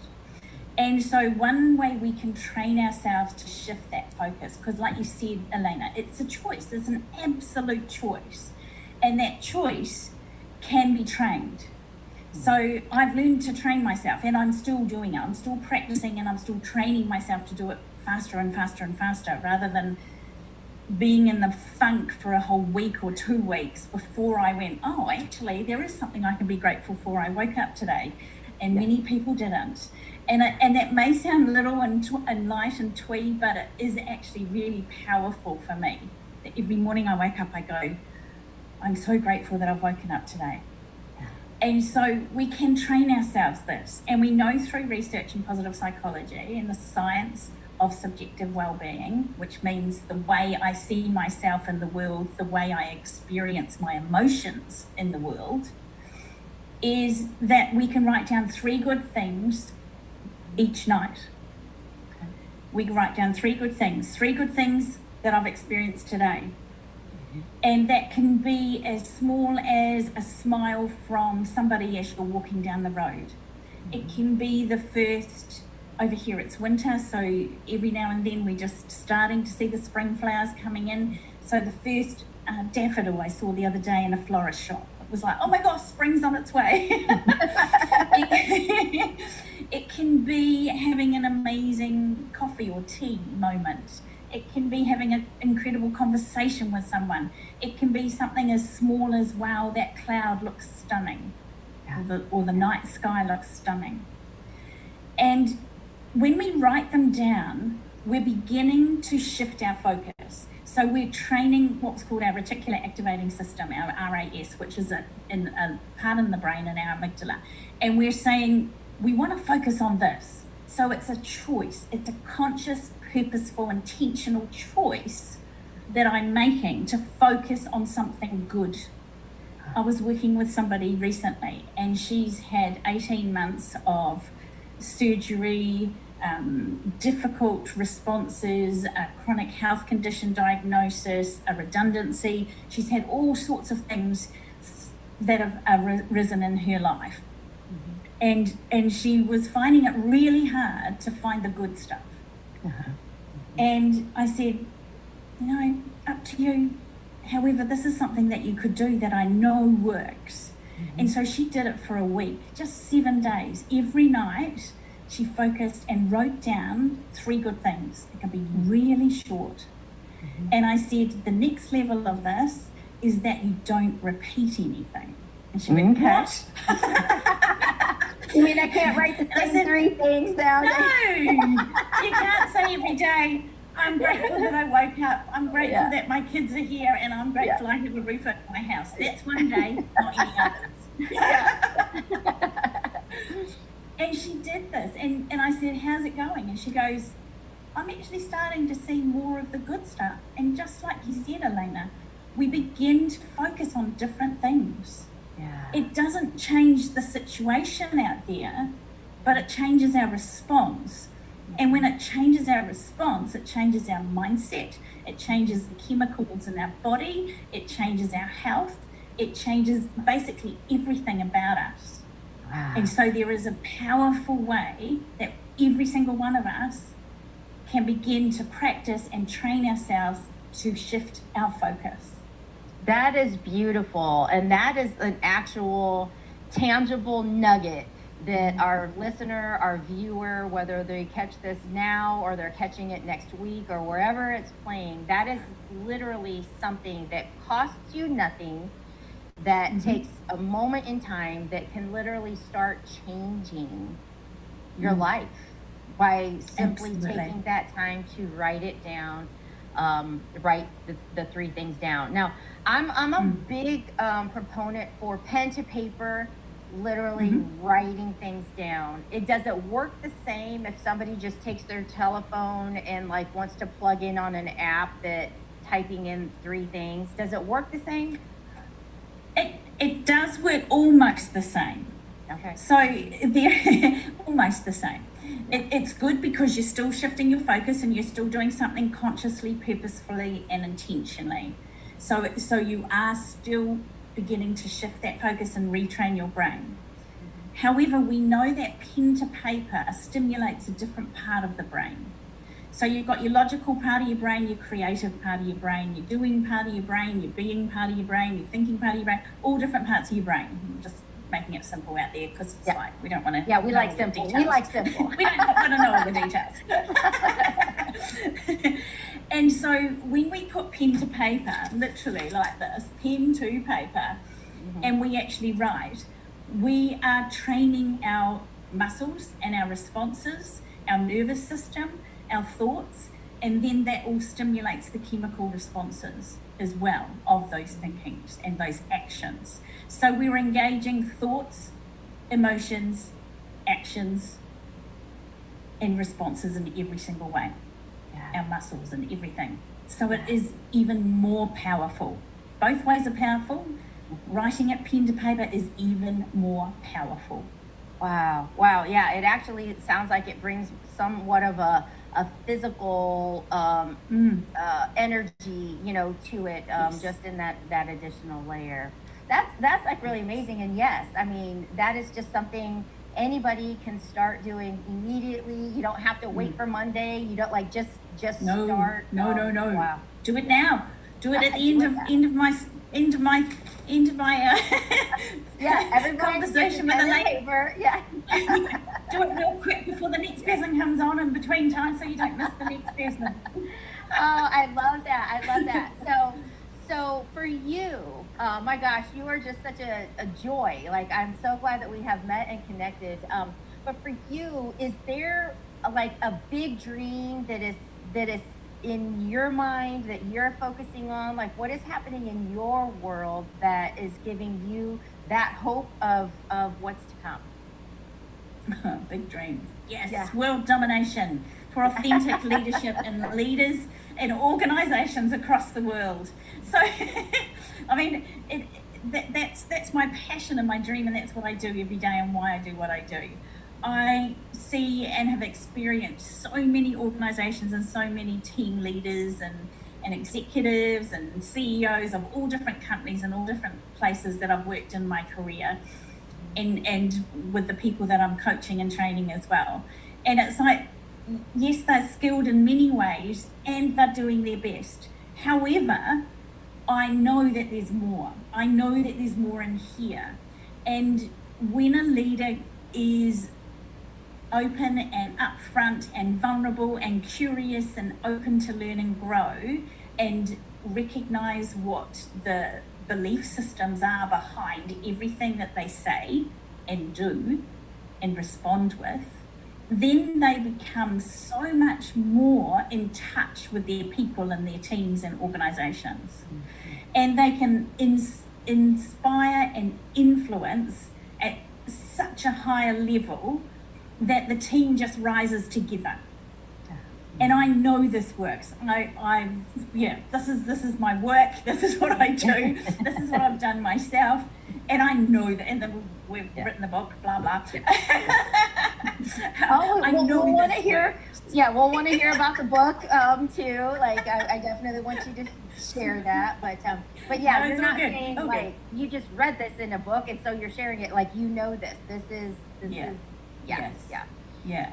And we see it, we experience it when we work with organizations long term and with leaders long term.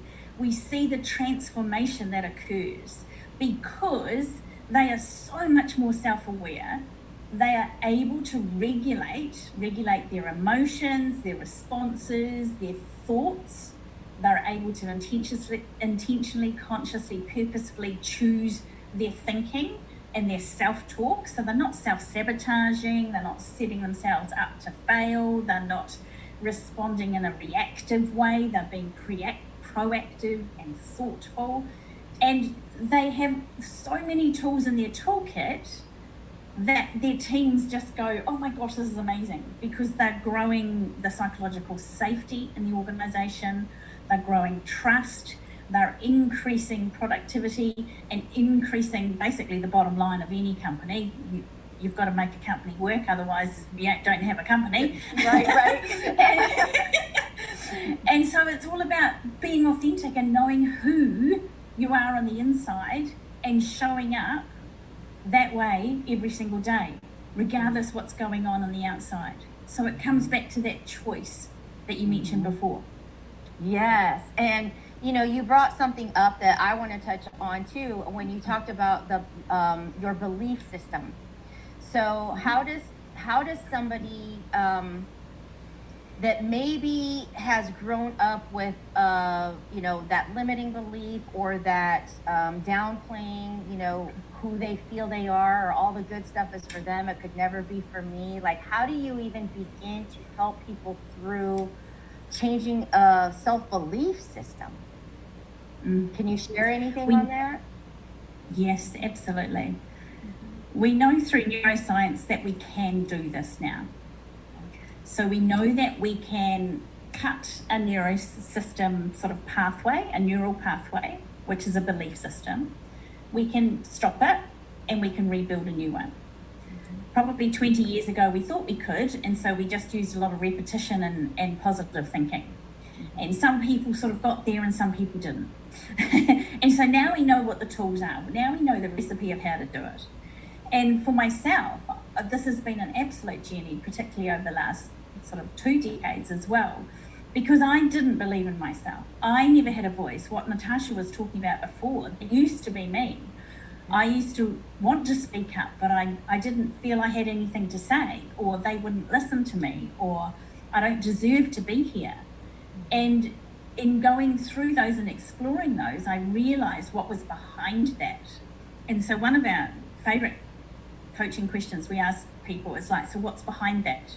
What's behind that? What's behind that? Because if I say, oh, well, I couldn't possibly speak up to those people in the boardroom because it's just too scary. So what's behind that? Well, I don't think that I can. I've done something like that before, it didn't go well. So what's behind that? Well, is it a fear of failure? Is it a fear of I don't deserve to be heard? Is it thinking that I'm not enough because of my upbringing and the way that I have experienced life and the interpretation and meaning that I've put on it? And none of this is right or wrong or good or bad. It just is. Mm-hmm. Mm-hmm. And as we come into the understanding of what are the belief systems, and realize that they're just patterns. So a thought that's repeated again and again and again becomes a belief system. So if we've created the patterns in the first place, now that we know that we can bust through the neural pathways and obliterate them and scramble them, we can build a new pattern. And then it just takes practice. And the practice is repetition plus emotion. And so we must have the whole of body. That's like going back to the pen and paper thing. We must feel it in our bodies and practice it and strengthen those muscles, just like going to the gym. Yeah. We strengthen those muscles. We can't do it 2 or 3 times and go, oh, well, I'm still a I tried that. procrastinator. I tried. Yeah, I love that in I business, tried. especially. Yes, when people are like, Yeah. well, I posted something or I put the offer out there, and it's like, and what else? Like, for how long? Yes. You know, I love Yes. that. Yeah. I did it 3 times. It didn't work. I was like, okay, let's do it 300 times. And I guarantee you would have found the working on the way. So, So it is really seeing this. It's really seeing this this new way, but feeling that it's already successful. Like feeling that it's already accomplished. Like trying to envision and imagine what that would feel like, and then trying to put yourself in that emotional state while you're repeating this and repeating this. Yeah. Yes. Yeah. So we call this the be, do, have model. So people often go, I want to have this. I want to have a successful organization or company. I want to have a promotion. I want to, I don't know, have a new car, whatever it is. It was, I want to have that. So what do you do to have that? Well, I save money to do that. I have an extra job to do that. I learn how to speak to people in organizations. So I practice my Toastmaster skills or my presentation skills, you know, all that sort of stuff. So I do to have. And the work that we do in authentic leadership is, if you want to have that, we come back to the be in the first place. So who do I be to have that? And when I say who do I be, it's if, for example, I was working with someone the other day and they were finding it really tricky to be the professional at work and also be their own person, because they were a fun-loving, humorous, person-oriented, amazing person, and they thought they had to be a different persona at work. So we're merging and saying you're one person. You're one person. You just dial up and dial down your strengths, your fun, your creativity, your adventurousness, your professionalism. You just dial it up and down when you choose to. And so we were looking at who do I be to have this incredible meeting on Friday afternoon with his teammates. And they were celebrating year's end and all the accomplishments that they've accomplished in the last 12 months in their business. And he went, oh, I don't know what that means. And I said, who do you be to have this fun? Are you being fun? Are you being open? Are you being courageous? Are you being curious? Are you being adventurous? Are you being compassionate? Are you being loud? Are you being whatever? And he went, I get it. And so he went bam, bam, bam, and he came up with his own list. And then it's like, so you be that now. And like you were saying, Elena, you be that now, you feel it, you be it, you practice it, you are it now. And as you be and show up every single day as that person, then you'll find it comes to fruition. Wow, that's beautiful. That's like, you know, these are things that you read, you hear, you pick up on. Is there anything that you can tell the person that's just kind of like, yeah, I heard that and it didn't work for me, and maybe they did only try it once or twice? Like, is there hope for that type of person that wants to see it as the negative Nelly, that it's just, I mean, because I'm sure you run into a little bit of all of it. What would you say to that person? Usually we call them on their BS. I love it. BS stands for 3 things: blind spots, because we all have blind spots, belief systems, BS, and the other BS, bullshit. BS, we all know. So we call them on their BS because it's just a pattern that we have put in place, that we've told ourselves the story to protect us. And so in the past it may have served us. However, right here, right now, that BS pattern is stopping you from going forward. Because if you're the person who's done it 2 or 3 times and it didn't work, and then you did this 2 or 3 times and it didn't work, and then you paid for that program for a while and it didn't work, then what's behind that? Because it's not the programs didn't work, and this is not about blaming you or shaming anybody in this moment. Right. This is about recognizing the pattern. Yeah. And once we recognize the pattern, we can bust through that neural pathway, and then create the pattern of I'm a follower througher. I'm someone who finishes. I'm someone who does things 100 times consistently, and then I assess if it works or not. And we create the narrative and the identity of who you are being, and then you will have a different outcome.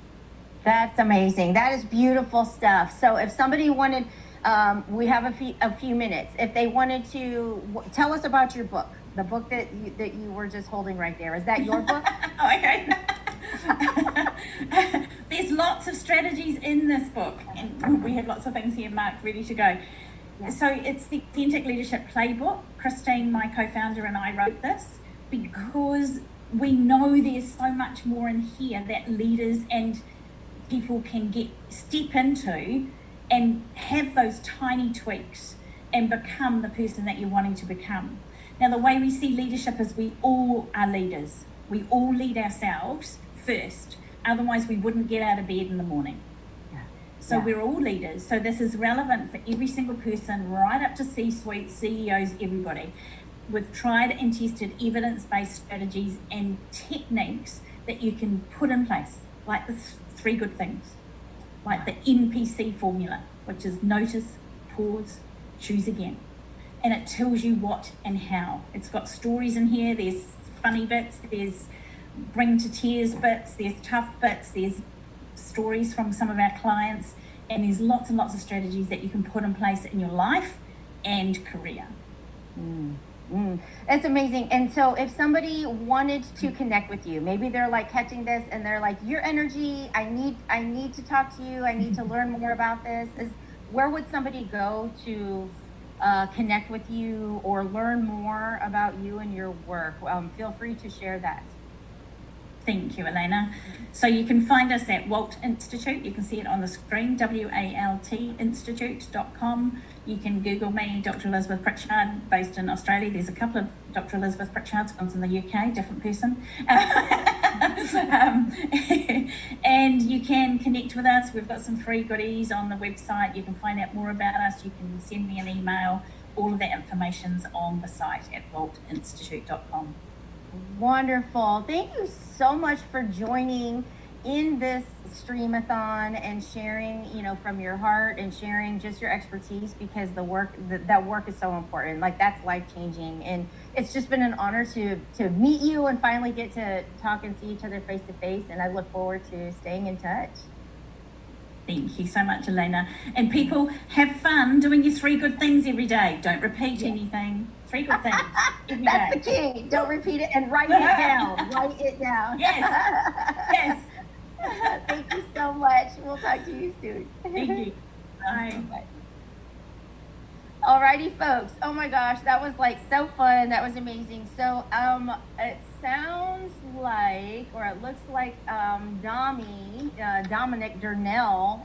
Let me try to see if I can get him messaged here. What I'm going to do is, we might be bringing him back on, but it's going to take me a moment. So I'm going to play, I did an interview with Tracy Hanton, from one of our previous Streamathons. And so I'm going to play that clip and try to get a hold of Dominic, who may be able to join us live here in just a moment. So stay tuned for that, and let me add Tracy to the stage. That I'm bringing on, I have the privilege of meeting in person for the first time at my Radiance event here in Fort Wayne, Indiana in February.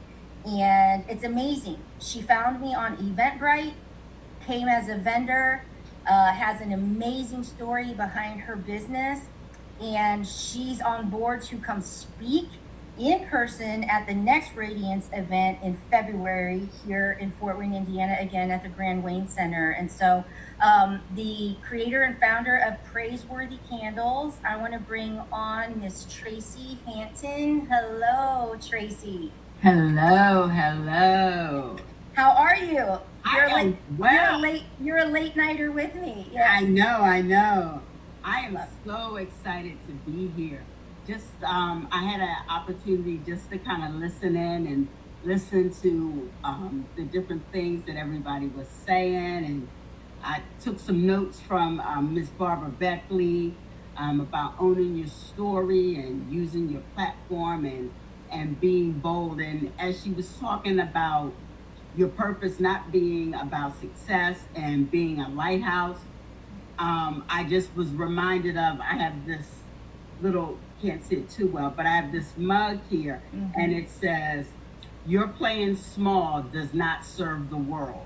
And so Ooh. that's kind of been a theme that we have been using in one of my my communities, because it was just so evident that as women, we were just playing small. I love it. I'm writing that one down We were because we were yes. just playing small. And so lady who does Tumblr, she put it on a tumbler for us so that we can always remember as we're drinking out of that tumbler. And what a reminder we need. Your playing Yes. small does not serve the does world. not serve the world. And you know, if we are a lighthouse for someone's storm, then we really can't afford to play ourselves small. We really No. can't. No. And so that was just so. Her piece was really really on time, because I feel like I suffer from perfectionism. And so perfectionism hinders me from execution. Oh, girl, we need to get in that conversation because I'm all about the progress. Like, just do it. You might have not heard earlier, but I always call that first thing to come out. Everybody's got a shitty first draft, and I use that because of the books that we've written. But you gotta get out there, and then you can clean it up. Yeah, do it messy. Do it messy. Yes. Yeah, Yes. I had someone, that's what they said, something they was asking us to do, and they said, do it messy, and then you can figure it out, you clean it up, and you go back the next time and you do it, and it just gets better and better after that. So Yeah. Yeah, but honestly, coming from a place where you know that perfection is there, it's easy for us to say those things. Just do it. Do it messy, shitty for sure. But honestly, like it is difficult. And It how is. do you get beyond that? Like honestly, what kind of support is needed to help the one that wants it to be perfect to just get started? So for me, it's about community. And being in, whether it's one community, two communities, three, doesn't matter. But being in segments of community where it's okay for you to be your authentic self, because they're going to be their authentic self. And so they're going to show you what they're doing, but they're going to show you their mistakes too. Because if you think about it, if we get so stuck on social media, I made $6,000 in 6 days, and you can do it too. And For just $49.95. yeah, and then when you get the information, you're like, do this, this, and this, and that's gonna do it. And they're not telling you, oh yeah, it's probably not gonna work the first 5 times. You know, they'll tell you. That's in the fine print. That's in the fine print down They'll there. tell you, reach out to influencers and they'll respond to you. But there's going to be tons of them that will not respond to you. And so they're not always as authentic. And so I love when I get attached and connected to communities that we can just all be real. One of my candle communities, we always say there's no competition. No, We don't gatekeep. no. We give out the information for others to succeed as well. Yes. And we don't look at how slow or how fast somebody else is moving, because the way that God needs their story to roll out and the way that God needs your story to roll out are two different things. You might still be in a realm of preparation, and being in a realm of preparation isn't a bad thing. So you got to be comfortable. You know what? God is preparing me for whatever that next might be. Yes, and I love the competition thing. I've never quite understood, and maybe it's because God, like when He gave me that message of remember who you are, remember whose you are, and boldly step forward and show your crown. We all have a unique crown. There's Mhm. enough. God is a God of abundance. Like there's enough for Yes. everyone. So why feel like you have to compete as if, you know, there can't be two candles in the world? Do you know what I'm saying? Exactly. Exactly. So I want you to share, like, this is your first Christmas in July stream-a-thon. Yes, it is. And the fact that I want you to share, like, you found the event on Eventbrite is what you told me when we met in person at my event. I didn't know who you were, and you didn't know who I was. Exactly. Right? So how courageous, like how brave and bold, like to take that step and just say yes to something that must have drawn you in or something, you know?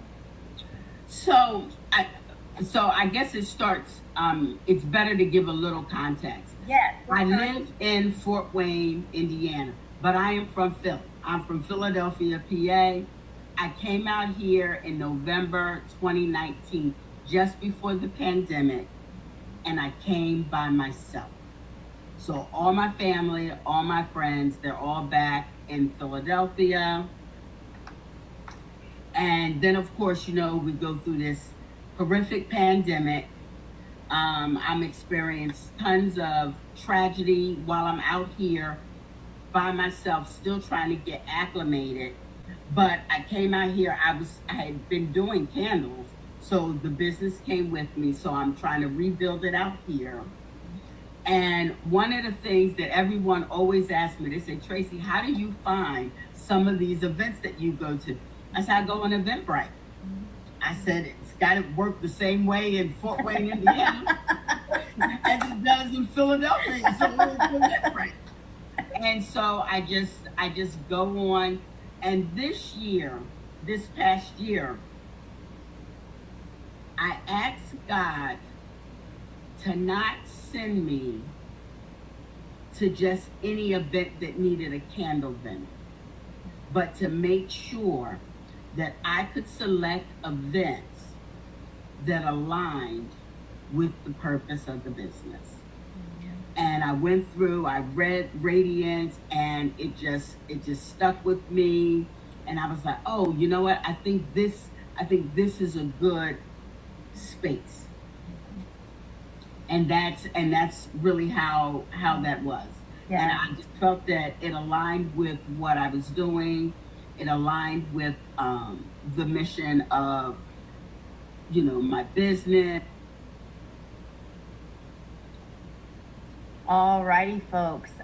We just had somebody that is going to join us, so I wanted to stop the recording that was going to be playing and see if we can't bring our next guest on here. Give me a moment.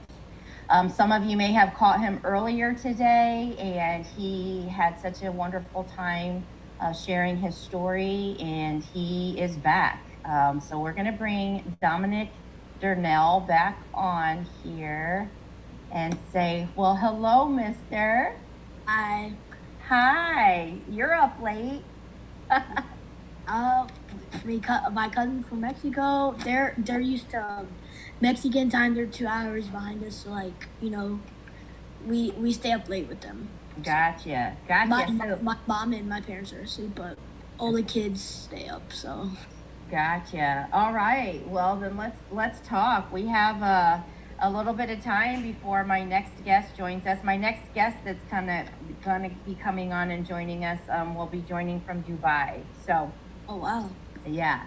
So we just had a couple guests from Dubai, and then we just had one from Australia. We had one from Ukraine, and here we are. So, what do you feel like you want to share?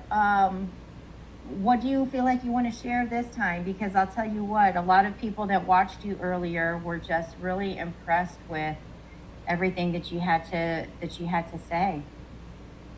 So maybe I could talk about like my experience in the clinic, what I felt like, and maybe I could talk about what I did through all last year and stuff. You know. Yeah, what I think talking about your experience in the clinic is a good place to start. Because I think some people need to hear it from you know how it felt for you. You know. From a kid's, yeah. From a kid. Yeah. Yeah. So, I would say in the beginning it was definitely I would say at first I was like happy but not, because like I realized like, oh wow, I get to stay at home. Like every kid's dream, you don't have to go to school, you get to stay home, play games. That's every kid's dream. But then the reality hits, like when you know like every day you can't do as much as other kids, and you just sit at home all day. And that, I would say that is one of the hardest things I had to deal with, because I was like, oh yeah, this is gonna be fun, you know. And then I figured it out pretty quickly, because I realized every day was just a cycle, you know, you just stay at home. And that's what happens. I would say my experience in the clinic, some days it was very hard, because like, for example, we would go for like 9 or 8 hours a day for like, for example, like blood. I would get blood if my numbers were low. I would get platelets, which could still happen to me. Like today, when I'm going the 16th to go back to the clinic. Like I said, I go every 3 months, so. And when you go on the 16th this time, you're doing another spinal tap. Is that what they're having to do? A spinal tap, and then after, when I wake up, I'll do a antibiotic, I believe, and then I keep. Okay. And so knowing, you know, that you've gone through that, how do you feel about needing to go in for another one? Is it become something that you're used to now, or how do you feel about it? I would say, yeah, I'm very used to it, because I've probably gone through, I would say, 20 spinal taps in the past year. And at the beginning, I would always get so scared of them. I very much disliked the anesthesia at all. Now I would say it's not as bad, you know, because like I've gone through so much. But like at the beginning, that was a very one of my struggles. Well, it was probably scary too, huh? It was scary because I've never done any surgeries. I've never broke anything, so I've never had to go under it. So I would say that was probably one of the hardest things in the beginning, and probably till the start of this year. Honestly, it was for a long time. I just didn't like the feeling, how it made you feel, you know. So, is there anything special that you do, like, to get yourself prepared when you know that you're going to be going in for things? Yeah, I would say I use peppermint oil. That helps with my nausea. Because my nerves get really bad when I think about that stuff when I go in. I mean, it would help if I could eat, but on spinal tap days I can't. Until I wake up, because you gotta have an empty stomach when you go under anesthesia. So I would say what prepares me is peppermint for my nausea, and gum for when they flush your stomach, like, or I mean not your stomach, your port. Okay. Like, Now, do you still have your port in?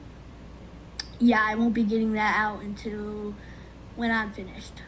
Okay, gotcha. So like, let's say, like, with your port, how how is it like, because I've seen you swim and I've seen you like have a good time and stuff. Do you have to like cover it a certain way to not get wet, or how does that work? So basically, obviously, you know what a port is. It's for accessing so you don't get poked multiple times. But you don't have to put anything over it unless if you're accessed or there's an open hole, which means right when they took out the needle, Okay. you know how it bleeds. You Yeah. can't shower, you can't go in the pool when it has an open hole. You gotta wait till it closes Okay. because so you don't get an infection and you know you don't for example, like you just said, if I swim in a pool, if I swim in a pool that is trusted, like my pool or like my friend's pool that has chemicals in it, you know, that you know has chemicals in it, it's good. But if you go into like a public pool, then you don't know what to expect. Right. Because And you could, and especially like, I can't go into oceans, lakes because those are so dirty. I could get an infection with my pool and stuff. So yeah. If there's another kid that like kind of comes across one of these videos, because this will stay out on YouTube, kind of like indefinitely, you know, what kind of message would you say to them if they are just starting a cancer journey right now? I would say at first it sounds like so like unreal. Like it just like I know it might not feel like it's happening, but you're gonna have to go through it, so you're gonna have to stay strong. You can't take it away, so you have to face it, and you have to be strong about it, and you have to overcome it. That's what I kept on telling myself, and look where I am. Yeah, and you're doing amazing, and that is so strong and brave to be able to look at it from that perspective of just having to go through it and overcome it. Yeah. So what else can you tell us about your clinic days? Probably like just doing nothing. Like that was probably the hardest thing, honestly, just sitting there. I can't imagine how hard it was for my mom just to sit on those long days, like I was saying, the 8-hour days, which kind of happened often in like the beginning. But I couldn't imagine how hard it was for her, not just me, because she would have to sit there on her phone for 8 hours, you know? Yeah. Sit there. And obviously sometimes I let her come in my bed because I could tell how uncomfortable it was for her. And just sitting in the hospital room? Well, in the clinic. Oh, gotcha. Yes. Yeah, in the clinic for 8 hours, but also in the hospital room. She had to sleep on the couch. I couldn't imagine how bad that was. And eventually we figured out Ronald McDonald, and that's where she started getting rooms, and that's when it got a little better. Okay, good. And so, you know, are you still having to take like that many pills, or are you down to like just your one chemo pill? Remember you talked about like having to take almost 16 pills at a time? Well, those weren't necessarily chemo pills. Some of them might have been at the beginning. But I'm pretty sure those are like, I honestly don't know. That was like the first week I got it. Like I couldn't tell you, but I would be guessing like antibiotics for like no infections at the beginning. I would be guessing like, you know, those type of medicines to make you feel better. But at the moment, I'm currently taking, on Thursdays, I take something called methotrexate, which that's more pills. But every day I take one pill. But it depends how my numbers are. If he likes how my numbers are, he'll raise the dosage. But if he doesn't, he'll like even it out, you know. Does the difference in dosage, do they make you feel like sick to your stomach at all, or is it just something that you take and it doesn't really make you feel any certain way? It actually really doesn't. I mean, when I take them, they kind of actually make me feel better, almost like no nauseous. Like, I haven't took my nauseous medicine, I would say, in a while. I only really need to take it if I like eat something that hurts my stomach. Okay. I don't have to take it like on a daily basis anymore, like I had to. Well, that's good. That's good, because I'm sure that was just another layer of another something to have to take, right? I would have to wait the 6 hours, and then as soon as it was up, I would take more. That's how it was. I remember mostly last year, sometime this year, but like at the beginning, kind of.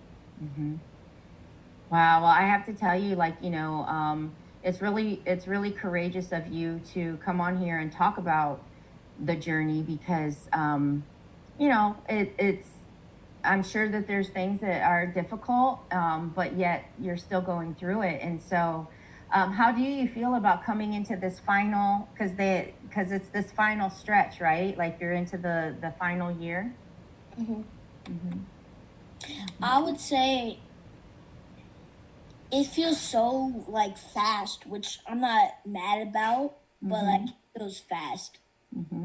And I'm glad it went fast, so I didn't have to deal with it as long. But I would say I made a lot of good memories with having it, and I've learned more about myself with having it. I've learned what I am capable of doing, and I've learned my thoughts, I've learned my faith, whatever else you can name. So I would say it's just kind of a mixed emotions. Yeah, because sometimes, and we talked about this earlier with one of the other guests, that sometimes you look at those difficult moments in life and they actually turn out to be a blessing. Yeah. Right? And is that kind of how you're able to look at this whole experience, even though it's probably not one you would have chosen for yourself, but you're able to see how much it's actually changed you and grown, you've grown through it. I would say because it really changes me, I feel like, because I get more closer to my religion, I get closer to God. I get closer to myself. Like, honestly, I didn't know, like, deep down, like, I didn't like express myself before. I feel like I just like opened up when I did get. That's really awesome. Like, honestly, that is really awesome to already have that awareness about yourself. Yeah. Also, it's maybe because I'm older, but still, I think it's definitely one of the reasons is because of cancer, and I've realized all the things I'm capable of. Yes. Going through cancer. Absolutely. And so, like, let me ask you, because coming from a cancer journey that you're going through, do you wake up every day and like look at your life differently?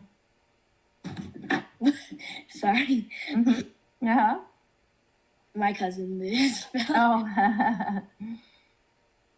I would say waking up differently. What was the question again? Sorry. Yep. Just knowing, going through a journey of dealing with cancer at such a young age. Like, do you wake up and just kind of look at your life differently now? Well, at the beginning, 100%, but I would say now, not so much, because like I said that earlier, I am feeling back to myself and stuff. Good. So at the beginning, I would say it's just so. This is, in my opinion, this is the worst time to have cancer because it's middle school. In my opinion, that's the worst time because that's when you're going through all the drama, friendships, and I kind of missed half of that. So that was now. Are you able? Well, it is summer break right now, but are you able to go like continue moving on with the next grade and go back to school full time then when the next session opens up? Yeah, I will be able to go full time for seventh grade. Last year, I went only half days for for half of the year. Then the other half I did full days. But my doctor said I'm supposed to go full days this whole year. So let's see how it plays out. Hopefully it stays that way. Good. Well, good. I mean, especially starting junior high in seventh grade, because that is still considered like just the start of junior high, right? Yeah, at my school, it's considered middle school, but at my school we call it junior high. So Okay, gotcha. So have there been any like really best friends that you have that have been there for you like through everything? I mean, I know you have a lot of friends, but has there been any like special best friends that have been there for you like through it all? very much. If you counting school, I would say there's a lot out of school too. But in school, there was these two friends that every day they would be asking, do you have time to play with us? Would you like to call? They were always there when I obviously couldn't visit them in person. And my friends I sometimes could that are closer, like my dad's close friend's son, like I get to see him more than my other friends. He was there for me. Their family was there for me. A lot of my mom's friends, families, just a lot of people that have kids around my age were there for me. Yeah, that's really awesome, and I'm glad to hear all of the love and support. So what is another something that you feel like we should know as you've gone through this experience? As a like what do you think is important to share that people might not realize as you've gone through this experience? I would say what I've realized is that, like I was saying earlier, everything is fine, everything will be all right. And I would like people to know, like I said, that I'm planning to make a book. When I'm done with all this, I'm planning to make a book. So, Yeah, I'm excited for that. I think it'll be real important. I feel like we've got a little crackle. Can you hear it? Hello? Like a little echo or something. Yeah, I just echo around. Yeah. So, what do you see? So when you go in next week for that Spinal Tap, do you stay like laid up in bed for a couple days, or is it just that one day and then you're good to go? Just that one day and I'm good to go. Good. That's nice. Yeah. So when you showed your Bible earlier with all the highlights and stuff, do you read it at a specific time, like every day, or just when you feel like it?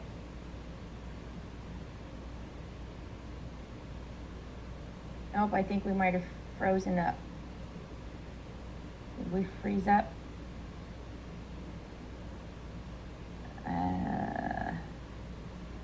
Can you hear me? I think we might have frozen up.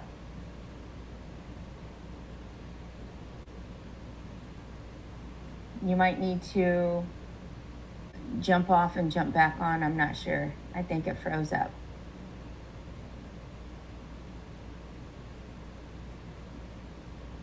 I don't know if you can still hear me.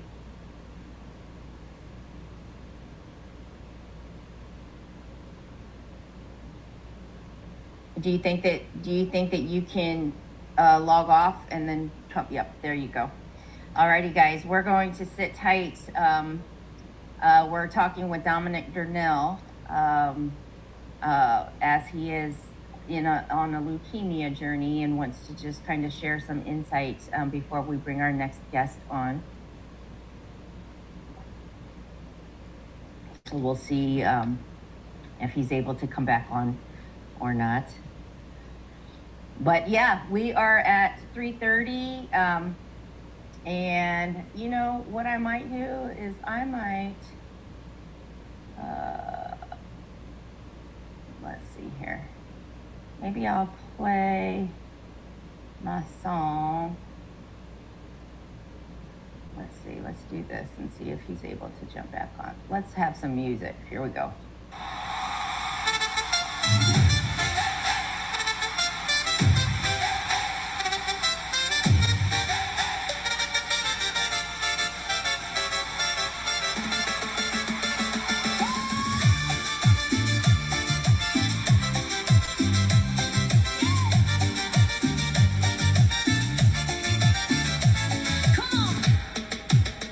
There was a night I thought would never end. Silence in the room, louder than my breath. Somewhere in the dark, a spark kept whispering, this isn't where your story stops. Little by little, the light came back, not all at once, just enough for the next step. Come stand in the circle of hope. Let the rhythm move your soul. No more carrying the night alone. If you're searching for a sign tonight, Navidad llegó in July. Different stories, different scars, different prayers under different stars, but the rhythm pulls us together, and suddenly the broken feels strong. One voice becomes two, two voices become a sound, and the sound becomes fire, spreading all around. Come stand in the circle of hope. Feel the heartbeat in the room. Hands in the air like we made it through. If you're searching for a sign tonight, Navidad llegó in July. Circle,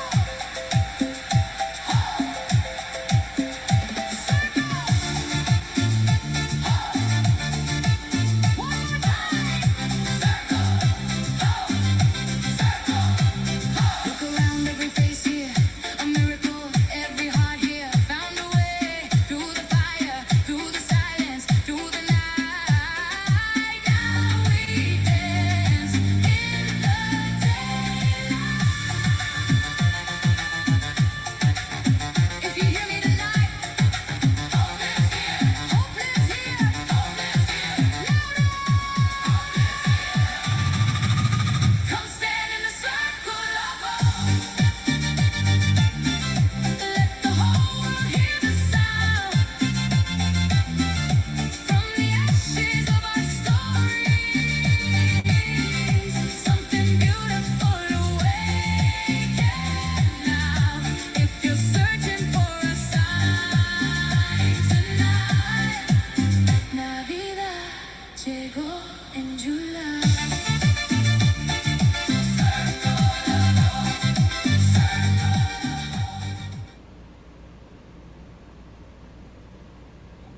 All right, here we go. We're gonna bring Dominic back on. I think we got cut off. There you are.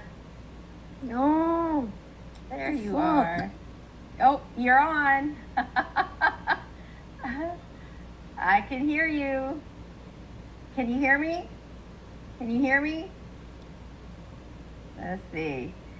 I feel like I heard him. Let's see. I think I heard you. I heard you. Could you hear me? Let's see. So we'll try here and say, are you there? Oh, okay. There we go. Sorry. That's okay. Can you hear me? Yeah, sorry, Okay. my internet like blacked out for a second. I don't know what happened. That's okay. That's just technology. So where were we? I had to play a little song in there so I could get to moving. So let's see. We've got probably 20 minutes, and so what's some more messages that you want to leave for people? What are some things that you want to share? I would like to share some things about like, let me think. Maybe about like your faith. I would say you gotta keep faith because, like I said earlier, at some points, obviously it's hard to keep faith. It really is because you're going through so much. At some points, I couldn't even like move. That's how bad it got. And like, you just gotta keep faith. And even if you can't physically go and talk to God, just talk to Him in your mind if you're laying in a hospital bed. Just keep your faith wherever you go. It really does help and touches you. And Yeah. And I think that that's important when we're here and we're talking about keeping hope, staying hopeful, and then having faith. I think those go hand in hand. You know. Hope and faith are definitely two great things you need to have when you're going through a journey. So yeah. And it's very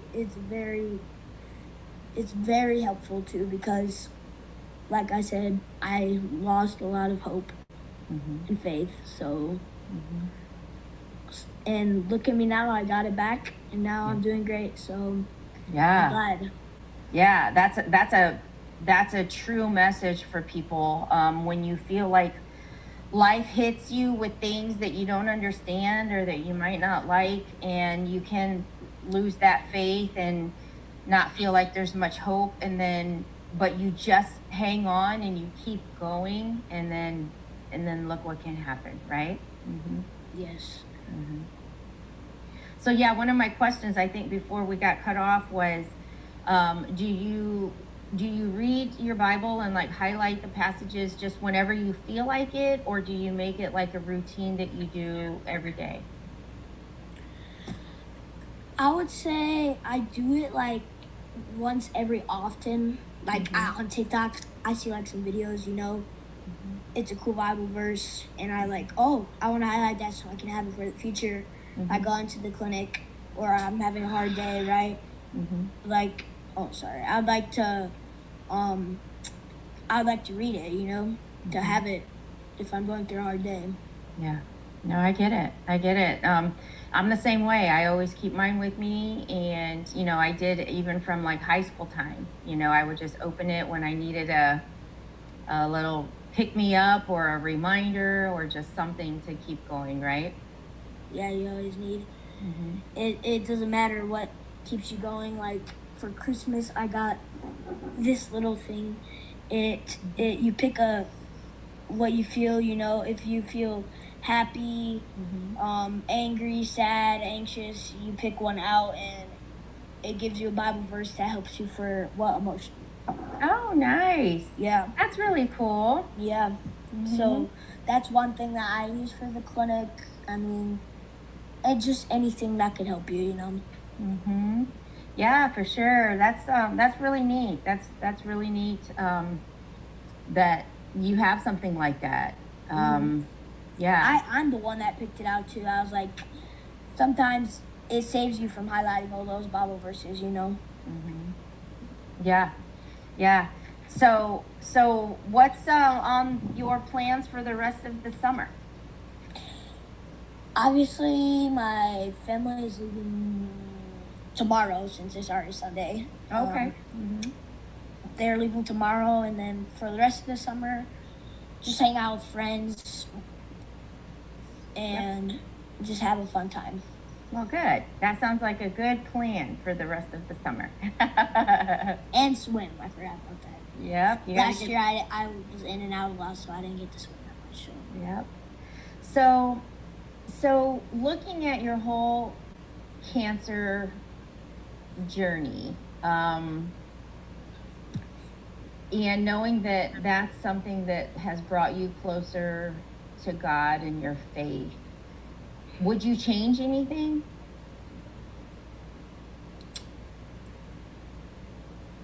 I would change losing it, which you can't really change, but like if I could, I would. So I would always stay faithful. So maybe I wouldn't have as less downtime, you know?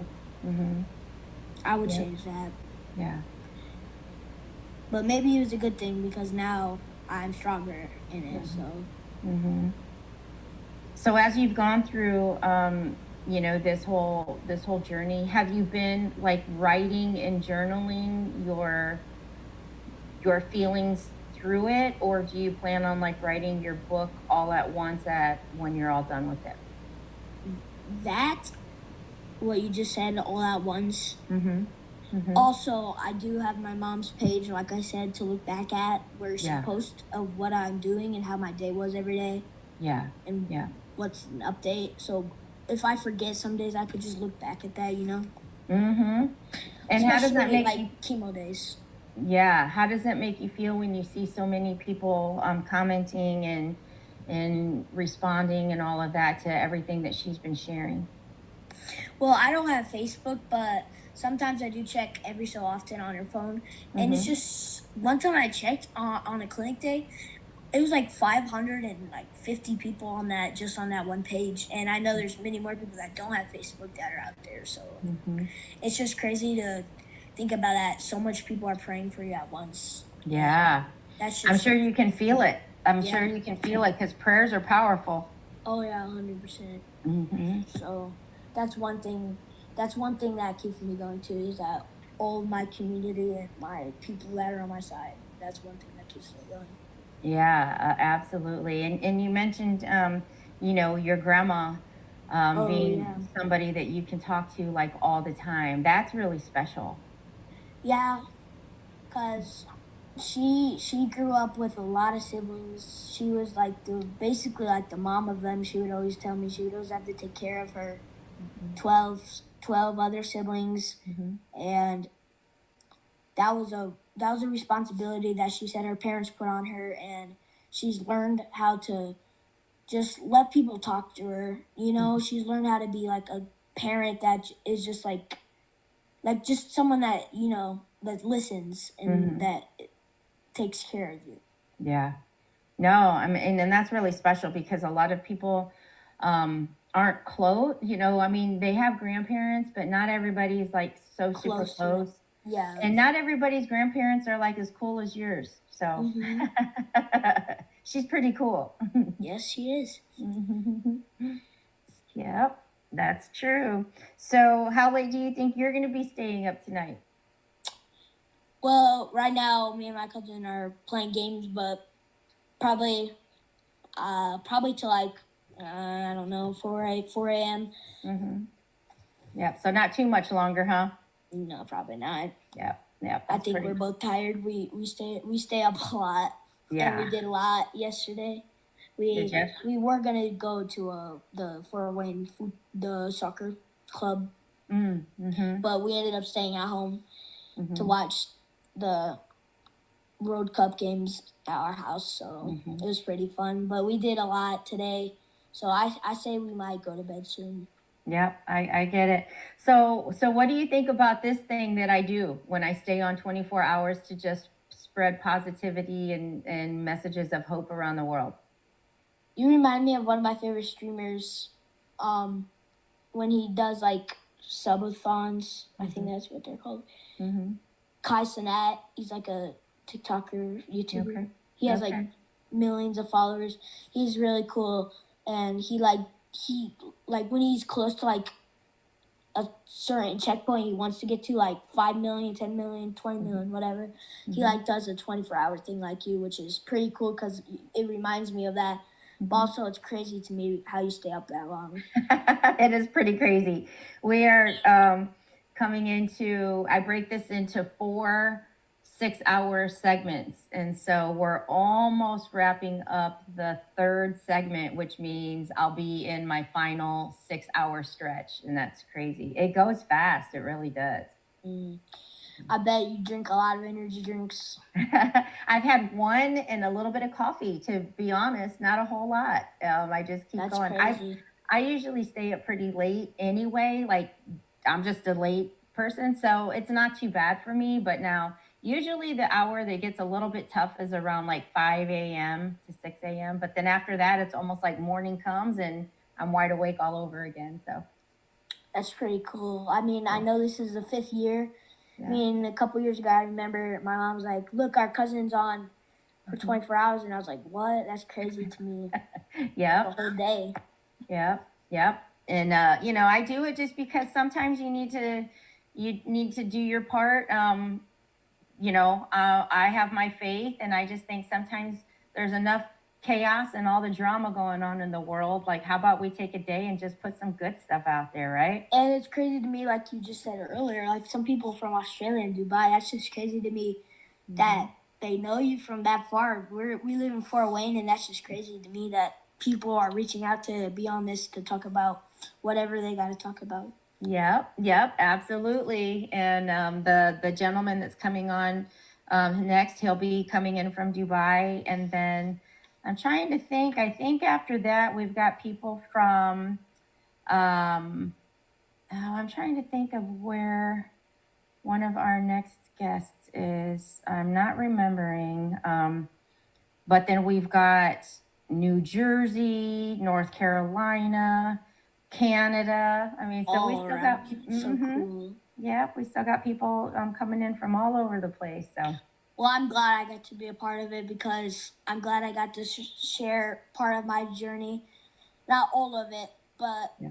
I know you promote people. Some people promote what they promote. mhm. But if I had to promote something, my book, and probably not till next year sometime when I Well, there we finish. go. So Yep. yeah. Yep. Well, when you get that ready to go, you'll definitely have to do an interview on it, and so that you can share with people what it is and where they can order it and all the good stuff. So Maybe next Christmas, July. yep, it'll be ready to go. I would love that. So, and I'm always here to help you. Yep. And I know Yep. you publish some books too, so Mhm. that would be nice to know someone from experience. So Yep. We can definitely do that. So I'm going to probably go ahead and start wrapping things up so that we can get ready for our next guest that's going to be coming on. If you're good with that. yeah, that's great. Okay. I just wanted to come on and keep company. I So- appreciate it. I appreciate it. I love that. There was one year that Gina did that. Gina was up like really, really late overnight and helped keep me company. Because this hour is really hard for people here locally because not a whole lot of people stay up like we do. Yeah. All righty, buddy. You Thank get some you. rest. I love you, and we'll talk to you soon, okay? Bye, everybody. Okay, that is so special. He is absolutely a gem, and the comments and everything that he got from earlier being a guest is just so amazing, and it's beautiful that we can actually learn so much from kids that are going through their own journey like that. So awesome. So we are going to wait here. We've got about 10 minutes before we bring our next guest on. But if you are just tuning in or you're new to the Streamathon, I want to give you a little bit of background information if you're just catching this. And then this is our 5th annual, which means we have been here. This is our 5th year, and it really came about when I became widowed on Christmas Eve of 2018, and wanted to turn the experience into something that poured hope, love, and inspiration around the world, because we can choose, as we have heard from different guests throughout these hours, that really so much comes down to a single choice. a choice of how you're going to look at a circumstance, a choice of how you're going to react, a choice of what you're going to do. Like, it really boils down to that. So as you're watching, as you're catching these segments, we are going to have them available on YouTube.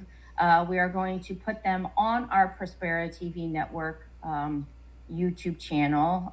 They will stay on Facebook until I think Facebook decides to bump us off. But we do still have one more segment. So as we bring our final guest on of this segment, number 3, this segment is Hope from Around the Globe, which we have had people join us from all over. Then we will go into our final stretch. We will go into the final 6 hours, and it's a packed full lineup from there too. So just lots going on. I'm trying to see what I have here. This is the quiet hour. I'm not going to play a whole recording because we do have somebody that will be ready to come on. But if you are there and you're watching, please let us know.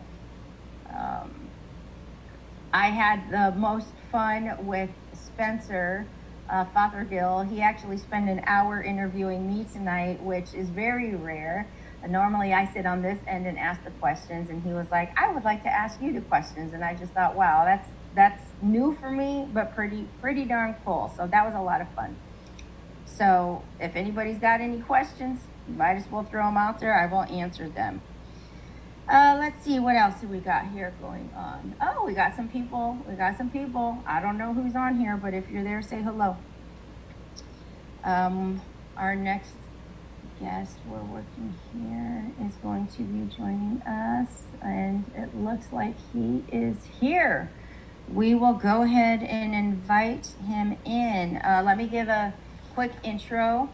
And you can correct me in just a moment if I get your name wrong, but I have Rajiv Daswani here. He's the founder of A Happiness Coaching Center, AHCC, a co-founder of the CEO Maker, and an executive conscious leadership and organizational development coach with over 20 years of business leadership experience. Passionate about humanizing organizations, he helps leaders and teams build self-awareness, strengthen executive alignment, and create high-performing cultures. His work combines behavioral science, executive coaching, and experiential learning to help organizations navigate change and grow the people who grow the business. I actually love that. Grow the people who grow the business. So let me bring him on here now. We will add hello. Hi, Elena. How are you? I am doing wonderful. I am still going. So I don't know how much Laura filled you in on all of this, but I've been here for, I think we're in our 14th, 15th hour, somewhere around there. So yeah. Right. Well, bless you. I love the journey. I love the cause, and I'm so happy to be part of this. Thank you so much. So why don't you tell people, who you are and where you're joining us from? Well, I'm joining you from Dubai. My name is Rajiv Daswani. As you can see, it's the early afternoon now, so we're on the other side of the world. Yeah. And as you beautifully introduced me, thank you so much. I am the founder of a Happiness Coaching Center and the co-founder with my partner Lara Khoury of the CEO Maker. And it's a journey that's very dear to us because I've been in the leadership space for a long time. I ran an engineering company and experienced what leadership's all about. As you know, you take a baby of yours and you grow it and you go through all the cycles of that journey. And what no one told us, Elena, was where to look for that manual. You know that human life manual that we never get? So that was the learning I had, that just like everything else, it's so important to stay connected to being human. And it was a message that that really drove home for me as I went through that experience, because I realized initially when you have something you set up and it's a baby, you do everything, you roll up your sleeves, you do everything with so much love. And what is the glue that keeps it all together? It's the love, right? That we have for it. And how we connect to every little thing. Every little win is exciting. Every little fall is also exciting. Like a baby, you pick him up and say, okay, it's fine, we can do this, right? So that was the journey that I enjoyed. But as the company started growing and as more people come in, you start to realize that the role of a leader goes from, the doing initially, and then eventually it moves into that space where you're just taking a step back, you're doing strategy, you're trying to build, and now you try to motivate, inspire people around you. And you learn that what was driving you, the purpose that was driving you, is not necessarily the purpose that everybody else brings to the table, right? And a lot of us in that space forget, right, that everybody has a purpose. You have to tap into that, right? You forget that the values that may have driven you may not drive somebody else, right? Or even if you have the same values, they could mean something else to other people, right? They could bring them to life differently. And then came the complexity, Elena, of understanding the way I behaved, the way I saw the world was not necessarily the same way the team saw the world, right? So eventually, as you're growing through this journey, you start realizing, why am I feeling so lonely? Right? What's going on here? Right? When you hold things accountable, people accountable, maybe the way you hold someone accountable might be different than someone else, right? The way you see the world being right, someone else may not see it, and then you start seeing the different layers, right? And then comes this whole journey, and people talk. I mean, of course, lots of us consultants work on culture and people engagement, etc. Where does it come from? Right? It comes from the desire of having people come together as one and create really impact together through whatever we're doing, right? And then it's being able to tell that story the way you need to tell it, right?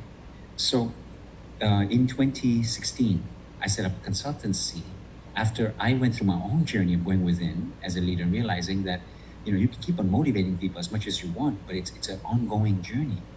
But inspiration is a very different game, right? And coming from that space where you can inspire someone to tap into something that's important to them, tap into their own purpose, understand what values look like for them. And then don't just find values that mean something to you, but something that means something to all of us together that inspires us all to create a common impact, right? Yes. How can we make that positive difference?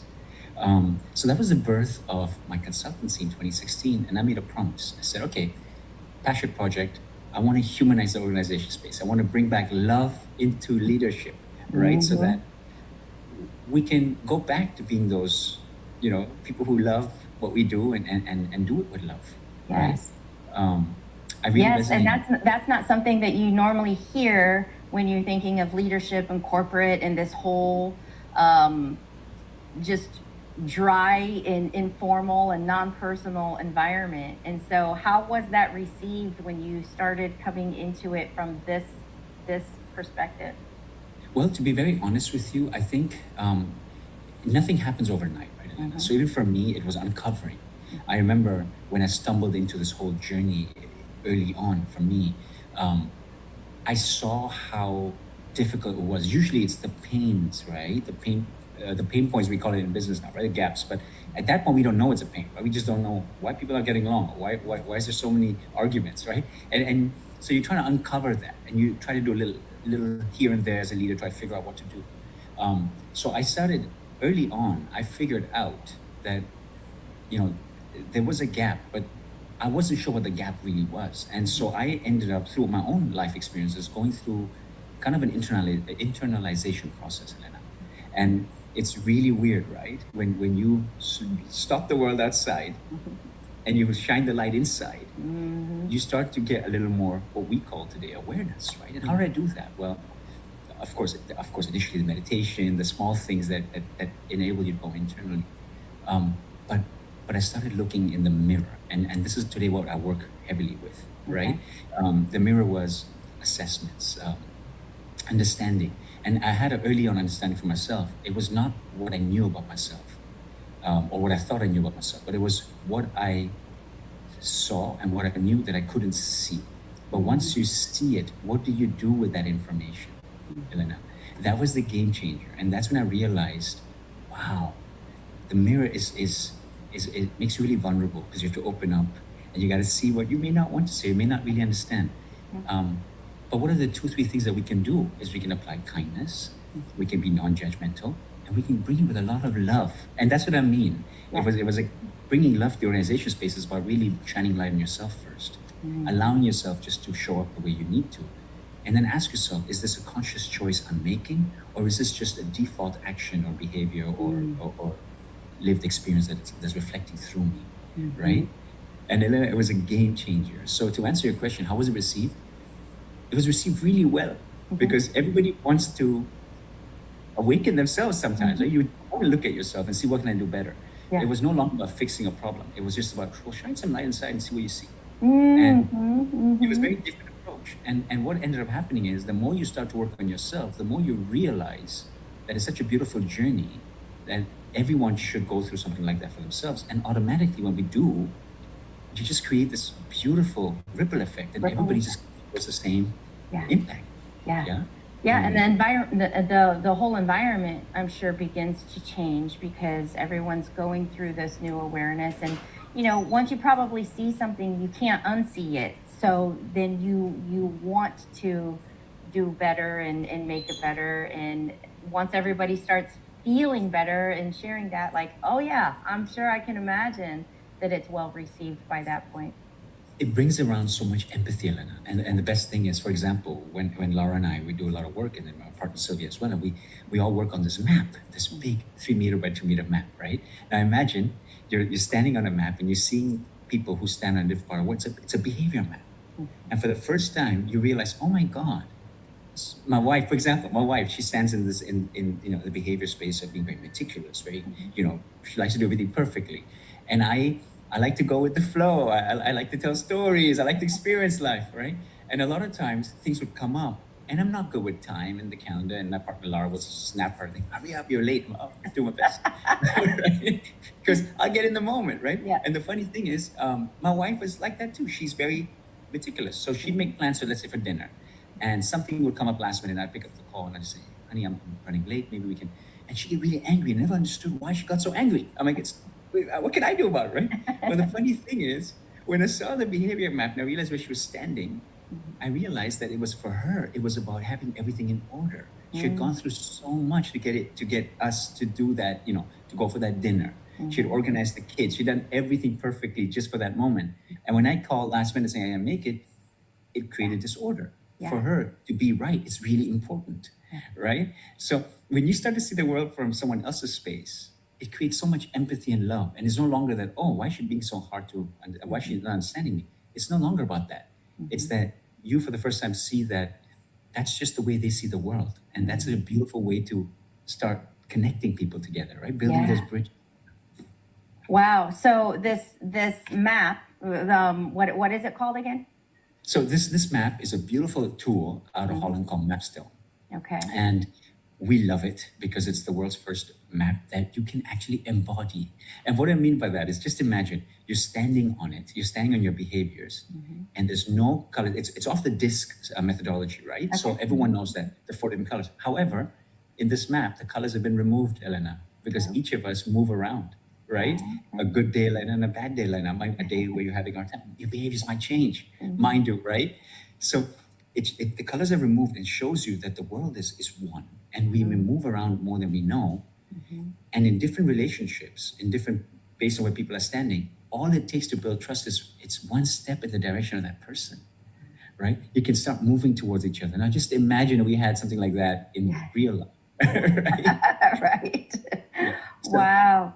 Yeah. Wow. So with this, is this like something you bring into the work that you actually do with corporations, or? Yes. In fact, so what we run a program called the CEO Maker, and what we do is we use the world's best tools. Like we've chosen assessments, handpicked them. We've experienced every one of them. Like I told you, I used this in my life, and I realized what a difference it made. And we layer it up, so it's no longer just about having one assessment and doing one more exercise. It's really about bringing different mirrors to each individual and allowing them to see themselves in different dimensions. We've created something called the 1080 Coach, which allows us to also see what's being said, what's not being said, removing all the biases, right? Ultimately, the whole idea because that's probably as equally important as what's being said, but what's not being said. What's not being said, what the body says when you don't step on something or when you move away. And also shining a lot of love there so they can understand there's no right or wrong here. It's just, okay, well, this is how you see it. Now that you see it this way, what do you want to do about it? Is this okay? And that's why we take this journey into what I call conscious leadership. Or working with conscious organizations is just making choices that come out of the space of love that allow you to just be who you are authentically. Without those masks, Elena, and it's a very different world when you do that, right? Yes. How do you, so when you are first coming in and you're explaining, the work you're going to do, does it kind of freak people out in the beginning, or are they just like, yeah, let's do this? What's usually the take on it? I love that question. I really do. And I'm going to give you the real answer. Are you ready for this? Yeah. No, it doesn't scare them. And I'll tell you why.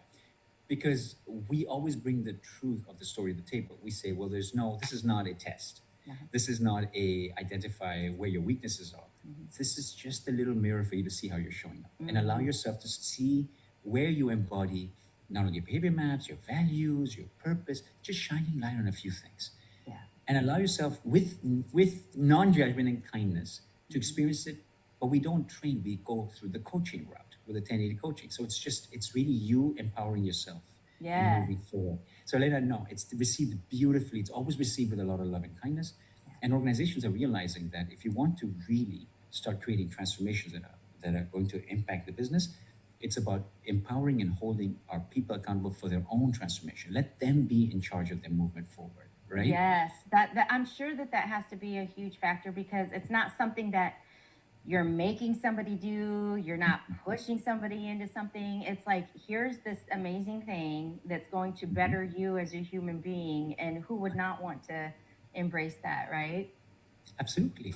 And what we love, and Laura is amazing at this. She's been talking about this. I made a promise to her for a while. She's like, we got to bring this for kids. Kids have experienced this, right? And I was like, yes, you do. You're right. Because there is that innocence as we were as kids, right? With this ability to dream and do what you want to do, right? Or study what you want to study, but then you're not sure you should. How do we get to know ourselves? And she's like, just imagine we could help. Oh, did we freeze? There we go. We're back. All right. So I said, imagine if we had these mirrors when we were young and just allowed ourselves to see.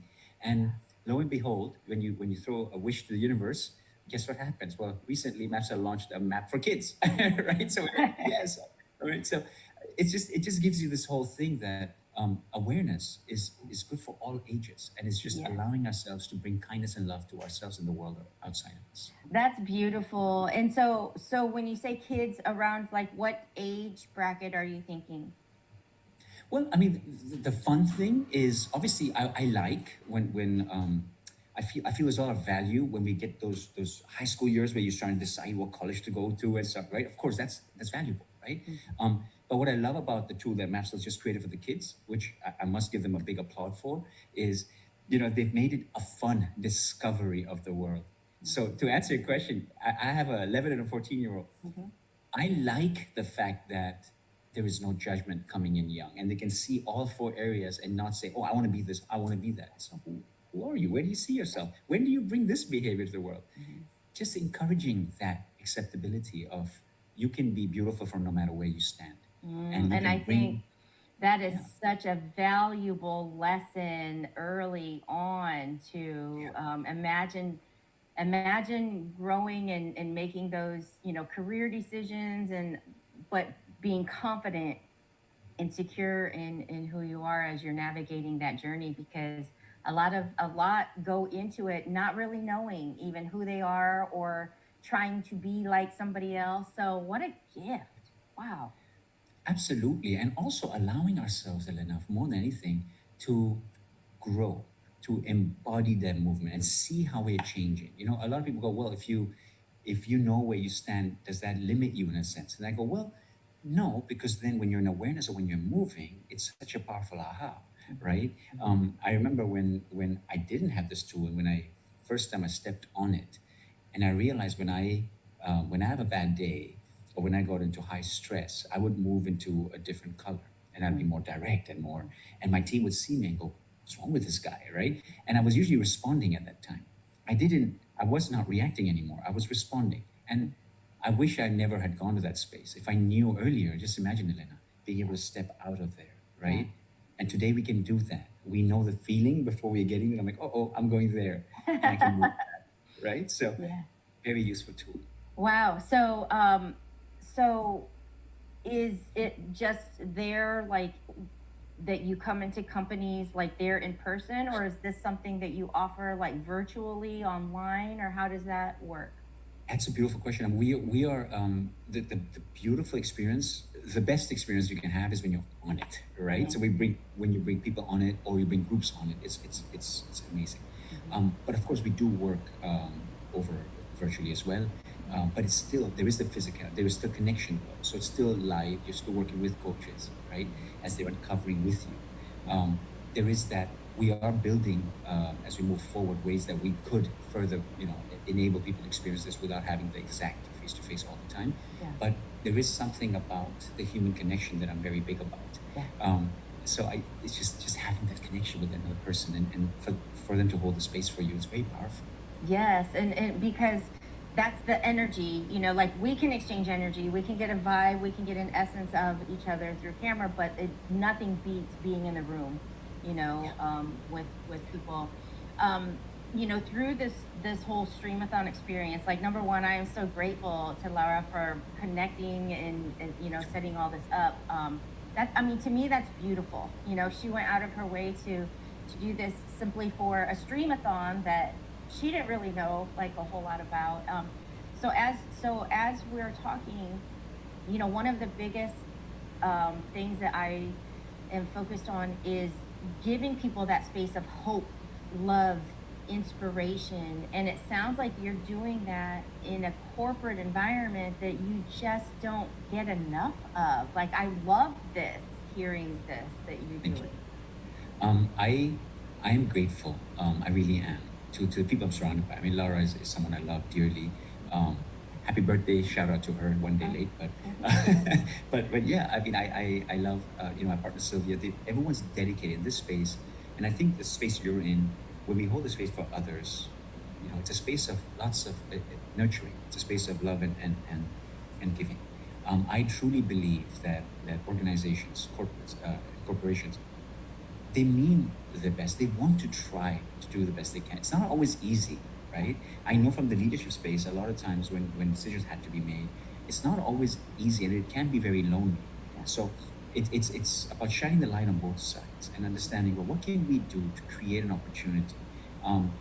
Why organizations like what we're doing and why it's helping them is because for the first time we are there with them, we're supporting them. And we don't come in and transform 1,000 people at a time. We work with cohorts of 30, right? Yeah. And Yeah. they go through a journey and they're upskilling their different skills, they're working on themselves, and then maybe the next 30. And this way we continue to work together. We're always there, right? So for organizations to understand that, as we want to create impact in the world through what we're doing, all the stakeholders are valuable to us and enable us to empower each one of them. Right? So other sides of the work that we do, from CX to EX and developing our people. So that's why it's grow the people who grow the business, Yes. right? But ultimately it comes down to one thing. Are we all authentically able to create impact and make a positive difference for the next generation, right? That's the journey, isn't it, Lena? Yes, it absolutely is. And when you come into these spaces, how does the corporation pick who you start working with first, or do you kind of come in and select a certain order? Like, how does that even get started when it's a large corporation and you know that you can Yes. only start working with a smaller group at a time? Well, I mean, the beautiful thing is this journey is not limited to a specific designation or level. It works across levels, right? The whole idea is, think of it like this. Culture is something that's living, right? It's an entity within an organization. And the whole idea is take pockets of it and fuse it and then continue to nurture it, right? So we tend to have organizations take the lead on this. They decide, okay, who they want us to work with first. And we always suggest, please mix it up, make sure that's all levels so that, it can be infused, the message gets infused. And don't forget the ripple effect, right? At every level, there's going to be, and we've seen that. We've heard such amazing feedback of how, people have noticed the small nuances. And again, remember, it's a coaching journey. So it's an inside out journey, right? So when you're doing all that hard work and someone notices, Elena, it's like an internal validation to yourself. Oh my God, they're noticing my change. Yes. There was one example I'll never forget. There was one example of someone who was highly introverted, very loving, very kind, but introverted, right? Tends to be a little more shy. And the person she was sitting next to, similarly, had similar characters. So they had this division in the middle, right? Right? Yeah, They used they're to have, both probably those sitting. things that divided into tables. And through the journey as it progressed, the funny thing happens. I don't know if you lost me for a second, but there was this divider. As the journey progressed, a couple of months into it, in one of the sessions, she comes up and says, "We removed the divider." And, now we have, and I was going, wow. So I know it sounds so small, but for them it was huge. It was just that opening up. Just imagine the energy that changed right there. So sometimes the wins come in the smallest places, and it's not really about outside. How can the other people outside judge this? It's really internally what's driving this leader and how they're making the little moves that open up their awareness. That has to be an amazing feeling, because even though you're in that working environment, it's carrying with them wherever they're going, and probably changing family and just all kinds of relationship. Like, that has to just be such a rewarding feeling. It truly is. And to be honest with you, Elena, look at the pace of the world we're living in, right? I mean, it's moving so fast, right? With technology getting better and better, AI. Look, we're talking across the world today, right? I mean, it's moving at a fast pace, and the people skills that we had maybe 20, 30 years ago, because there was no choice. Now it's been taken for granted. A lot of times, you're working cross-borderly. You don't get to, meet people. Maybe everything's virtual. With AI, technology, etc. What I'm realizing is the people skills, the human connection, is just that important as well. And now putting emphasis on this, right? Start from the I to the we. If we can build that again and blend it nicely, it creates harmony. I think it's a beautiful way to grow with AI and technology, right? Is also build the people side of things. For sure. And while we're here, like around the globe, a couple questions that I have asked a few is like, speaking of hope and inspiration and all of that, like for you, you have such a way of delivering. I love listening to you speak. Can you share with us kind of what your take on hope is? Like, what's the message the world needs to hear from you on just carrying hope for somebody that might feel like it's running kind of low for them? I want to take a second just to soak that in, because that's a really beautiful question. Hope is so powerful.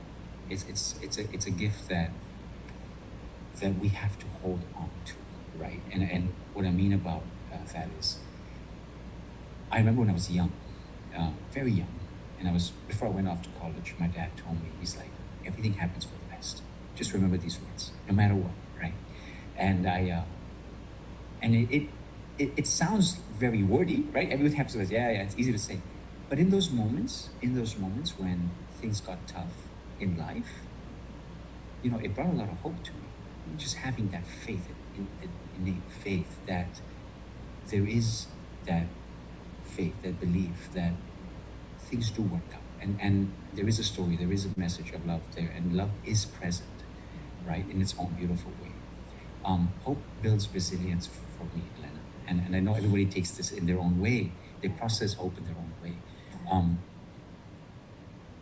My learning has always been that with holding on to something like hope, it's that little ability to, the resilience that you need to kind of bounce back. Just say, okay, listen, there is that little chance that it'll happen, and just have that innate faith, and tap back into that space of love and awareness, and say, okay, what can I do with what I know in this situation?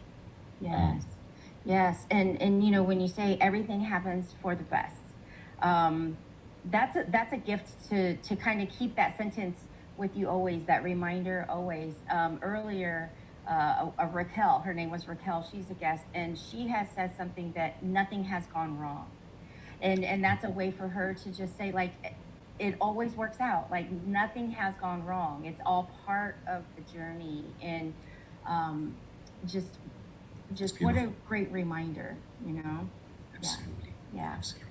So in thinking of the work and the impact that you're making and the ripple effect that you're bringing into these environments, what kind of big dreams and big goals do you have? Do you see for this work that you're doing? Do you have anything exciting that is on the horizon?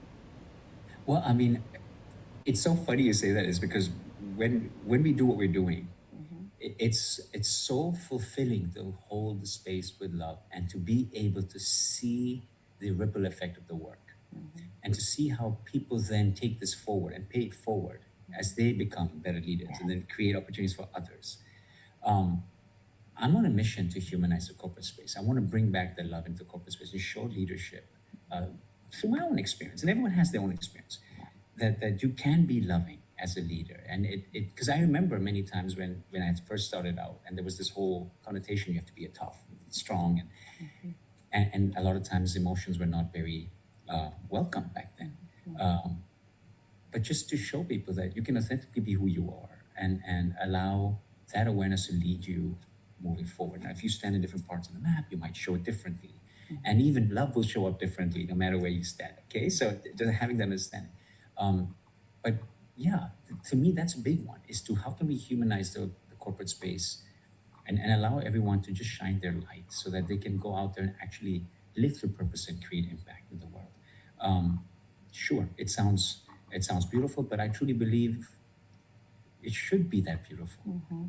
Yeah, because when you think of work, the work that you do and the hours of your life that you're actually investing in, you know, companies and the relationships, like some people spend more time with the people that they work with than they do like their own family sometimes. And so what a gift to be able to bring to that space, because